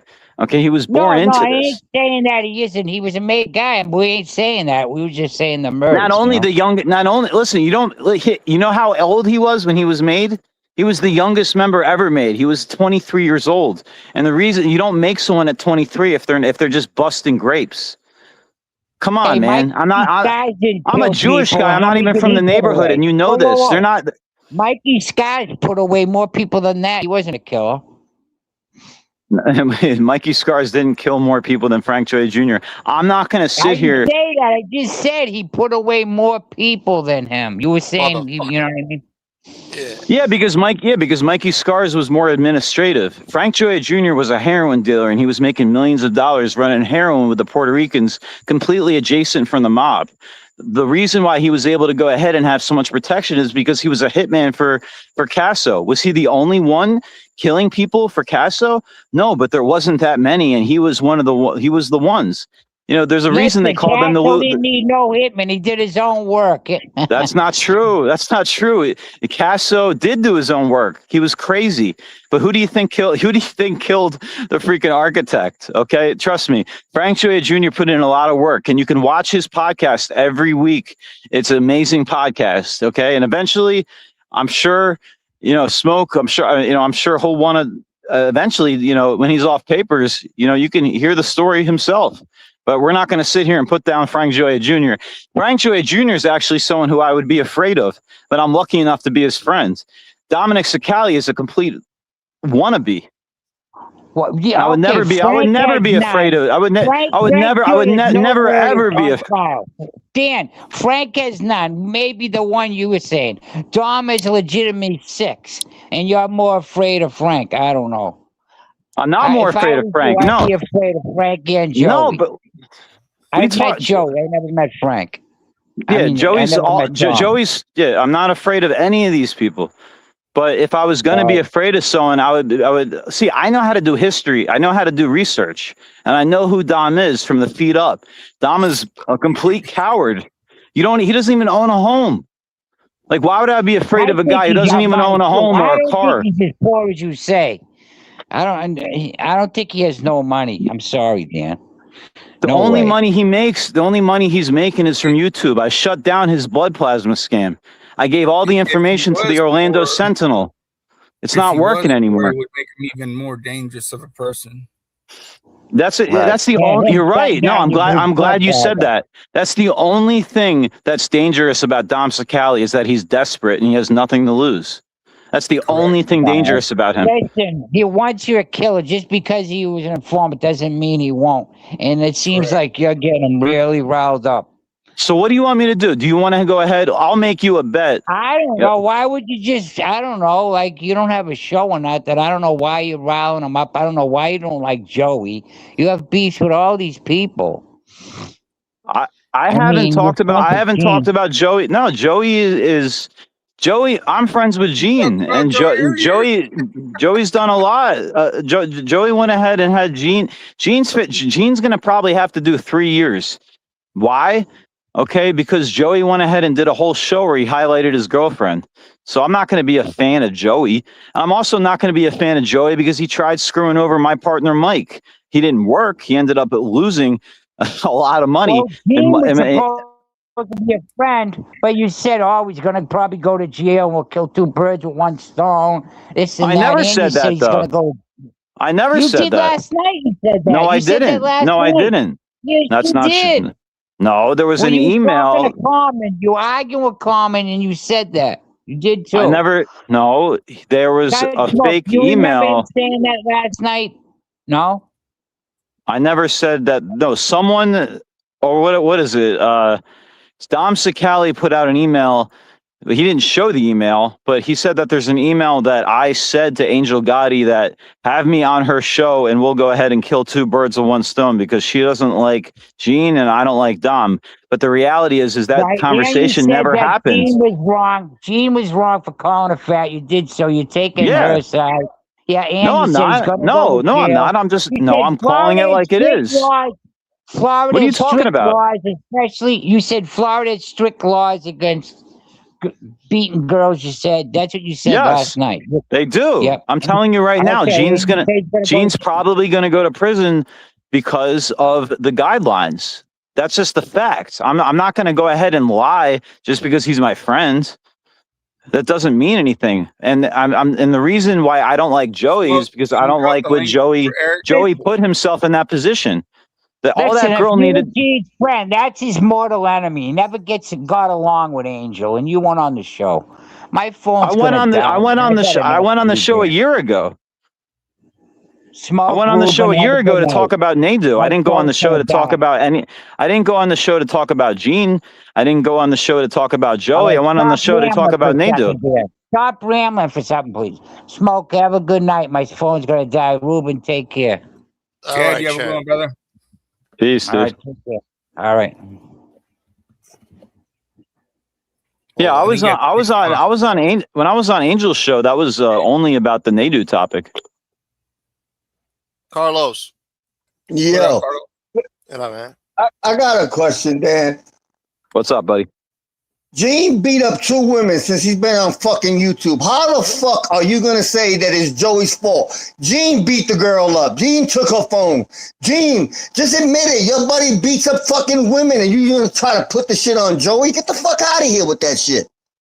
Well, if you look at the case that Gene's currently fighting, the only reason why he's fighting the case is because she she actually recanted everything, but they're not letting her recant it because she went on Joey's podcast and went ahead and talked about it. So if she was able to go ahead and recant her testimony, then Gene wouldn't even be facing any charges whatsoever. So the only reason Gene is most likely going to have to take a plea deal is because Joey put her on that show. Normally in these type of situations, what happens is the victim can go ahead and not press charges and recant the statements, but the state of Florida is not allowing her to go ahead and do that. So I hope that answers one question. Now, as far as the thing he did in New York, I don't know anything about that. I think that was like something I think he was writing a book and he wanted to use a picture of the girl in the book. And I think the fight was more of like with her current husband or something like that. But that was way before I even knew Gene. So that's all I know. But I understand your argument. And I totally understand and I agree with you. Gene never should have been in that situation where he was, like fighting with a woman. But the fact is he would be able to get out of that situation if it wasn't for Joey. So I hope that answers your question. No, it answers it, but hold on, Ruben. It answers it, but it does not change. It doesn't change the fact because it could have been anybody's show. You can't blame somebody else because they put a woman on the show. If he would have never did it, she would not been on no show. It's just that fucking simple. And we're doing all this fucking mental gymnastics. It's a simple thing. But you're a smart guy. You understand that it's not like Gene's a really famous person. Joey's not a really famous person. And that girl, we don't even know her name. So the only outlet that would ever have her on there would be someone that has a problem with Gene. And the only person that has a platform that has a problem with Gene is Joey. So, it's not like she was like, all right, if I don't go on Joey's show, I'm going to go on Maury Povich. No, there was no other option. If Joey didn't have her on the show, Gene would be able to go ahead and get out of the whole situation. But at the end of the day, I don't condone fighting with women, and I don't condone, but that's a whole nother thing. I don't think anyone should ever lay hands on a woman. And I've had a lot of friends, unfortunately, that have done that. Bert Cooper was a really good friend of mine. He was a professional boxer. And he always would be getting in trouble. I'd be bailing him out. He lived in Sharon Hill, Pennsylvania. And up until he died of pancreatic cancer, I'd always be bailing him out and getting him out of this trouble with fighting with chicks. And I'm saying, bro, you're a boxer. You can't, I don't care how emotional you get. You can't do that. Not only him, but Lenny would be involved in stuff. Cool Rap. I mean, it's just part of people's culture. They put hands on women, or sometimes they don't put hands on women, and the women just say they put hands on them, and they still catch a case. So a lot of people are flawed in this world, man. And I just can't, I can't judge everybody. But what I will judge is people who rob their grandmothers. And, at least Gene never robbed his grandmother. No, he did a home invasion and robbed 2 old people and tied them up. We know the history with Gene. Listen, I'm no fan of none of them. I know the history with Gene. I know the history. Yeah, So, but what's worse? What's worse, though? Robbing your 95-year-old grandmother and manipulating a family member, or just robbing a stranger? No, it's wrong. It's wrong in general. But, I agree with you. The characters, fucking home invasion of elderly, that's not something you get points for in the fucking street. No, not at all. But Gene was what, like in his early 20s when he did that, right? It don't matter. He brags I'm just asking. Like I'm not justifying. I'm just asking you a question because you know more about the street than me. He was in his early 20s when he did that, right? Yeah. All right. Well, Dom was around 43, 44 when he robbed his 95-year-old grandmother. So I'm just comparing apples to apples, but Oh, no, but I agree with one thing. They're both douchebags to me. But James Proctor has some thoughts on the situation. James Proctor, what are your thoughts on the situation? I don't really know what this like. I know is he sick? Is he dying or something? He doesn't look healthy. No. James Proctor's here. Is he okay? Is James okay? Are you okay, James? Can we get a sign of life? He's on mute. James, if you're okay, show your face and blink twice. Oh. There you go. James, I love you, but I love you, dude, because my favorite movie growing up was E.T. So it's like every time I watch James Proctor, I feel like like Jim Henson's still alive. You know what I mean? Like creating this guy just for me. I'm carrying all this water for Angel Gotti. E.T. Angel Gotti, phone home. So much water. I bet James' favorite snack is Reese's Pieces. Am I wrong? He looks exactly like E.T. He looks like the Caucasian version of E.T. When he stretches his neck up, yeah. Better leave James alone. James is Jigsaw, the real Jigsaw. I want to play a game. He looks like he made his face off other people's faces. You're right. Like it's like James, wouldn't it be crazy if James was actually the most gangster out of everybody? He was like a serial killer and like he's out there in Arkansas or something, like he's killing multiple people. He's sewing their faces together and then like putting like petroleum jelly just to make it look normal. What a beautiful guy. So what happened with James? Like, why does everyone come after James, man? Why they got to kick this guy? You know what it is, at least for me, be consistent. Everybody has their biases. We all got friends and we all have our biases. But if you're going to sit out here and proclaim to be a fucking journalist and you're doing stories and you try to fucking become a mental gymnast, it's a simple fucking thing. Junior did a 302. He is a 302 card carrying member. Stop becoming mental fucking gymnasts, making up every fucking excuse in the book for what is the blatant fucking obvious. I don't care what your last name is. It's called Queen for a day. You sit down. You can't get offended when somebody calls you a rat. Plain and fucking simple. But he's over there fucking being a mouthpiece for fucking Team Mickey Rourke over there sucking ass. And I don't respect people that suck ass. Is John Jr. even responding to people calling him a rat? Does he even know? He doesn't care. But the reason he's in hot water is because his sister's on fucking YouTube fucking pissing people off with her fucking bullshit and trying to fucking justify it. But he's probably, I mean, that's probably just Angel's probably just the black sheep of the family. Like, I know Victoria's worth over $36 million in real estate. I know John's got almost $20 million in Oyster Bay real estate. And I know that Angel Gotti is out there, you know, messing with, you know, like, you know, YouTubers and stuff like that. So I kind of think that she's not really, you know, kind of, you know, she's the one who's showing up to the Thanksgiving in sweatpants and stuff. You know what I mean? Like, I think that she's not really like in the family like that, you know? No. That's my guess. So Yeah, I no, wouldn't. no.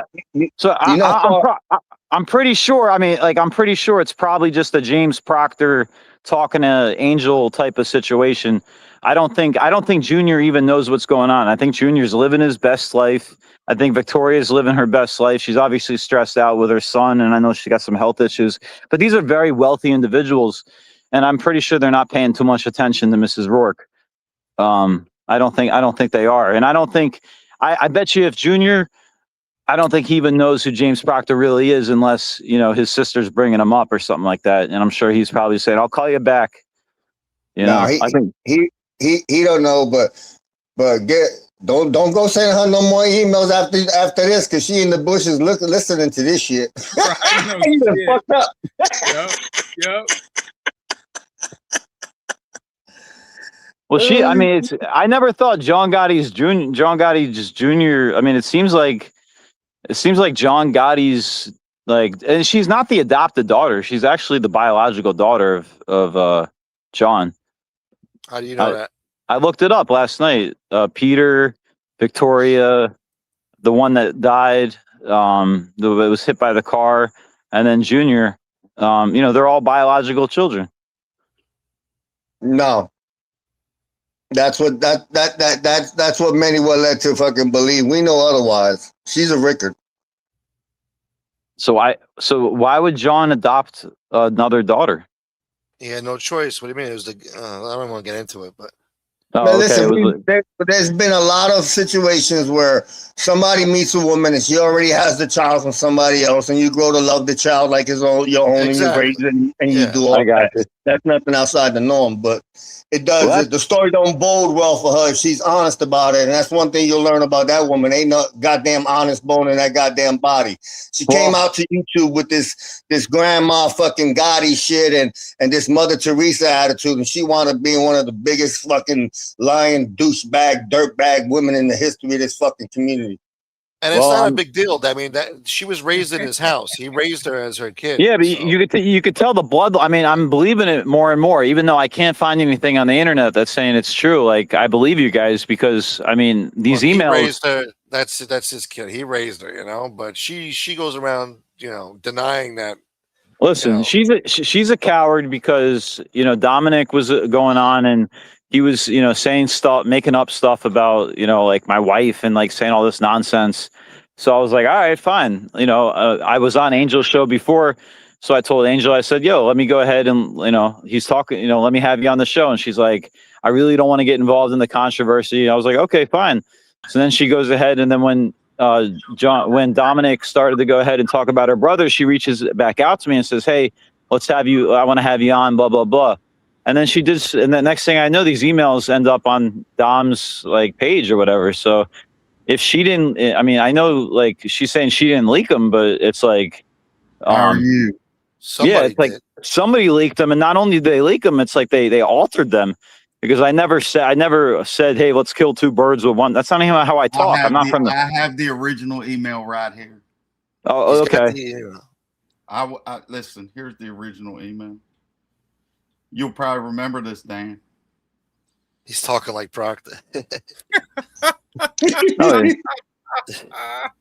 he was talking like Proctor, I wouldn't recognize him. On Thursday, July. But listen, let me say something. This shit ain't as bad as people made it out to be. And then there is another email where I read it today on my show where you were sticking up for Gene. But this is the one. All right. On July 9th, 2026, 9:20 p.m., Dan Herman wrote, yeah, I thought it was great, but then it's like blank. Then it says, that's why I want to do a collab so we can go ahead and really break down all the scumbags that talk about your brother, including Gene and all these other clowns in the genre. I feel bad for Gene, so I try to set him up with some opportunities as they come along. And you know he's got a domestic violence case coming up in Florida that's a big deal. So most of the opportunities I set up, for but for him, I doubt he's going to be able to participate in. Now, last night you said all that you said all that was true, which it ain't a big deal. Remember, it was about because I never said including that. That's added in. That's not original. I never said it.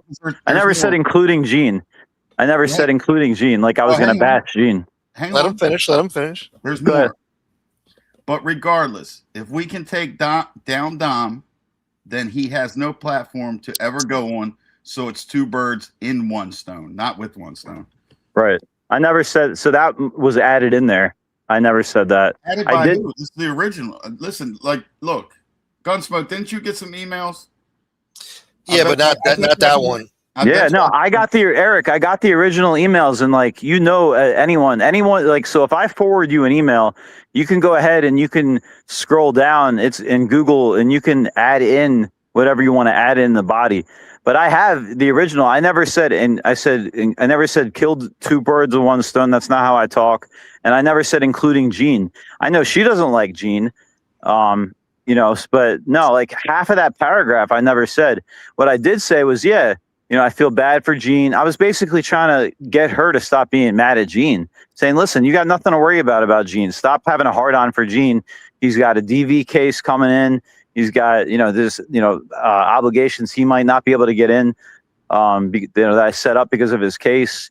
That was really just to go ahead and to pivot what she wanted the show to be about. She wanted the show to kind of use as a narrative to, put down Gene because of Gene was putting down her with Vlad talking, on the episode, but I'd say about like 40% of what you said just now, that was added in by when it was given to you. That's not the original email.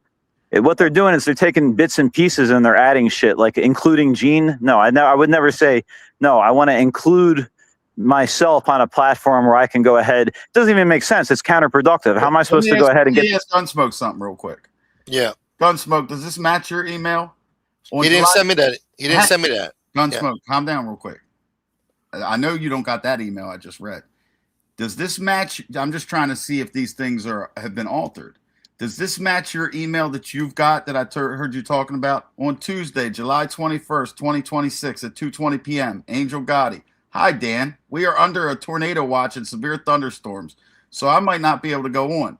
I might not have any internet if it comes to that. We can do it Sunday night. Don't you have that email, Gunsmoke? That sounds about right. Let me see. Yeah, and Eric, I'll email you every correspondence, even going back to 2024 that I had with Angel. I got no problem showing it to you. No, now hang on. There is one, and let me see if I can find it real quick. Because there is one that is attached to the July 9th, okay? But you emailed it before then when you were actually sticking up for Gene, okay? And let me see if I can find that real quick. And I read that on my show. I ain't going to sit here and just say, you understand what I'm saying?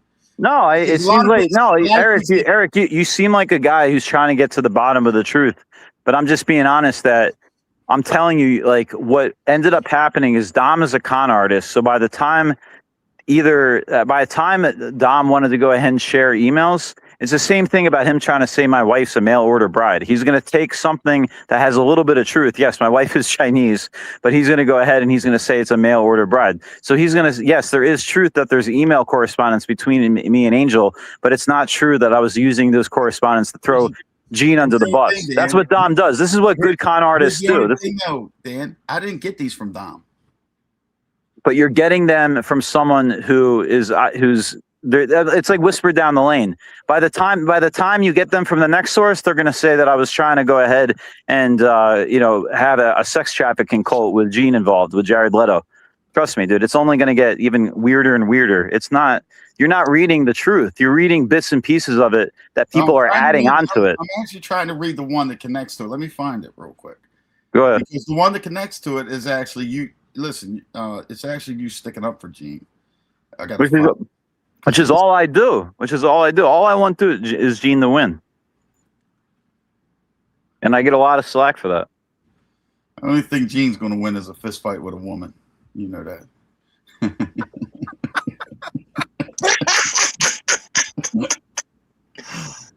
But I agree with you, Dan. Gene's going to go to jail behind that shit because of A lot it's the guidelines. You know the sentencing guidelines. He doesn't have a choice. And another thing, his record.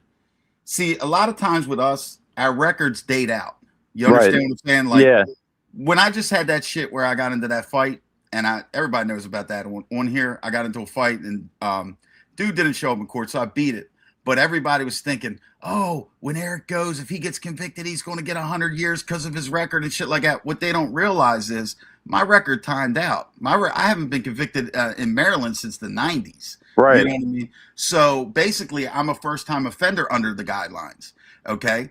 But somebody like Gene, his record didn't time out. So they can put I think he just got off supervised release in like 223 or something. Right. You know what I mean? So he's not timed out. You know, all his shit's within 15 years. A-Light's timed out, actually. A-Light's not going to get all that time people think. No, but he's so old that, like, you know, even 5 years with a heart condition is timed out, you know? I think he's going to get about 3. I hope so. But that sucks, too. You know what I mean? Listen, one day sucks. I don't care what anybody says. I agree with you. That's why I'm a big pussy. I don't break the law. Yeah, So here's the question. So you and Mickey Rourke had the back and forth with all the emails. You saying you didn't leak it. She's saying she didn't leak it. So how the fuck they got out? Somebody leaked it. Yeah. Obviously, she's not the real daughter of John Gotti, so she doesn't follow the code, and she leaked it. Or she must, maybe, I don't know. You would know more than me, Eric. You know what I mean? Maybe she has someone in her camp that has access to her emails. I don't know. But it seems to me that she has, here's my guess, and this is just my theory. I'm not a police officer. I'm not Dom. So I got like a little bit of an IQ. So here's my theory. I think that she hates Gene so much, and she went ahead and she wanted to go ahead and hurt Gene. And she sees that me and Gene have a bond. So she wants to go ahead and she wants to send this over to Dom because Dom has a platform now. So she can go ahead and send these emails to Dom and manipulate them, you know, so Eric can go ahead and see things. So that way Dom can weaponize these manipulated emails to go ahead and try to hurt Gene. I don't think that she sent anything to Dominic. I got an idea who did. Okay. Now, listen, because of what Dominic said. Okay. Dominic said. But it's her fault, though. I don't want to cut you off. I'm just saying that she's an idiot for having people have access to her emails. But go ahead. Well, nobody's ever accused her of being smart. Okay. So here's the thing, though. Well, I'm not going to try to cut you off, Jared, but I'm just saying, like, this is John. I thought this was John Gotti's daughter, so I was like, all right, you know, it's got to have some sort of IQ. I don't know. I don't know. She's gonna be on your panel tomorrow, Eric. You should never said that shit. Angel knows not. Listen, Angel knows thinking isn't her strong suit. You know what I mean? I was always nice to that lady, so I don't know why she just won't go ahead, and all she has to do is go ahead and say, "Yo, here's the real emails." And I don't know what Dom's trying to pull, but you're not going to, here's what a normal person would say. A normal person would be like, you're not going to use my name with some fake documents to go ahead and try to, you know, to hurt someone, even if I don't like them. But she's not doing that. You know what I mean? So that's suspect. But go ahead. Because go ahead. This is earlier on July 9th. Okay. Now look, so this goes into the email. So just put this on the same day as the other email where you were talking about the case with Gene or whatever. Yeah, yeah. Here's what it says earlier at 9:07. And this is who you're sticking up for. I don't have a platform to come after Gene. And to be honest, as bad don't you? You got standing on business, isn't that your platform? This is you. No, this is you. This is you. Oh, okay. This is you talking to her. I don't have a platform to come after Gene. And to be honest, as bad as Gene is, he's the only one who hasn't screwed me over in this industry, other than you, and you had me on. And then you go into some shit about Dom. I never screwed. I screwed you over. No, you're saying Gene is the only one who never screwed you over. Oh, okay. I'm sorry, bro. I'm pretty high. So go ahead. Yeah, me too. My man. So like it's all, you know, it is what it is. But who knows? We got to find out where the leak came from. But I don't think. Listen, the way Dominic said it. He said on his show, he said, the person who sent him the leak said, the email said, Dom, I know that we don't like each other. So somebody who him and Dom didn't like each other, but they said, I can't stand Dan Herman even more.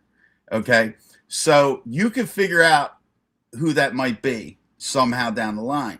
It was Amanda Bynes. It was. No, I think I got somebody. I think it's another content creator. I'm not going to say who I think it is, but Amanda. But yeah, so, but I don't know. That's what it is. And look, I don't know.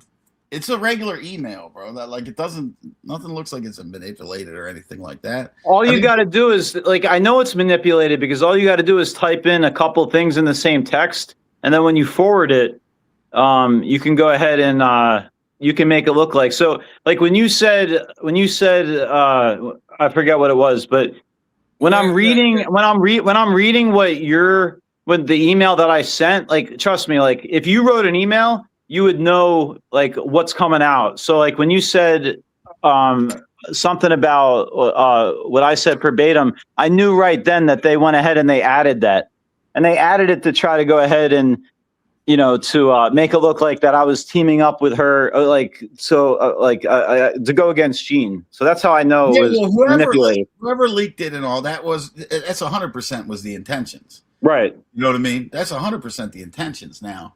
But you're saying that they altered it or whatever. You know what I mean? I know they altered it, and I don't blame them. I think it's a clever thing to do.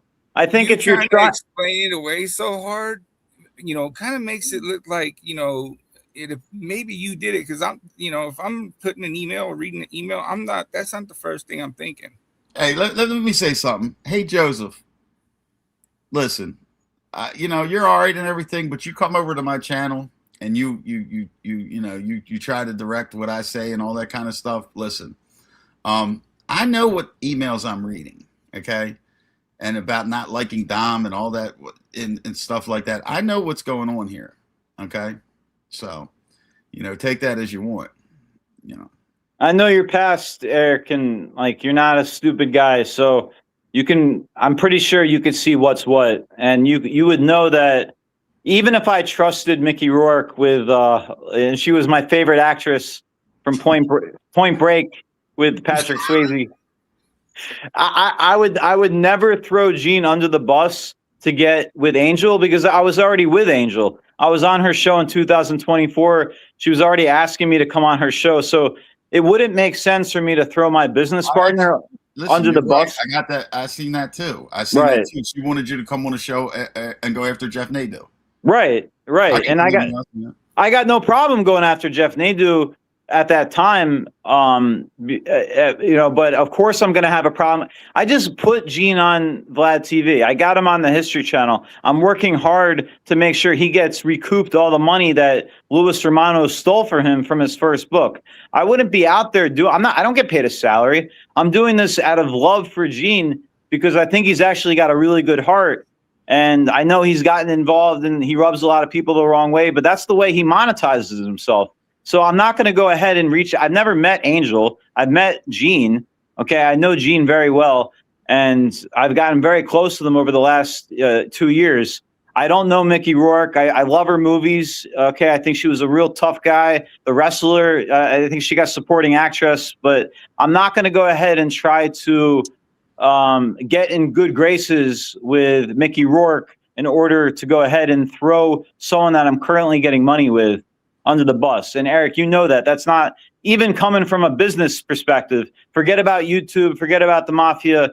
Even from a business perspective, that wouldn't make sense. I wouldn't do that. Yeah, I mean, but then also at another perspective too, if you're trying to finesse her in a way, you might throw a few shots out there and shit like that too. It could go that way too. You know what I mean? It doesn't take much to finesse her, as you said. Thinking's not her smart suit. So if I wanted to finesse Angel Gotti, it wouldn't take me to have to go ahead and throw Gene under the bus. She's not. Trust me. Well, here's the thing: you keep saying throw Gene under the bus. Realistically, what I'm reading, it wasn't like, you understand what I'm saying? It's not like you're straight shitting on him. You understand what I'm saying? It's just like, I mean, you're telling the truth about he's probably going to go to jail. Right. I did say those things, but I didn't. I remember, if you read it again, I don't want you to go through all it again, but there was a line in there where you said, including Gene Borello, where I put him in the basket of all the people going after Junior. And that wasn't the case. Like I never wrote including Gene Borello, like with the intention, like I'm gonna come on your show, Angel, and I'm gonna bash everyone, including Gene Borello. No, that never would happen. Just like I'm on your show now, I'm not bashing Gene Borello. Right, right. And you'll never see me bash Gene Borello. Even if Gene Borello goes ahead, and that's the difference between Dominic Sicali and a Gene Borello and who I am, is that I actually have a relationship with Gene. And if for some reason, let's say Gene believed this nonsense or believed because what is this all about? Dom is jealous of me and Gene's relationship. So Dom wants to go ahead and try to break that up. That's why he's putting this energy with these emails and doing all of this. He's not talking about Joey Merlino anymore. He's not talking about the Hells Angels. He's talking about Dan Herman, which is weird as hell. But he's doing that and he's putting energy into it and he's having people edit and do all these things. Why? Because he wants to try to break up me and Gene. Why does he want to do that? Because he's sick in the head and he's jealous. So it's like that's his motivation, and he's going to do anything to go ahead and achieve that objective. But it's just not going to work. But if it did work, I'm sorry that I'm being long-winded, but then I'll let you finish, Eric. If it did work, and if Gene did believe it, and if Gene started bad-mouthing me, I'm not going to start bad-mouthing Gene because I know he's being manipulated, and eventually he would figure it out, and we would be friends again.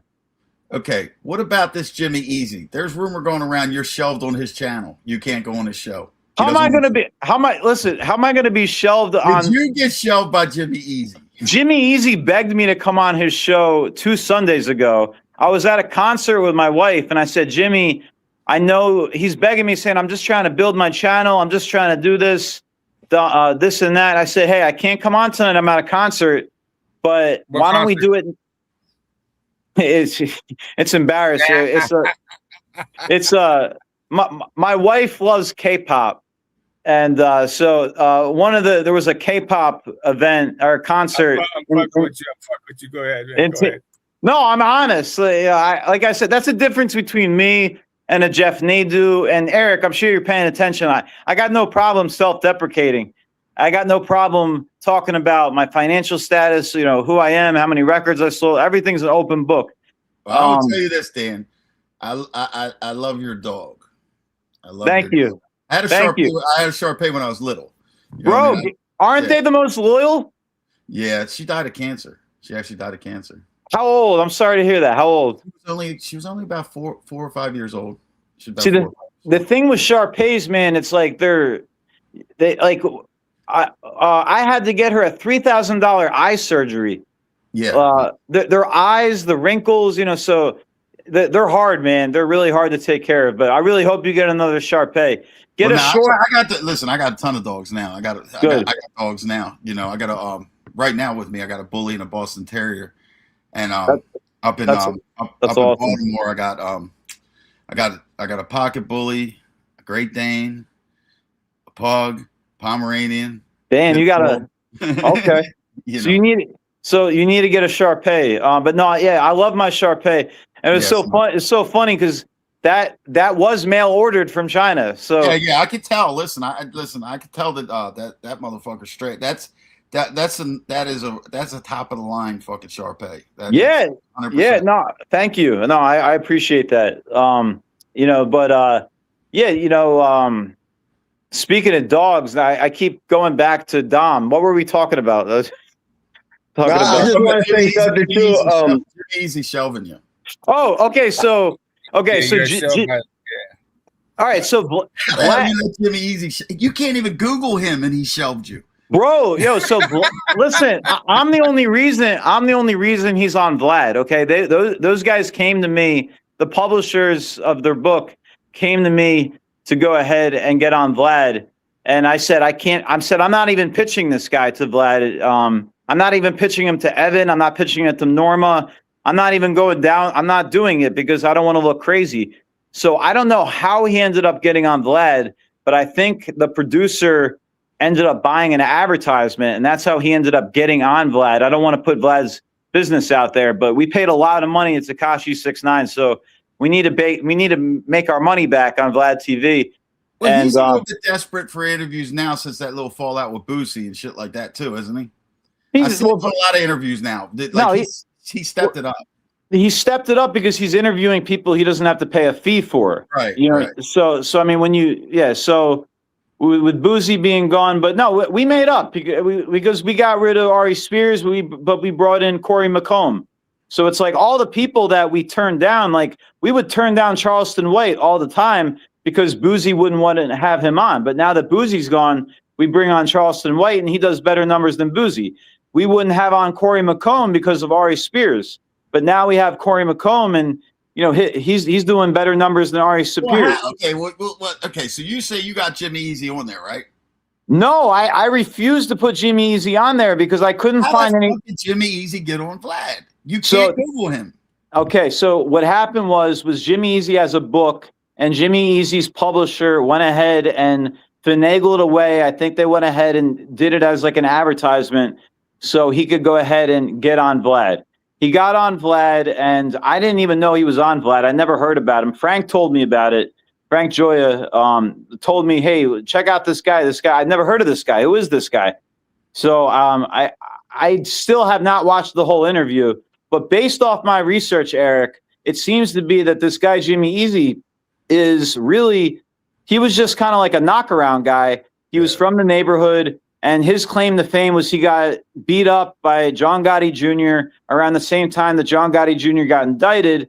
So it seems like the FBI used Jimmy Easy to go ahead and kind of be like the cement, to go ahead. They already had all the snitches. They already had all the affidavits to get John Gotti indicted. But I think they wanted to use Jimmy Easy kind of like on deck just in case they needed him to testify.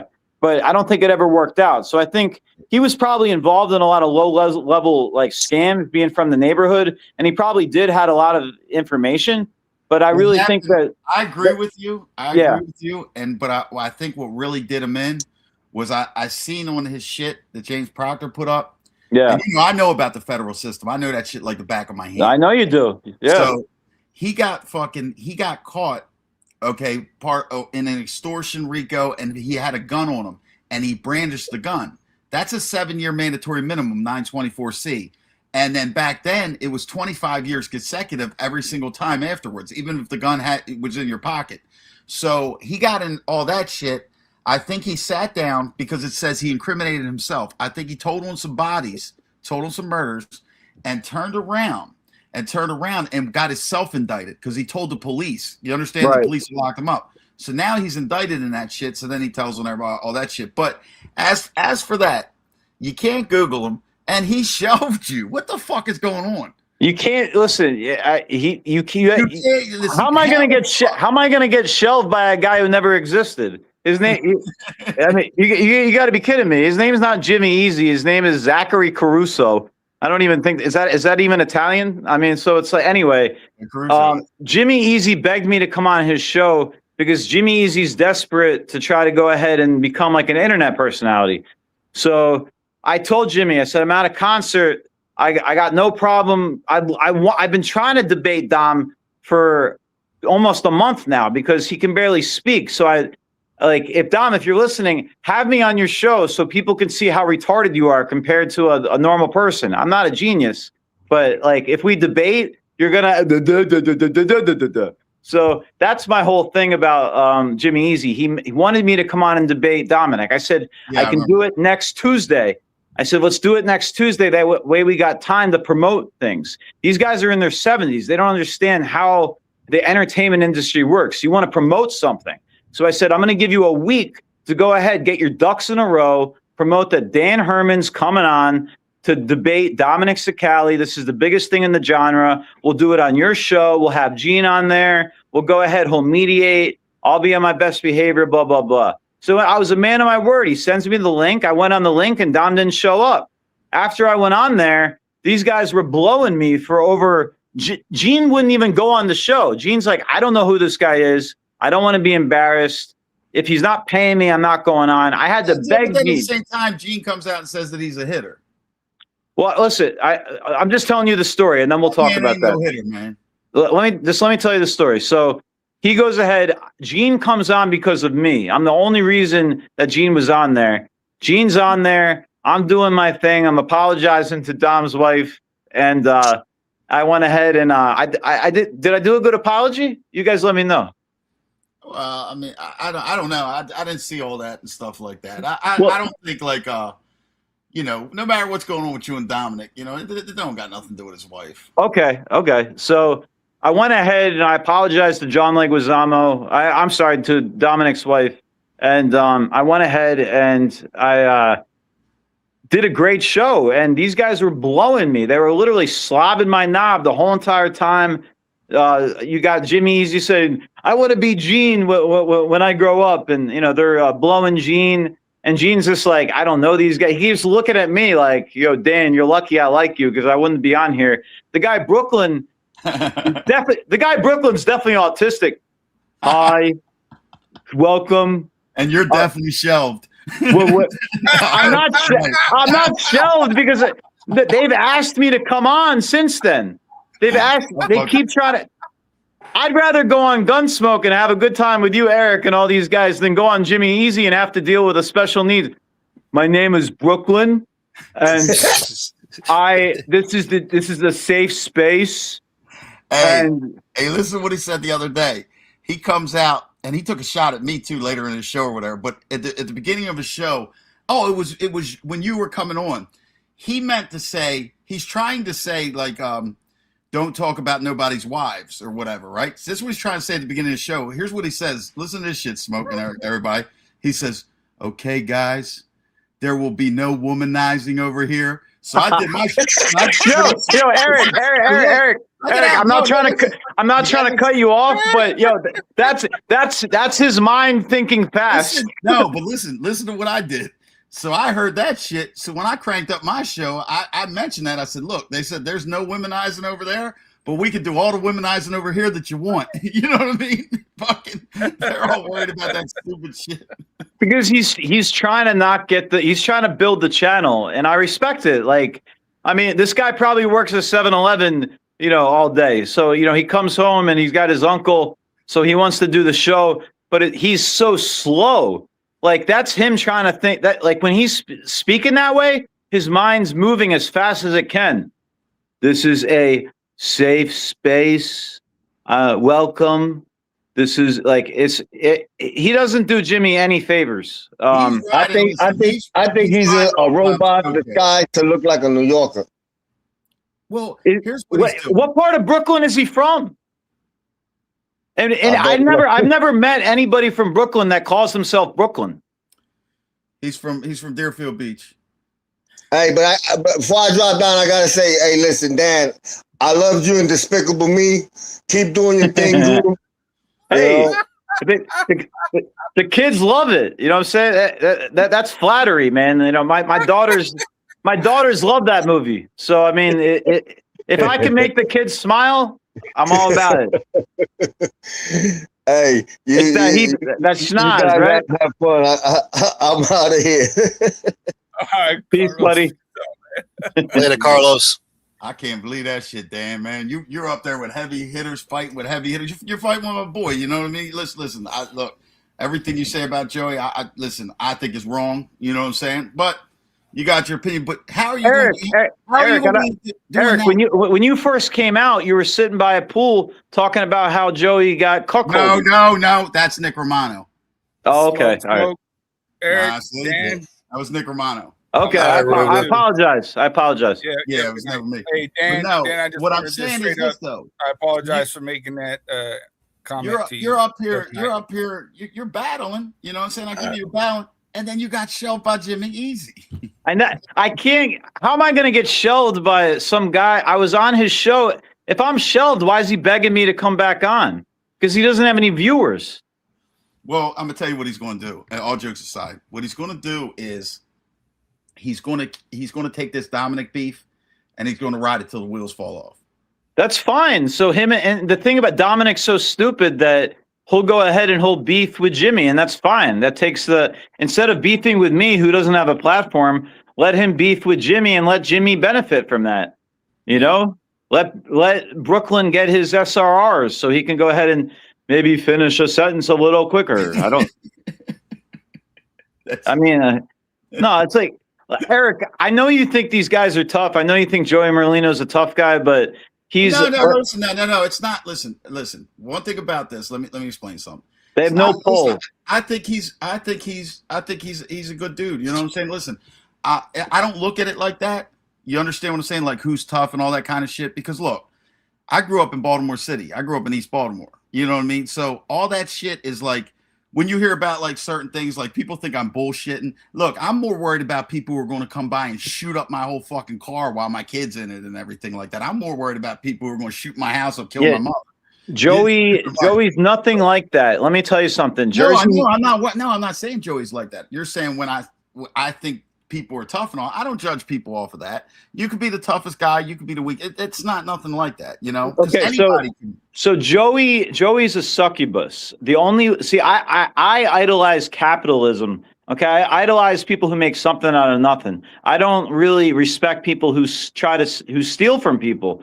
I don't respect people. See, what Joey would do when Joey was out of money, he would go to the club and he would go ahead and say, "Hey, you got a nice watch." He would try it on and walk away. And that's when he was in his prime as a boss. So I don't think that's a really good guy. I don't think a really good guy is someone who would go to a temple professor who makes $200,000 a year and get him to invest $80,000 into a restaurant that doesn't exist.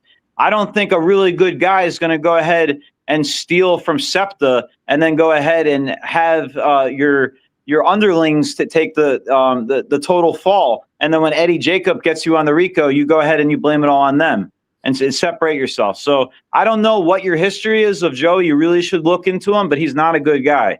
Okay, there's a lot of good guys. There's a lot of good gangsters out there, and some of them are from Philadelphia. Long John Moritano was a really generous, good guy. Angelo Bruno was a really generous, good guy. I'm not talking about. Listen, I'm not. Joey Merlino is not that guy. Okay, he's not a nice guy. He's not a philanthropist. I'm not saying that. Like, I'm not saying who's a gangster and all that kind of stuff. I'm just saying from my experience with him, and you know what I mean. Listen, he's a good dude. Listen, Dan. Everybody, listen. Hang on for a second though. Even tonight, that guy who was on here, the guy who fucking the medical guy. Yeah, he was trying to, and he told on Joey or whatever, and supposedly Joey beat him or whatever. He was sitting here trying to talk good about Joey, and you kept cutting him off. You were telling that guy about his life. Because, dude, I don't have to tell him about his life. Okay, let's just talk numbers. Numbers don't lie, right, Eric? Right. Okay, so he was worth $600 million. Yeah, okay. No, he wasn't. The whole scam was $600 million. You know what I'm saying? Over 10 years. He was a very wealthy man, legitimately, right? Yes. Okay. He meets Joey Merlino, and he's on the podcast with us. Broke as a joke. Okay, so that's not this. Now, hang on. That's just like this. I understand what you're saying, but the guy even said tonight he made and got involved with them people before he knew Joey. Okay, he said that.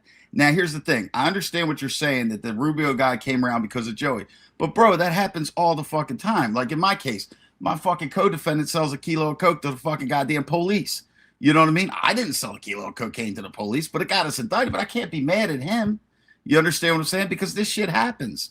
I'm not saying that he should be mad at Joey, but I think he should go ahead and do some self-reflection and realize that he doesn't have a pot to piss in. He's in his family's fucking house. He's trying to get money, to invest in something legal, which I respect. But when you're involved in something like that and your life's that good, the last thing you want to do is 10 years later be begging, and stuff like that. I understand and I respect he doesn't want to go after Joey, but you got to understand something. And I'm sure you've been to college, you've taken criminology. It's called Stockholm syndrome. Like all these guys, even J.R. Rubio. I've seen it in prison. Believe me, I know what you're talking about. He's got Stockholm syndrome. A lot of these people, Joey made them feel, they always listen when they have their money and they have their girls, they always want something else. They want to be something they can't be, and they're not. So though, Wayne's a Jewish guy and he was always around the life. He wanted to be as close as he could to the light. The light was the boss. The boss was Joey. So he went ahead and he threw away everything that he knew that was self-evident and dear and made sense. And he went ahead and traded it all in just to be around Joey. So it's not Joey's fault. It's his fault for wanting that, that recognition, whatever it was that he got from being around Joey, he got that. But look what it cost him. It's sad, but man. Back to the point. If you're an educated guy, right, and you can make money on your own and be a legitimate guy, right, and you go rubbing shoulders with people that the fucking feds are watching and all this kind of stuff just to be cool, and you get indicted, that's your fucking fault. You're right. 100%. That's his fault, and that's why he never should have been around Joey. But that's, I mean, I've been around nobody breaking the law. That's why you won't see me. Listen, the second Joey started to act funny, I got the hell away from him. Me and the guy that was actually funding the cheesesteak place, we both got the hell away from him. I'm the one that pushed to sell the cheesesteak place. You talking about Mike? Yeah. That's why we. Yeah, that's why we got away from the guy. Put the money in legitimate. We want to get away from people that are radioactive. Hang on. You're Mike's partner. You're the old head Mike, the from Jersey, right? Yes. We're gonna have over 42. We got over almost. I'd say about over this time next year is gonna be about 42 buildings, single family houses. Renovating them. We're doing really good things. These are group homes. It's amazing. And what's funny is that this is all the money that came off of Joey's name. So. When did you and Mike become cool though? Because this is probably months and months ago. Oh, it's been over 2 years. He didn't like you. He didn't like you when you first went on Dominic Sicali's show. I'm gonna tell you that. Mike didn't like you. Who do you think put me on Dominic Sicali's show? It wasn't Mike. 100%. Oh, okay, all right. Anybody could get on Sicali's show. I mean, Mike has been playing Joey this whole entire time from the beginning. Okay, how do you think I know Gene? Mike has been playing Joey like a fit. Mike's the real gangster. Mike's the real boss. Okay, Mike has totally played. Joey tried playing Mike right after they went ahead and signed the deal, and Mike's so much smarter that he went ahead and he had these guys' asses bleeded. He had them on payroll. If you're saying he's playing a game, he's playing it well because he won. The game's over. As of months ago with that Dom Sicali show, he did not like you. I'm gonna tell you that right now. He put me on Dominic Sicali's show. Okay, well, that's I can't. He introduced me to Gene. The whole thing, though, it was all about the stir. He wanted to go ahead and create the drama to go ahead and promote the cheesesteak place. And by the time it was open, they're selling 10,000 cheesesteaks a day. We were all laughing. When I was on Gene Borello's podcast making fun of how Joey's losing his show, where do you think I'm getting all the information from? It was all coming from Mike because Mike was paying his bills. This was all calculated.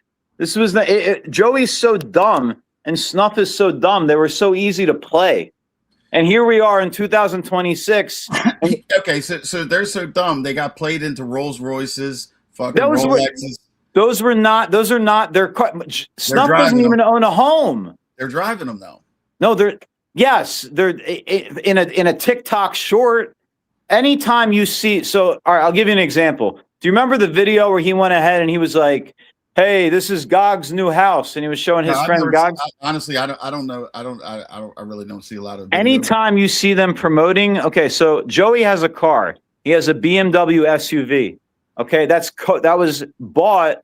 It was never bought. It was leased by Mike, and it was leased and it was co-signed by Mike's wife. Okay.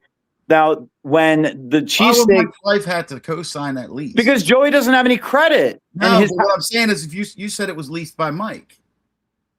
Yeah, but Mike uses his wife. Whatever. I'm just giving you the details. Okay, so it was Joey doesn't have any credit. So for Joey to have a car and get around, it had to go ahead and be co-signed from Mike. Joey's house was in default. Okay, and it was funny because Joey's wife used to say, "Hey, Mike, my wife gets kind of mad when you send the payment after the due date. If you could send it like a day or two early." Mike was just so laughing about the whole situation. He would literally send it 4 days later. So they can't complain because he's paying their mortgage, but he's making sure that they incur a late fee. Mike's funny as hell. Yeah, listen, I got nothing bad to say about Mike. You know what I'm saying? I got nothing bad. He's a really, really nice guy. He's changed my life. I mean, that's why I can't even get mad at Joey. It's like when I put Pete Rose on Joey's show, Mike knew right away. He was like, "I got to meet this guy, Dan Herman." you know, that's the biggest regret. These guys still, they still cry to Mike when they can go ahead and get him on the phone about, some crumbs that they say they're still owed. They still use that against him that, how I'm their enemy and how he's doing business with me. They don't even know that I was doing business with Mike the whole entire time. All right, here's what I need you to do for me, Dan. Okay. What's up, brother? I don't need no book deals, no movie deals. Hook me up with Britney Spears, and I'll take it from there. How am I supposed to get a hold of Britney Spears? I have no clue. You get a hold of the rest of them. So, get that crazy bitch. So, I mean, what do you want to do with her? She'll cut you. Shit, I'm good. I'm good. I'll take that. Now, hey, I'm gonna drop down. I'll see you guys later. All right, chat. I keep thinking that what's his name? That you're using Eric Proctor's. I thought I was talking to Eric Proctor. Eric Proctor. How are you? How are you? Look, I came on my show with this avatar during my introduction, and I was playing Nas. If I ruled the world, Nas and Lauryn Hill, right? And so then when I ended my introduction, I was like, all right, get the fuck out of here, James. And I said, I was making it like James was rapping, rapping to the song. James Proctor's all right, man. He's just a little. He looks kind of like Big Noid. Well, he's going at it. He's going at it with fucking Jimmy Easy too. How lucky is, I think Jimmy Easy's really lucky that these people even talk about him. You know what I mean? No shit. Yeah, Jimmy Easy's watching this right now. He watches everything. Trust me. Yeah. You're not getting back on the show, Dan. What show? The guy gets 1,000 views. The only time he gets views is when I come on. Get me out of here.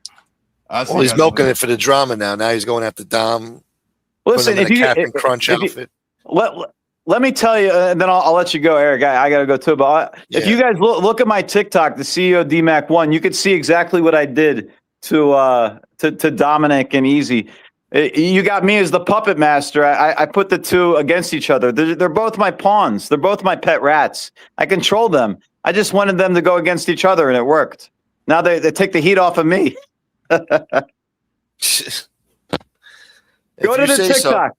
Go to the TikTok. You'll see it. Yeah. Now they're all going to beef with each other, and then Mickey Rourke will jump in the pile. Mickey Rourke.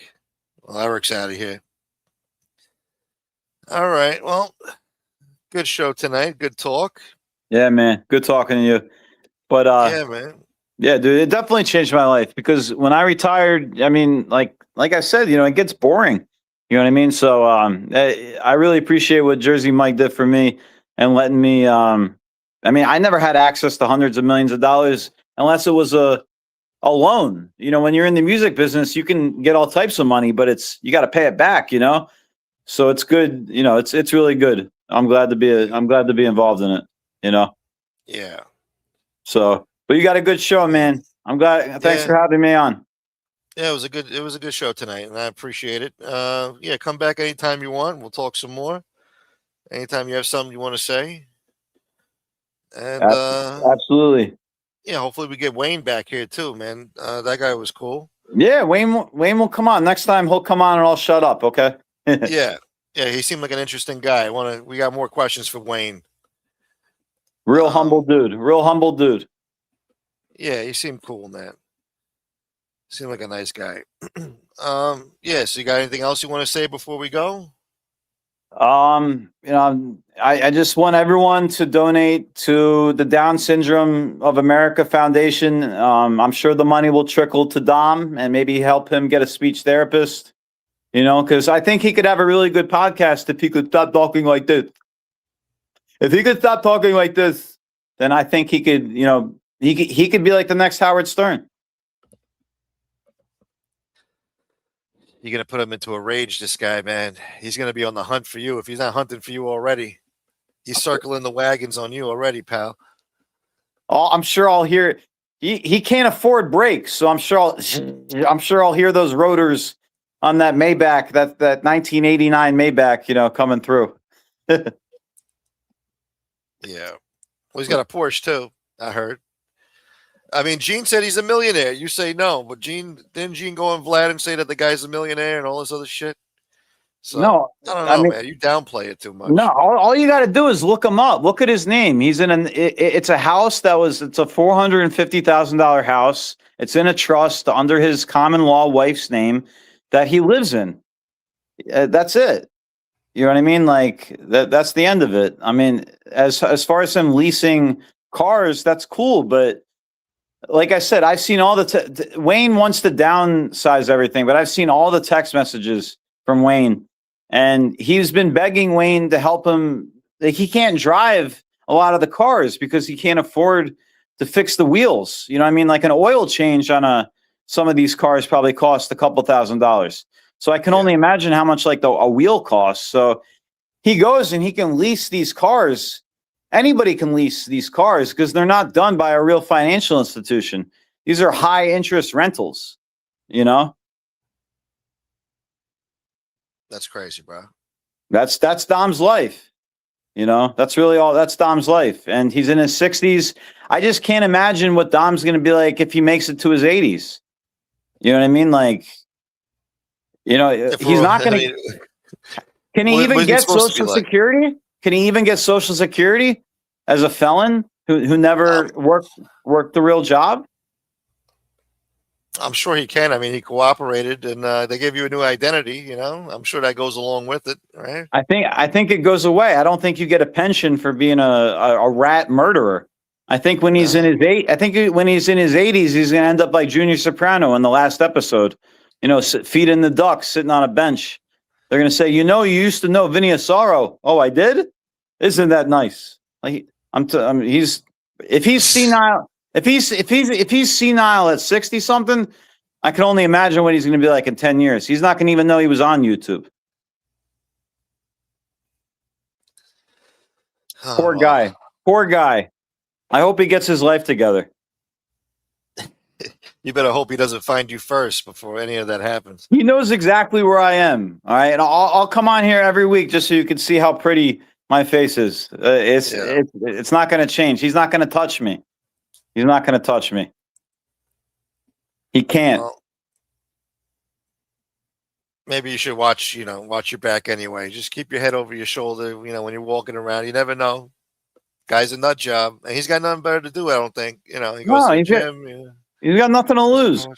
He's got nothing to lose. No, I live in Florida. I'm surrounded by killers. Doesn't matter where you live in Florida. You can live in Star Island. You cross the bridge, you're surrounded by Mexican mafia. You're surrounded by top six Haitian gangs. Like, doesn't matter where you live in Florida. The second you leave your gate, you're always a target. But I'm not afraid of some washed up wannabe, used to be rat.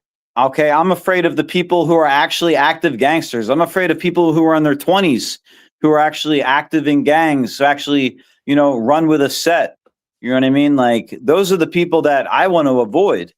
I'm not trying to avoid some washed up, guy who took an oath 30 years ago. I don't care what you did 30 years ago. You're a freaking degenerate senior citizen. Go play pickleball. Leave Dan Herman alone. I'm out here getting money with people who are getting money. You're out here on YouTube every week begging for money. Leave me alone. If you want to say my name, that's fine. But people are going to get sick of it. No one knows who I am. People aren't interested in Dom Sicali talking about Dan Herman. They want to hear Dom Sicali talk about Joey Merlino because they can make fun of him for that. People get confused when they see a guy like Dominic Sicali talking about a guy like Dan Herman. They don't understand what's going on. They wonder, what the hell did this guy do to really make this guy so angry? And the answer is, all I did was make fun of him. And if making fun of him is enough to make him talk about me every week, it shows him what I'm saying obviously has some truth behind it.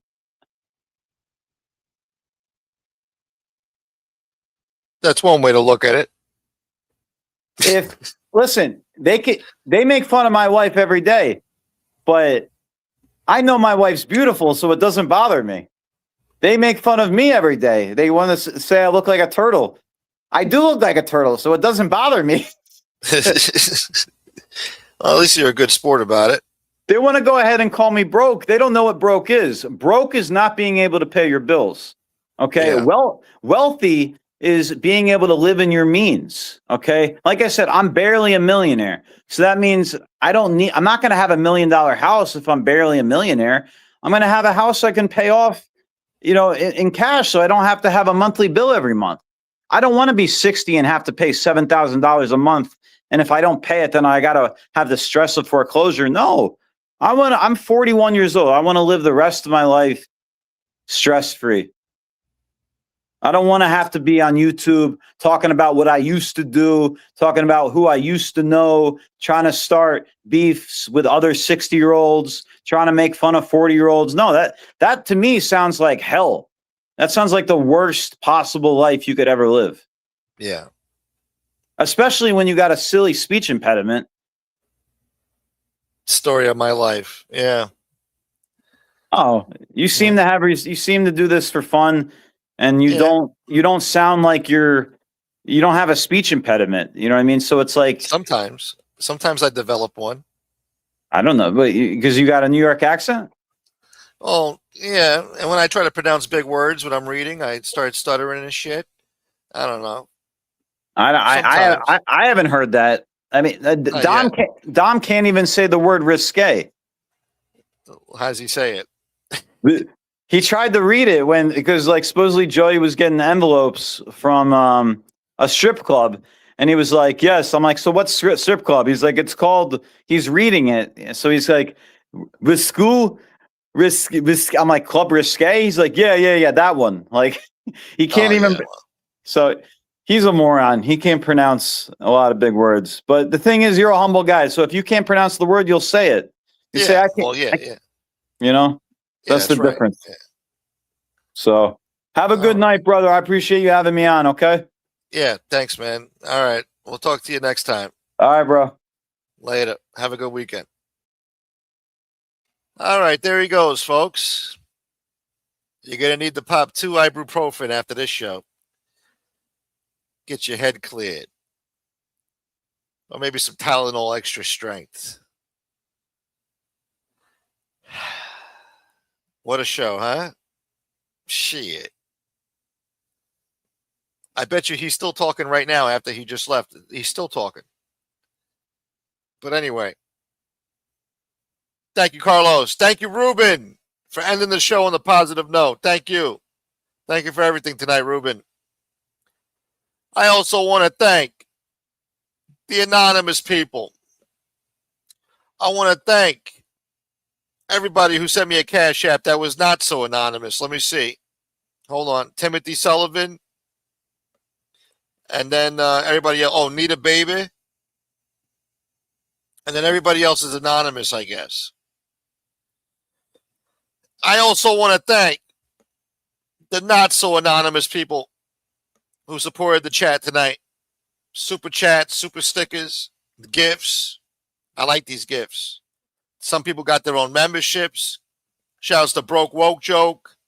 Shouts to the Bozo, Howard, Crankster, Snake, DL, Stevie B, Nita Baby sent me some jewels. Thank you, Nita Baby.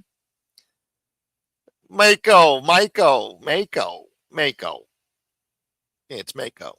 Shouts to Padre Sete. Thank you so much, Kevin Wu, for putting me over the top tonight. Thank you, Kevin Wu.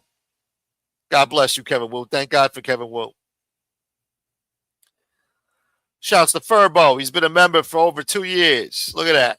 That's dedication. Thank you. Thank you, Furbo. Shouts to Ricky, Mike DeBella, Throwback Films. Oh, and Crankster. Look at this. Crankster ended it on a beautiful, wonderful note with a nice gift. Thank you. Uncle Alert. All right. Thank you, Crankster. All right, folks. Oh, I also want to thank Chad D, Ruben, Eric Foss, Carlos, Wayne, and of course, Dan for coming on the show tonight and talking to me. Good show. Very interesting topics tonight. We covered a lot of stuff. We still have a lot more questions. Some things were answered. Other things we didn't get a chance to get answered because this guy was fucking talking so much. But yeah. I guess we'll have time some other day to follow up on these questions that we have. And we'll see where the drama goes. You know, we didn't even get into the shit that Jimmy Easy was saying about friggin' Dom. He was talking real greasy, and Jimmy Easy was talking greasy in a YouTube short here. Let me see before we go, because we didn't get to touch on it. Let me see. We're going to set the record straight. Everybody stay tuned, because all these guys are out there chirping. But after tomorrow night, they won't be chirping no more. I give you my word. Stay tuned. It's going to be the best show we've ever had. I'm coming at them with hardcore facts. I'm not holding or sugarcoating shit. So remember, take it easy, but be there tomorrow, and I give you my word, I'll set the record straight for those assholes. Yeah, this guy's going to be a problem, see? This guy, he wants all the attention. He's ready for war now. He's gearing up for war with fucking Dom Sakali. Dom may not want to go to war, but he better be fucking geared up and ready to go. Lace up your boots, Dom. You're going to have to take it to war. This guy's coming for you now. You lit up a fire in this guy's ass. You got a real mutiny on your hands here. You brought this guy on the show, and now he's coming for you. Thank you, Tony G. I appreciate that, Tony G. Thank you. Shouts to Eric Force. Thank you. Dan had a good time tonight. That's good. That's real good. Now he's banned on the Jimmy Easy show over there. I don't know what the fuck that was. You're a civilian. Stop the fact. Congo knows the rules. You broke them.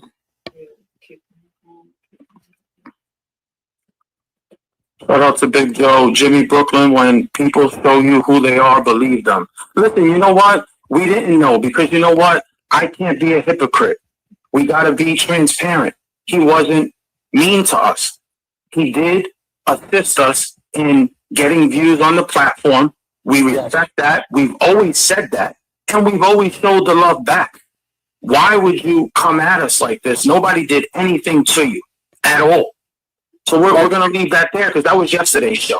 But if everybody does, he's fighting with everybody. Yeah, maybe listen, my personal opinion, you want to know what I think? When he invited that guy on the show, I'm not even going to say his name, but when he invited that guy on the show that none of you guys like, I don't really know him personally, I believe that he did that to sabotage the channel. Because why would you invite him on the show to debate with him? And if the man don't have time that day and he tells you he'll be there Tuesday, if you really got so much to say to him, what's the difference between Saturday and a Tuesday? What's the difference? If you really got this hatred for this man and you wanted to address him because you went live on your show and you said, we're going to bring it to Jimmy Easy's channel, right? We're going to fans, so his 180,000 people don't gang up on this kid Dan. And I said, fine, have it on my show. I said, wow, this is going to help my show. But not knowing he's setting me up to sabotage me. Come on, you know, like I said, listen. He corrected the guy. And then So that's it. So the war is brewing, folks. This shit ain't over yet. Dom's got battles on all fronts. Dan Herman, Jimmy Easy. Who knows what else is in the winds over there? Yeah, I don't know. I don't know what the hell's going on with these guys, but they're starting off with a bang. Flash, chica, champagne. We'll see if they last. Yeah, Jimmy Easy's getting gangsta over there, you know? He's fucking... He really flipped his wig on this Dom Sakali. There's a thin line between love and hate, and it turned to hate real fucking quick in less than a week. It was all good just a week ago. Yeah. So, you know, look, should be more entertaining, more entertainment coming our way. Yeah. Summer's not over yet either. It's been a hot summer over there on the Sakali channel. Thank you, Mike John. Thank you to everybody complimenting the show tonight. Thank you. Yeah. No, he's a good sport. We break his balls, but he's all right.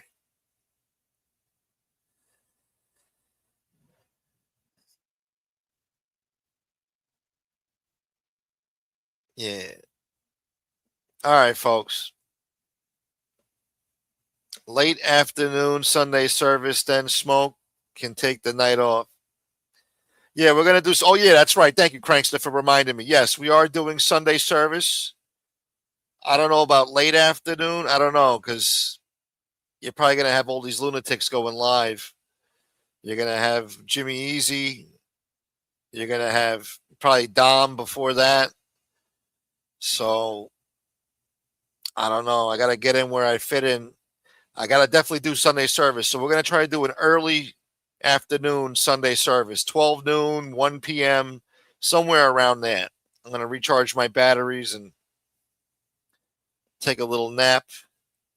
And then we're going to be up bright and early on Sunday service. You guys better be there or be square. You better be there dressed in your Sunday best, ready to impress. All right? To curry favor with the Lord. All right? So make sure you're there. So you know how I feel about Sunday service. It's a day of observance, reflection, rest, and relaxation. We made it to another Sunday, y'all. Get on your knees and praise the man. And thank the Lord for another Sunday on God's green earth. You understand me? You guys all better be there. I don't want to hear excuses. And I hope you guys hit the like button. Do one show tomorrow. Yeah, we're going to do one show. And then we'll save it for Monday, whatever these lunatics said tomorrow. We'll save it for Monday. If you ever need a couple of hours a break, drop the link for Herman. Yeah, he'll take over. Yeah, no, I played it. Yeah, so it looks like Jimmy Easy's on the fucking warpath with Dom Sakali and probably Herman too. Who knows?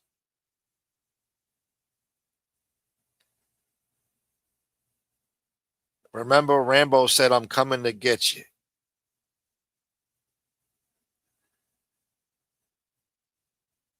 Jimmy should have handled Junior like this. Yeah, you hear the rage of this guy? Yeah, that's how he should have handled Junior. They're really playing like Dungeons and Dragons over there or some shit. They're acting like they're real gangsters. I guess they were at some point. These guys don't sound like they're fucking around. Who said the genre is dead? Yeah, you never know. Sometimes it calms down and then it heats up. It's just how this genre is. 1 month it's low, 1 month it's up. That's right. I like that. Christ is King. Yes, exactly. Yes, JC. Yes. That's right. You all remember that. Dom was MIA. See, that's when you got to be, these guys should be worried. Dom went quiet today. Why is that? Where was he? Radio silence. That means he's plotting, you see, strategizing. That's, when they go silent on you, that's when you got to start thinking, wait, what the fuck's going on, Maybe the time for talk is over now with Dom. Maybe Dom's had enough. Maybe Dom's taking it back old school. Who knows? I know he's not a happy camper right now. I can only imagine his face right now. I know that face he makes. He's not fucking happy. You understand? And he's going to settle all scores soon. Yeah, we're going to need security soon too, Dwayne. Yes, we're going to need to hire security. Son of a bitch. Thank you, Dan Tundis. Thank you. Yeah, we're leaving the show up, Michael. We're leaving the show up. Sure. You could watch it if he wasn't watching tonight. I'm sure he was watching. Sure he was. Easy's going to go after Dom like Dom goes after Joey. It's going to be one big circle jerk. Mob style. Pause.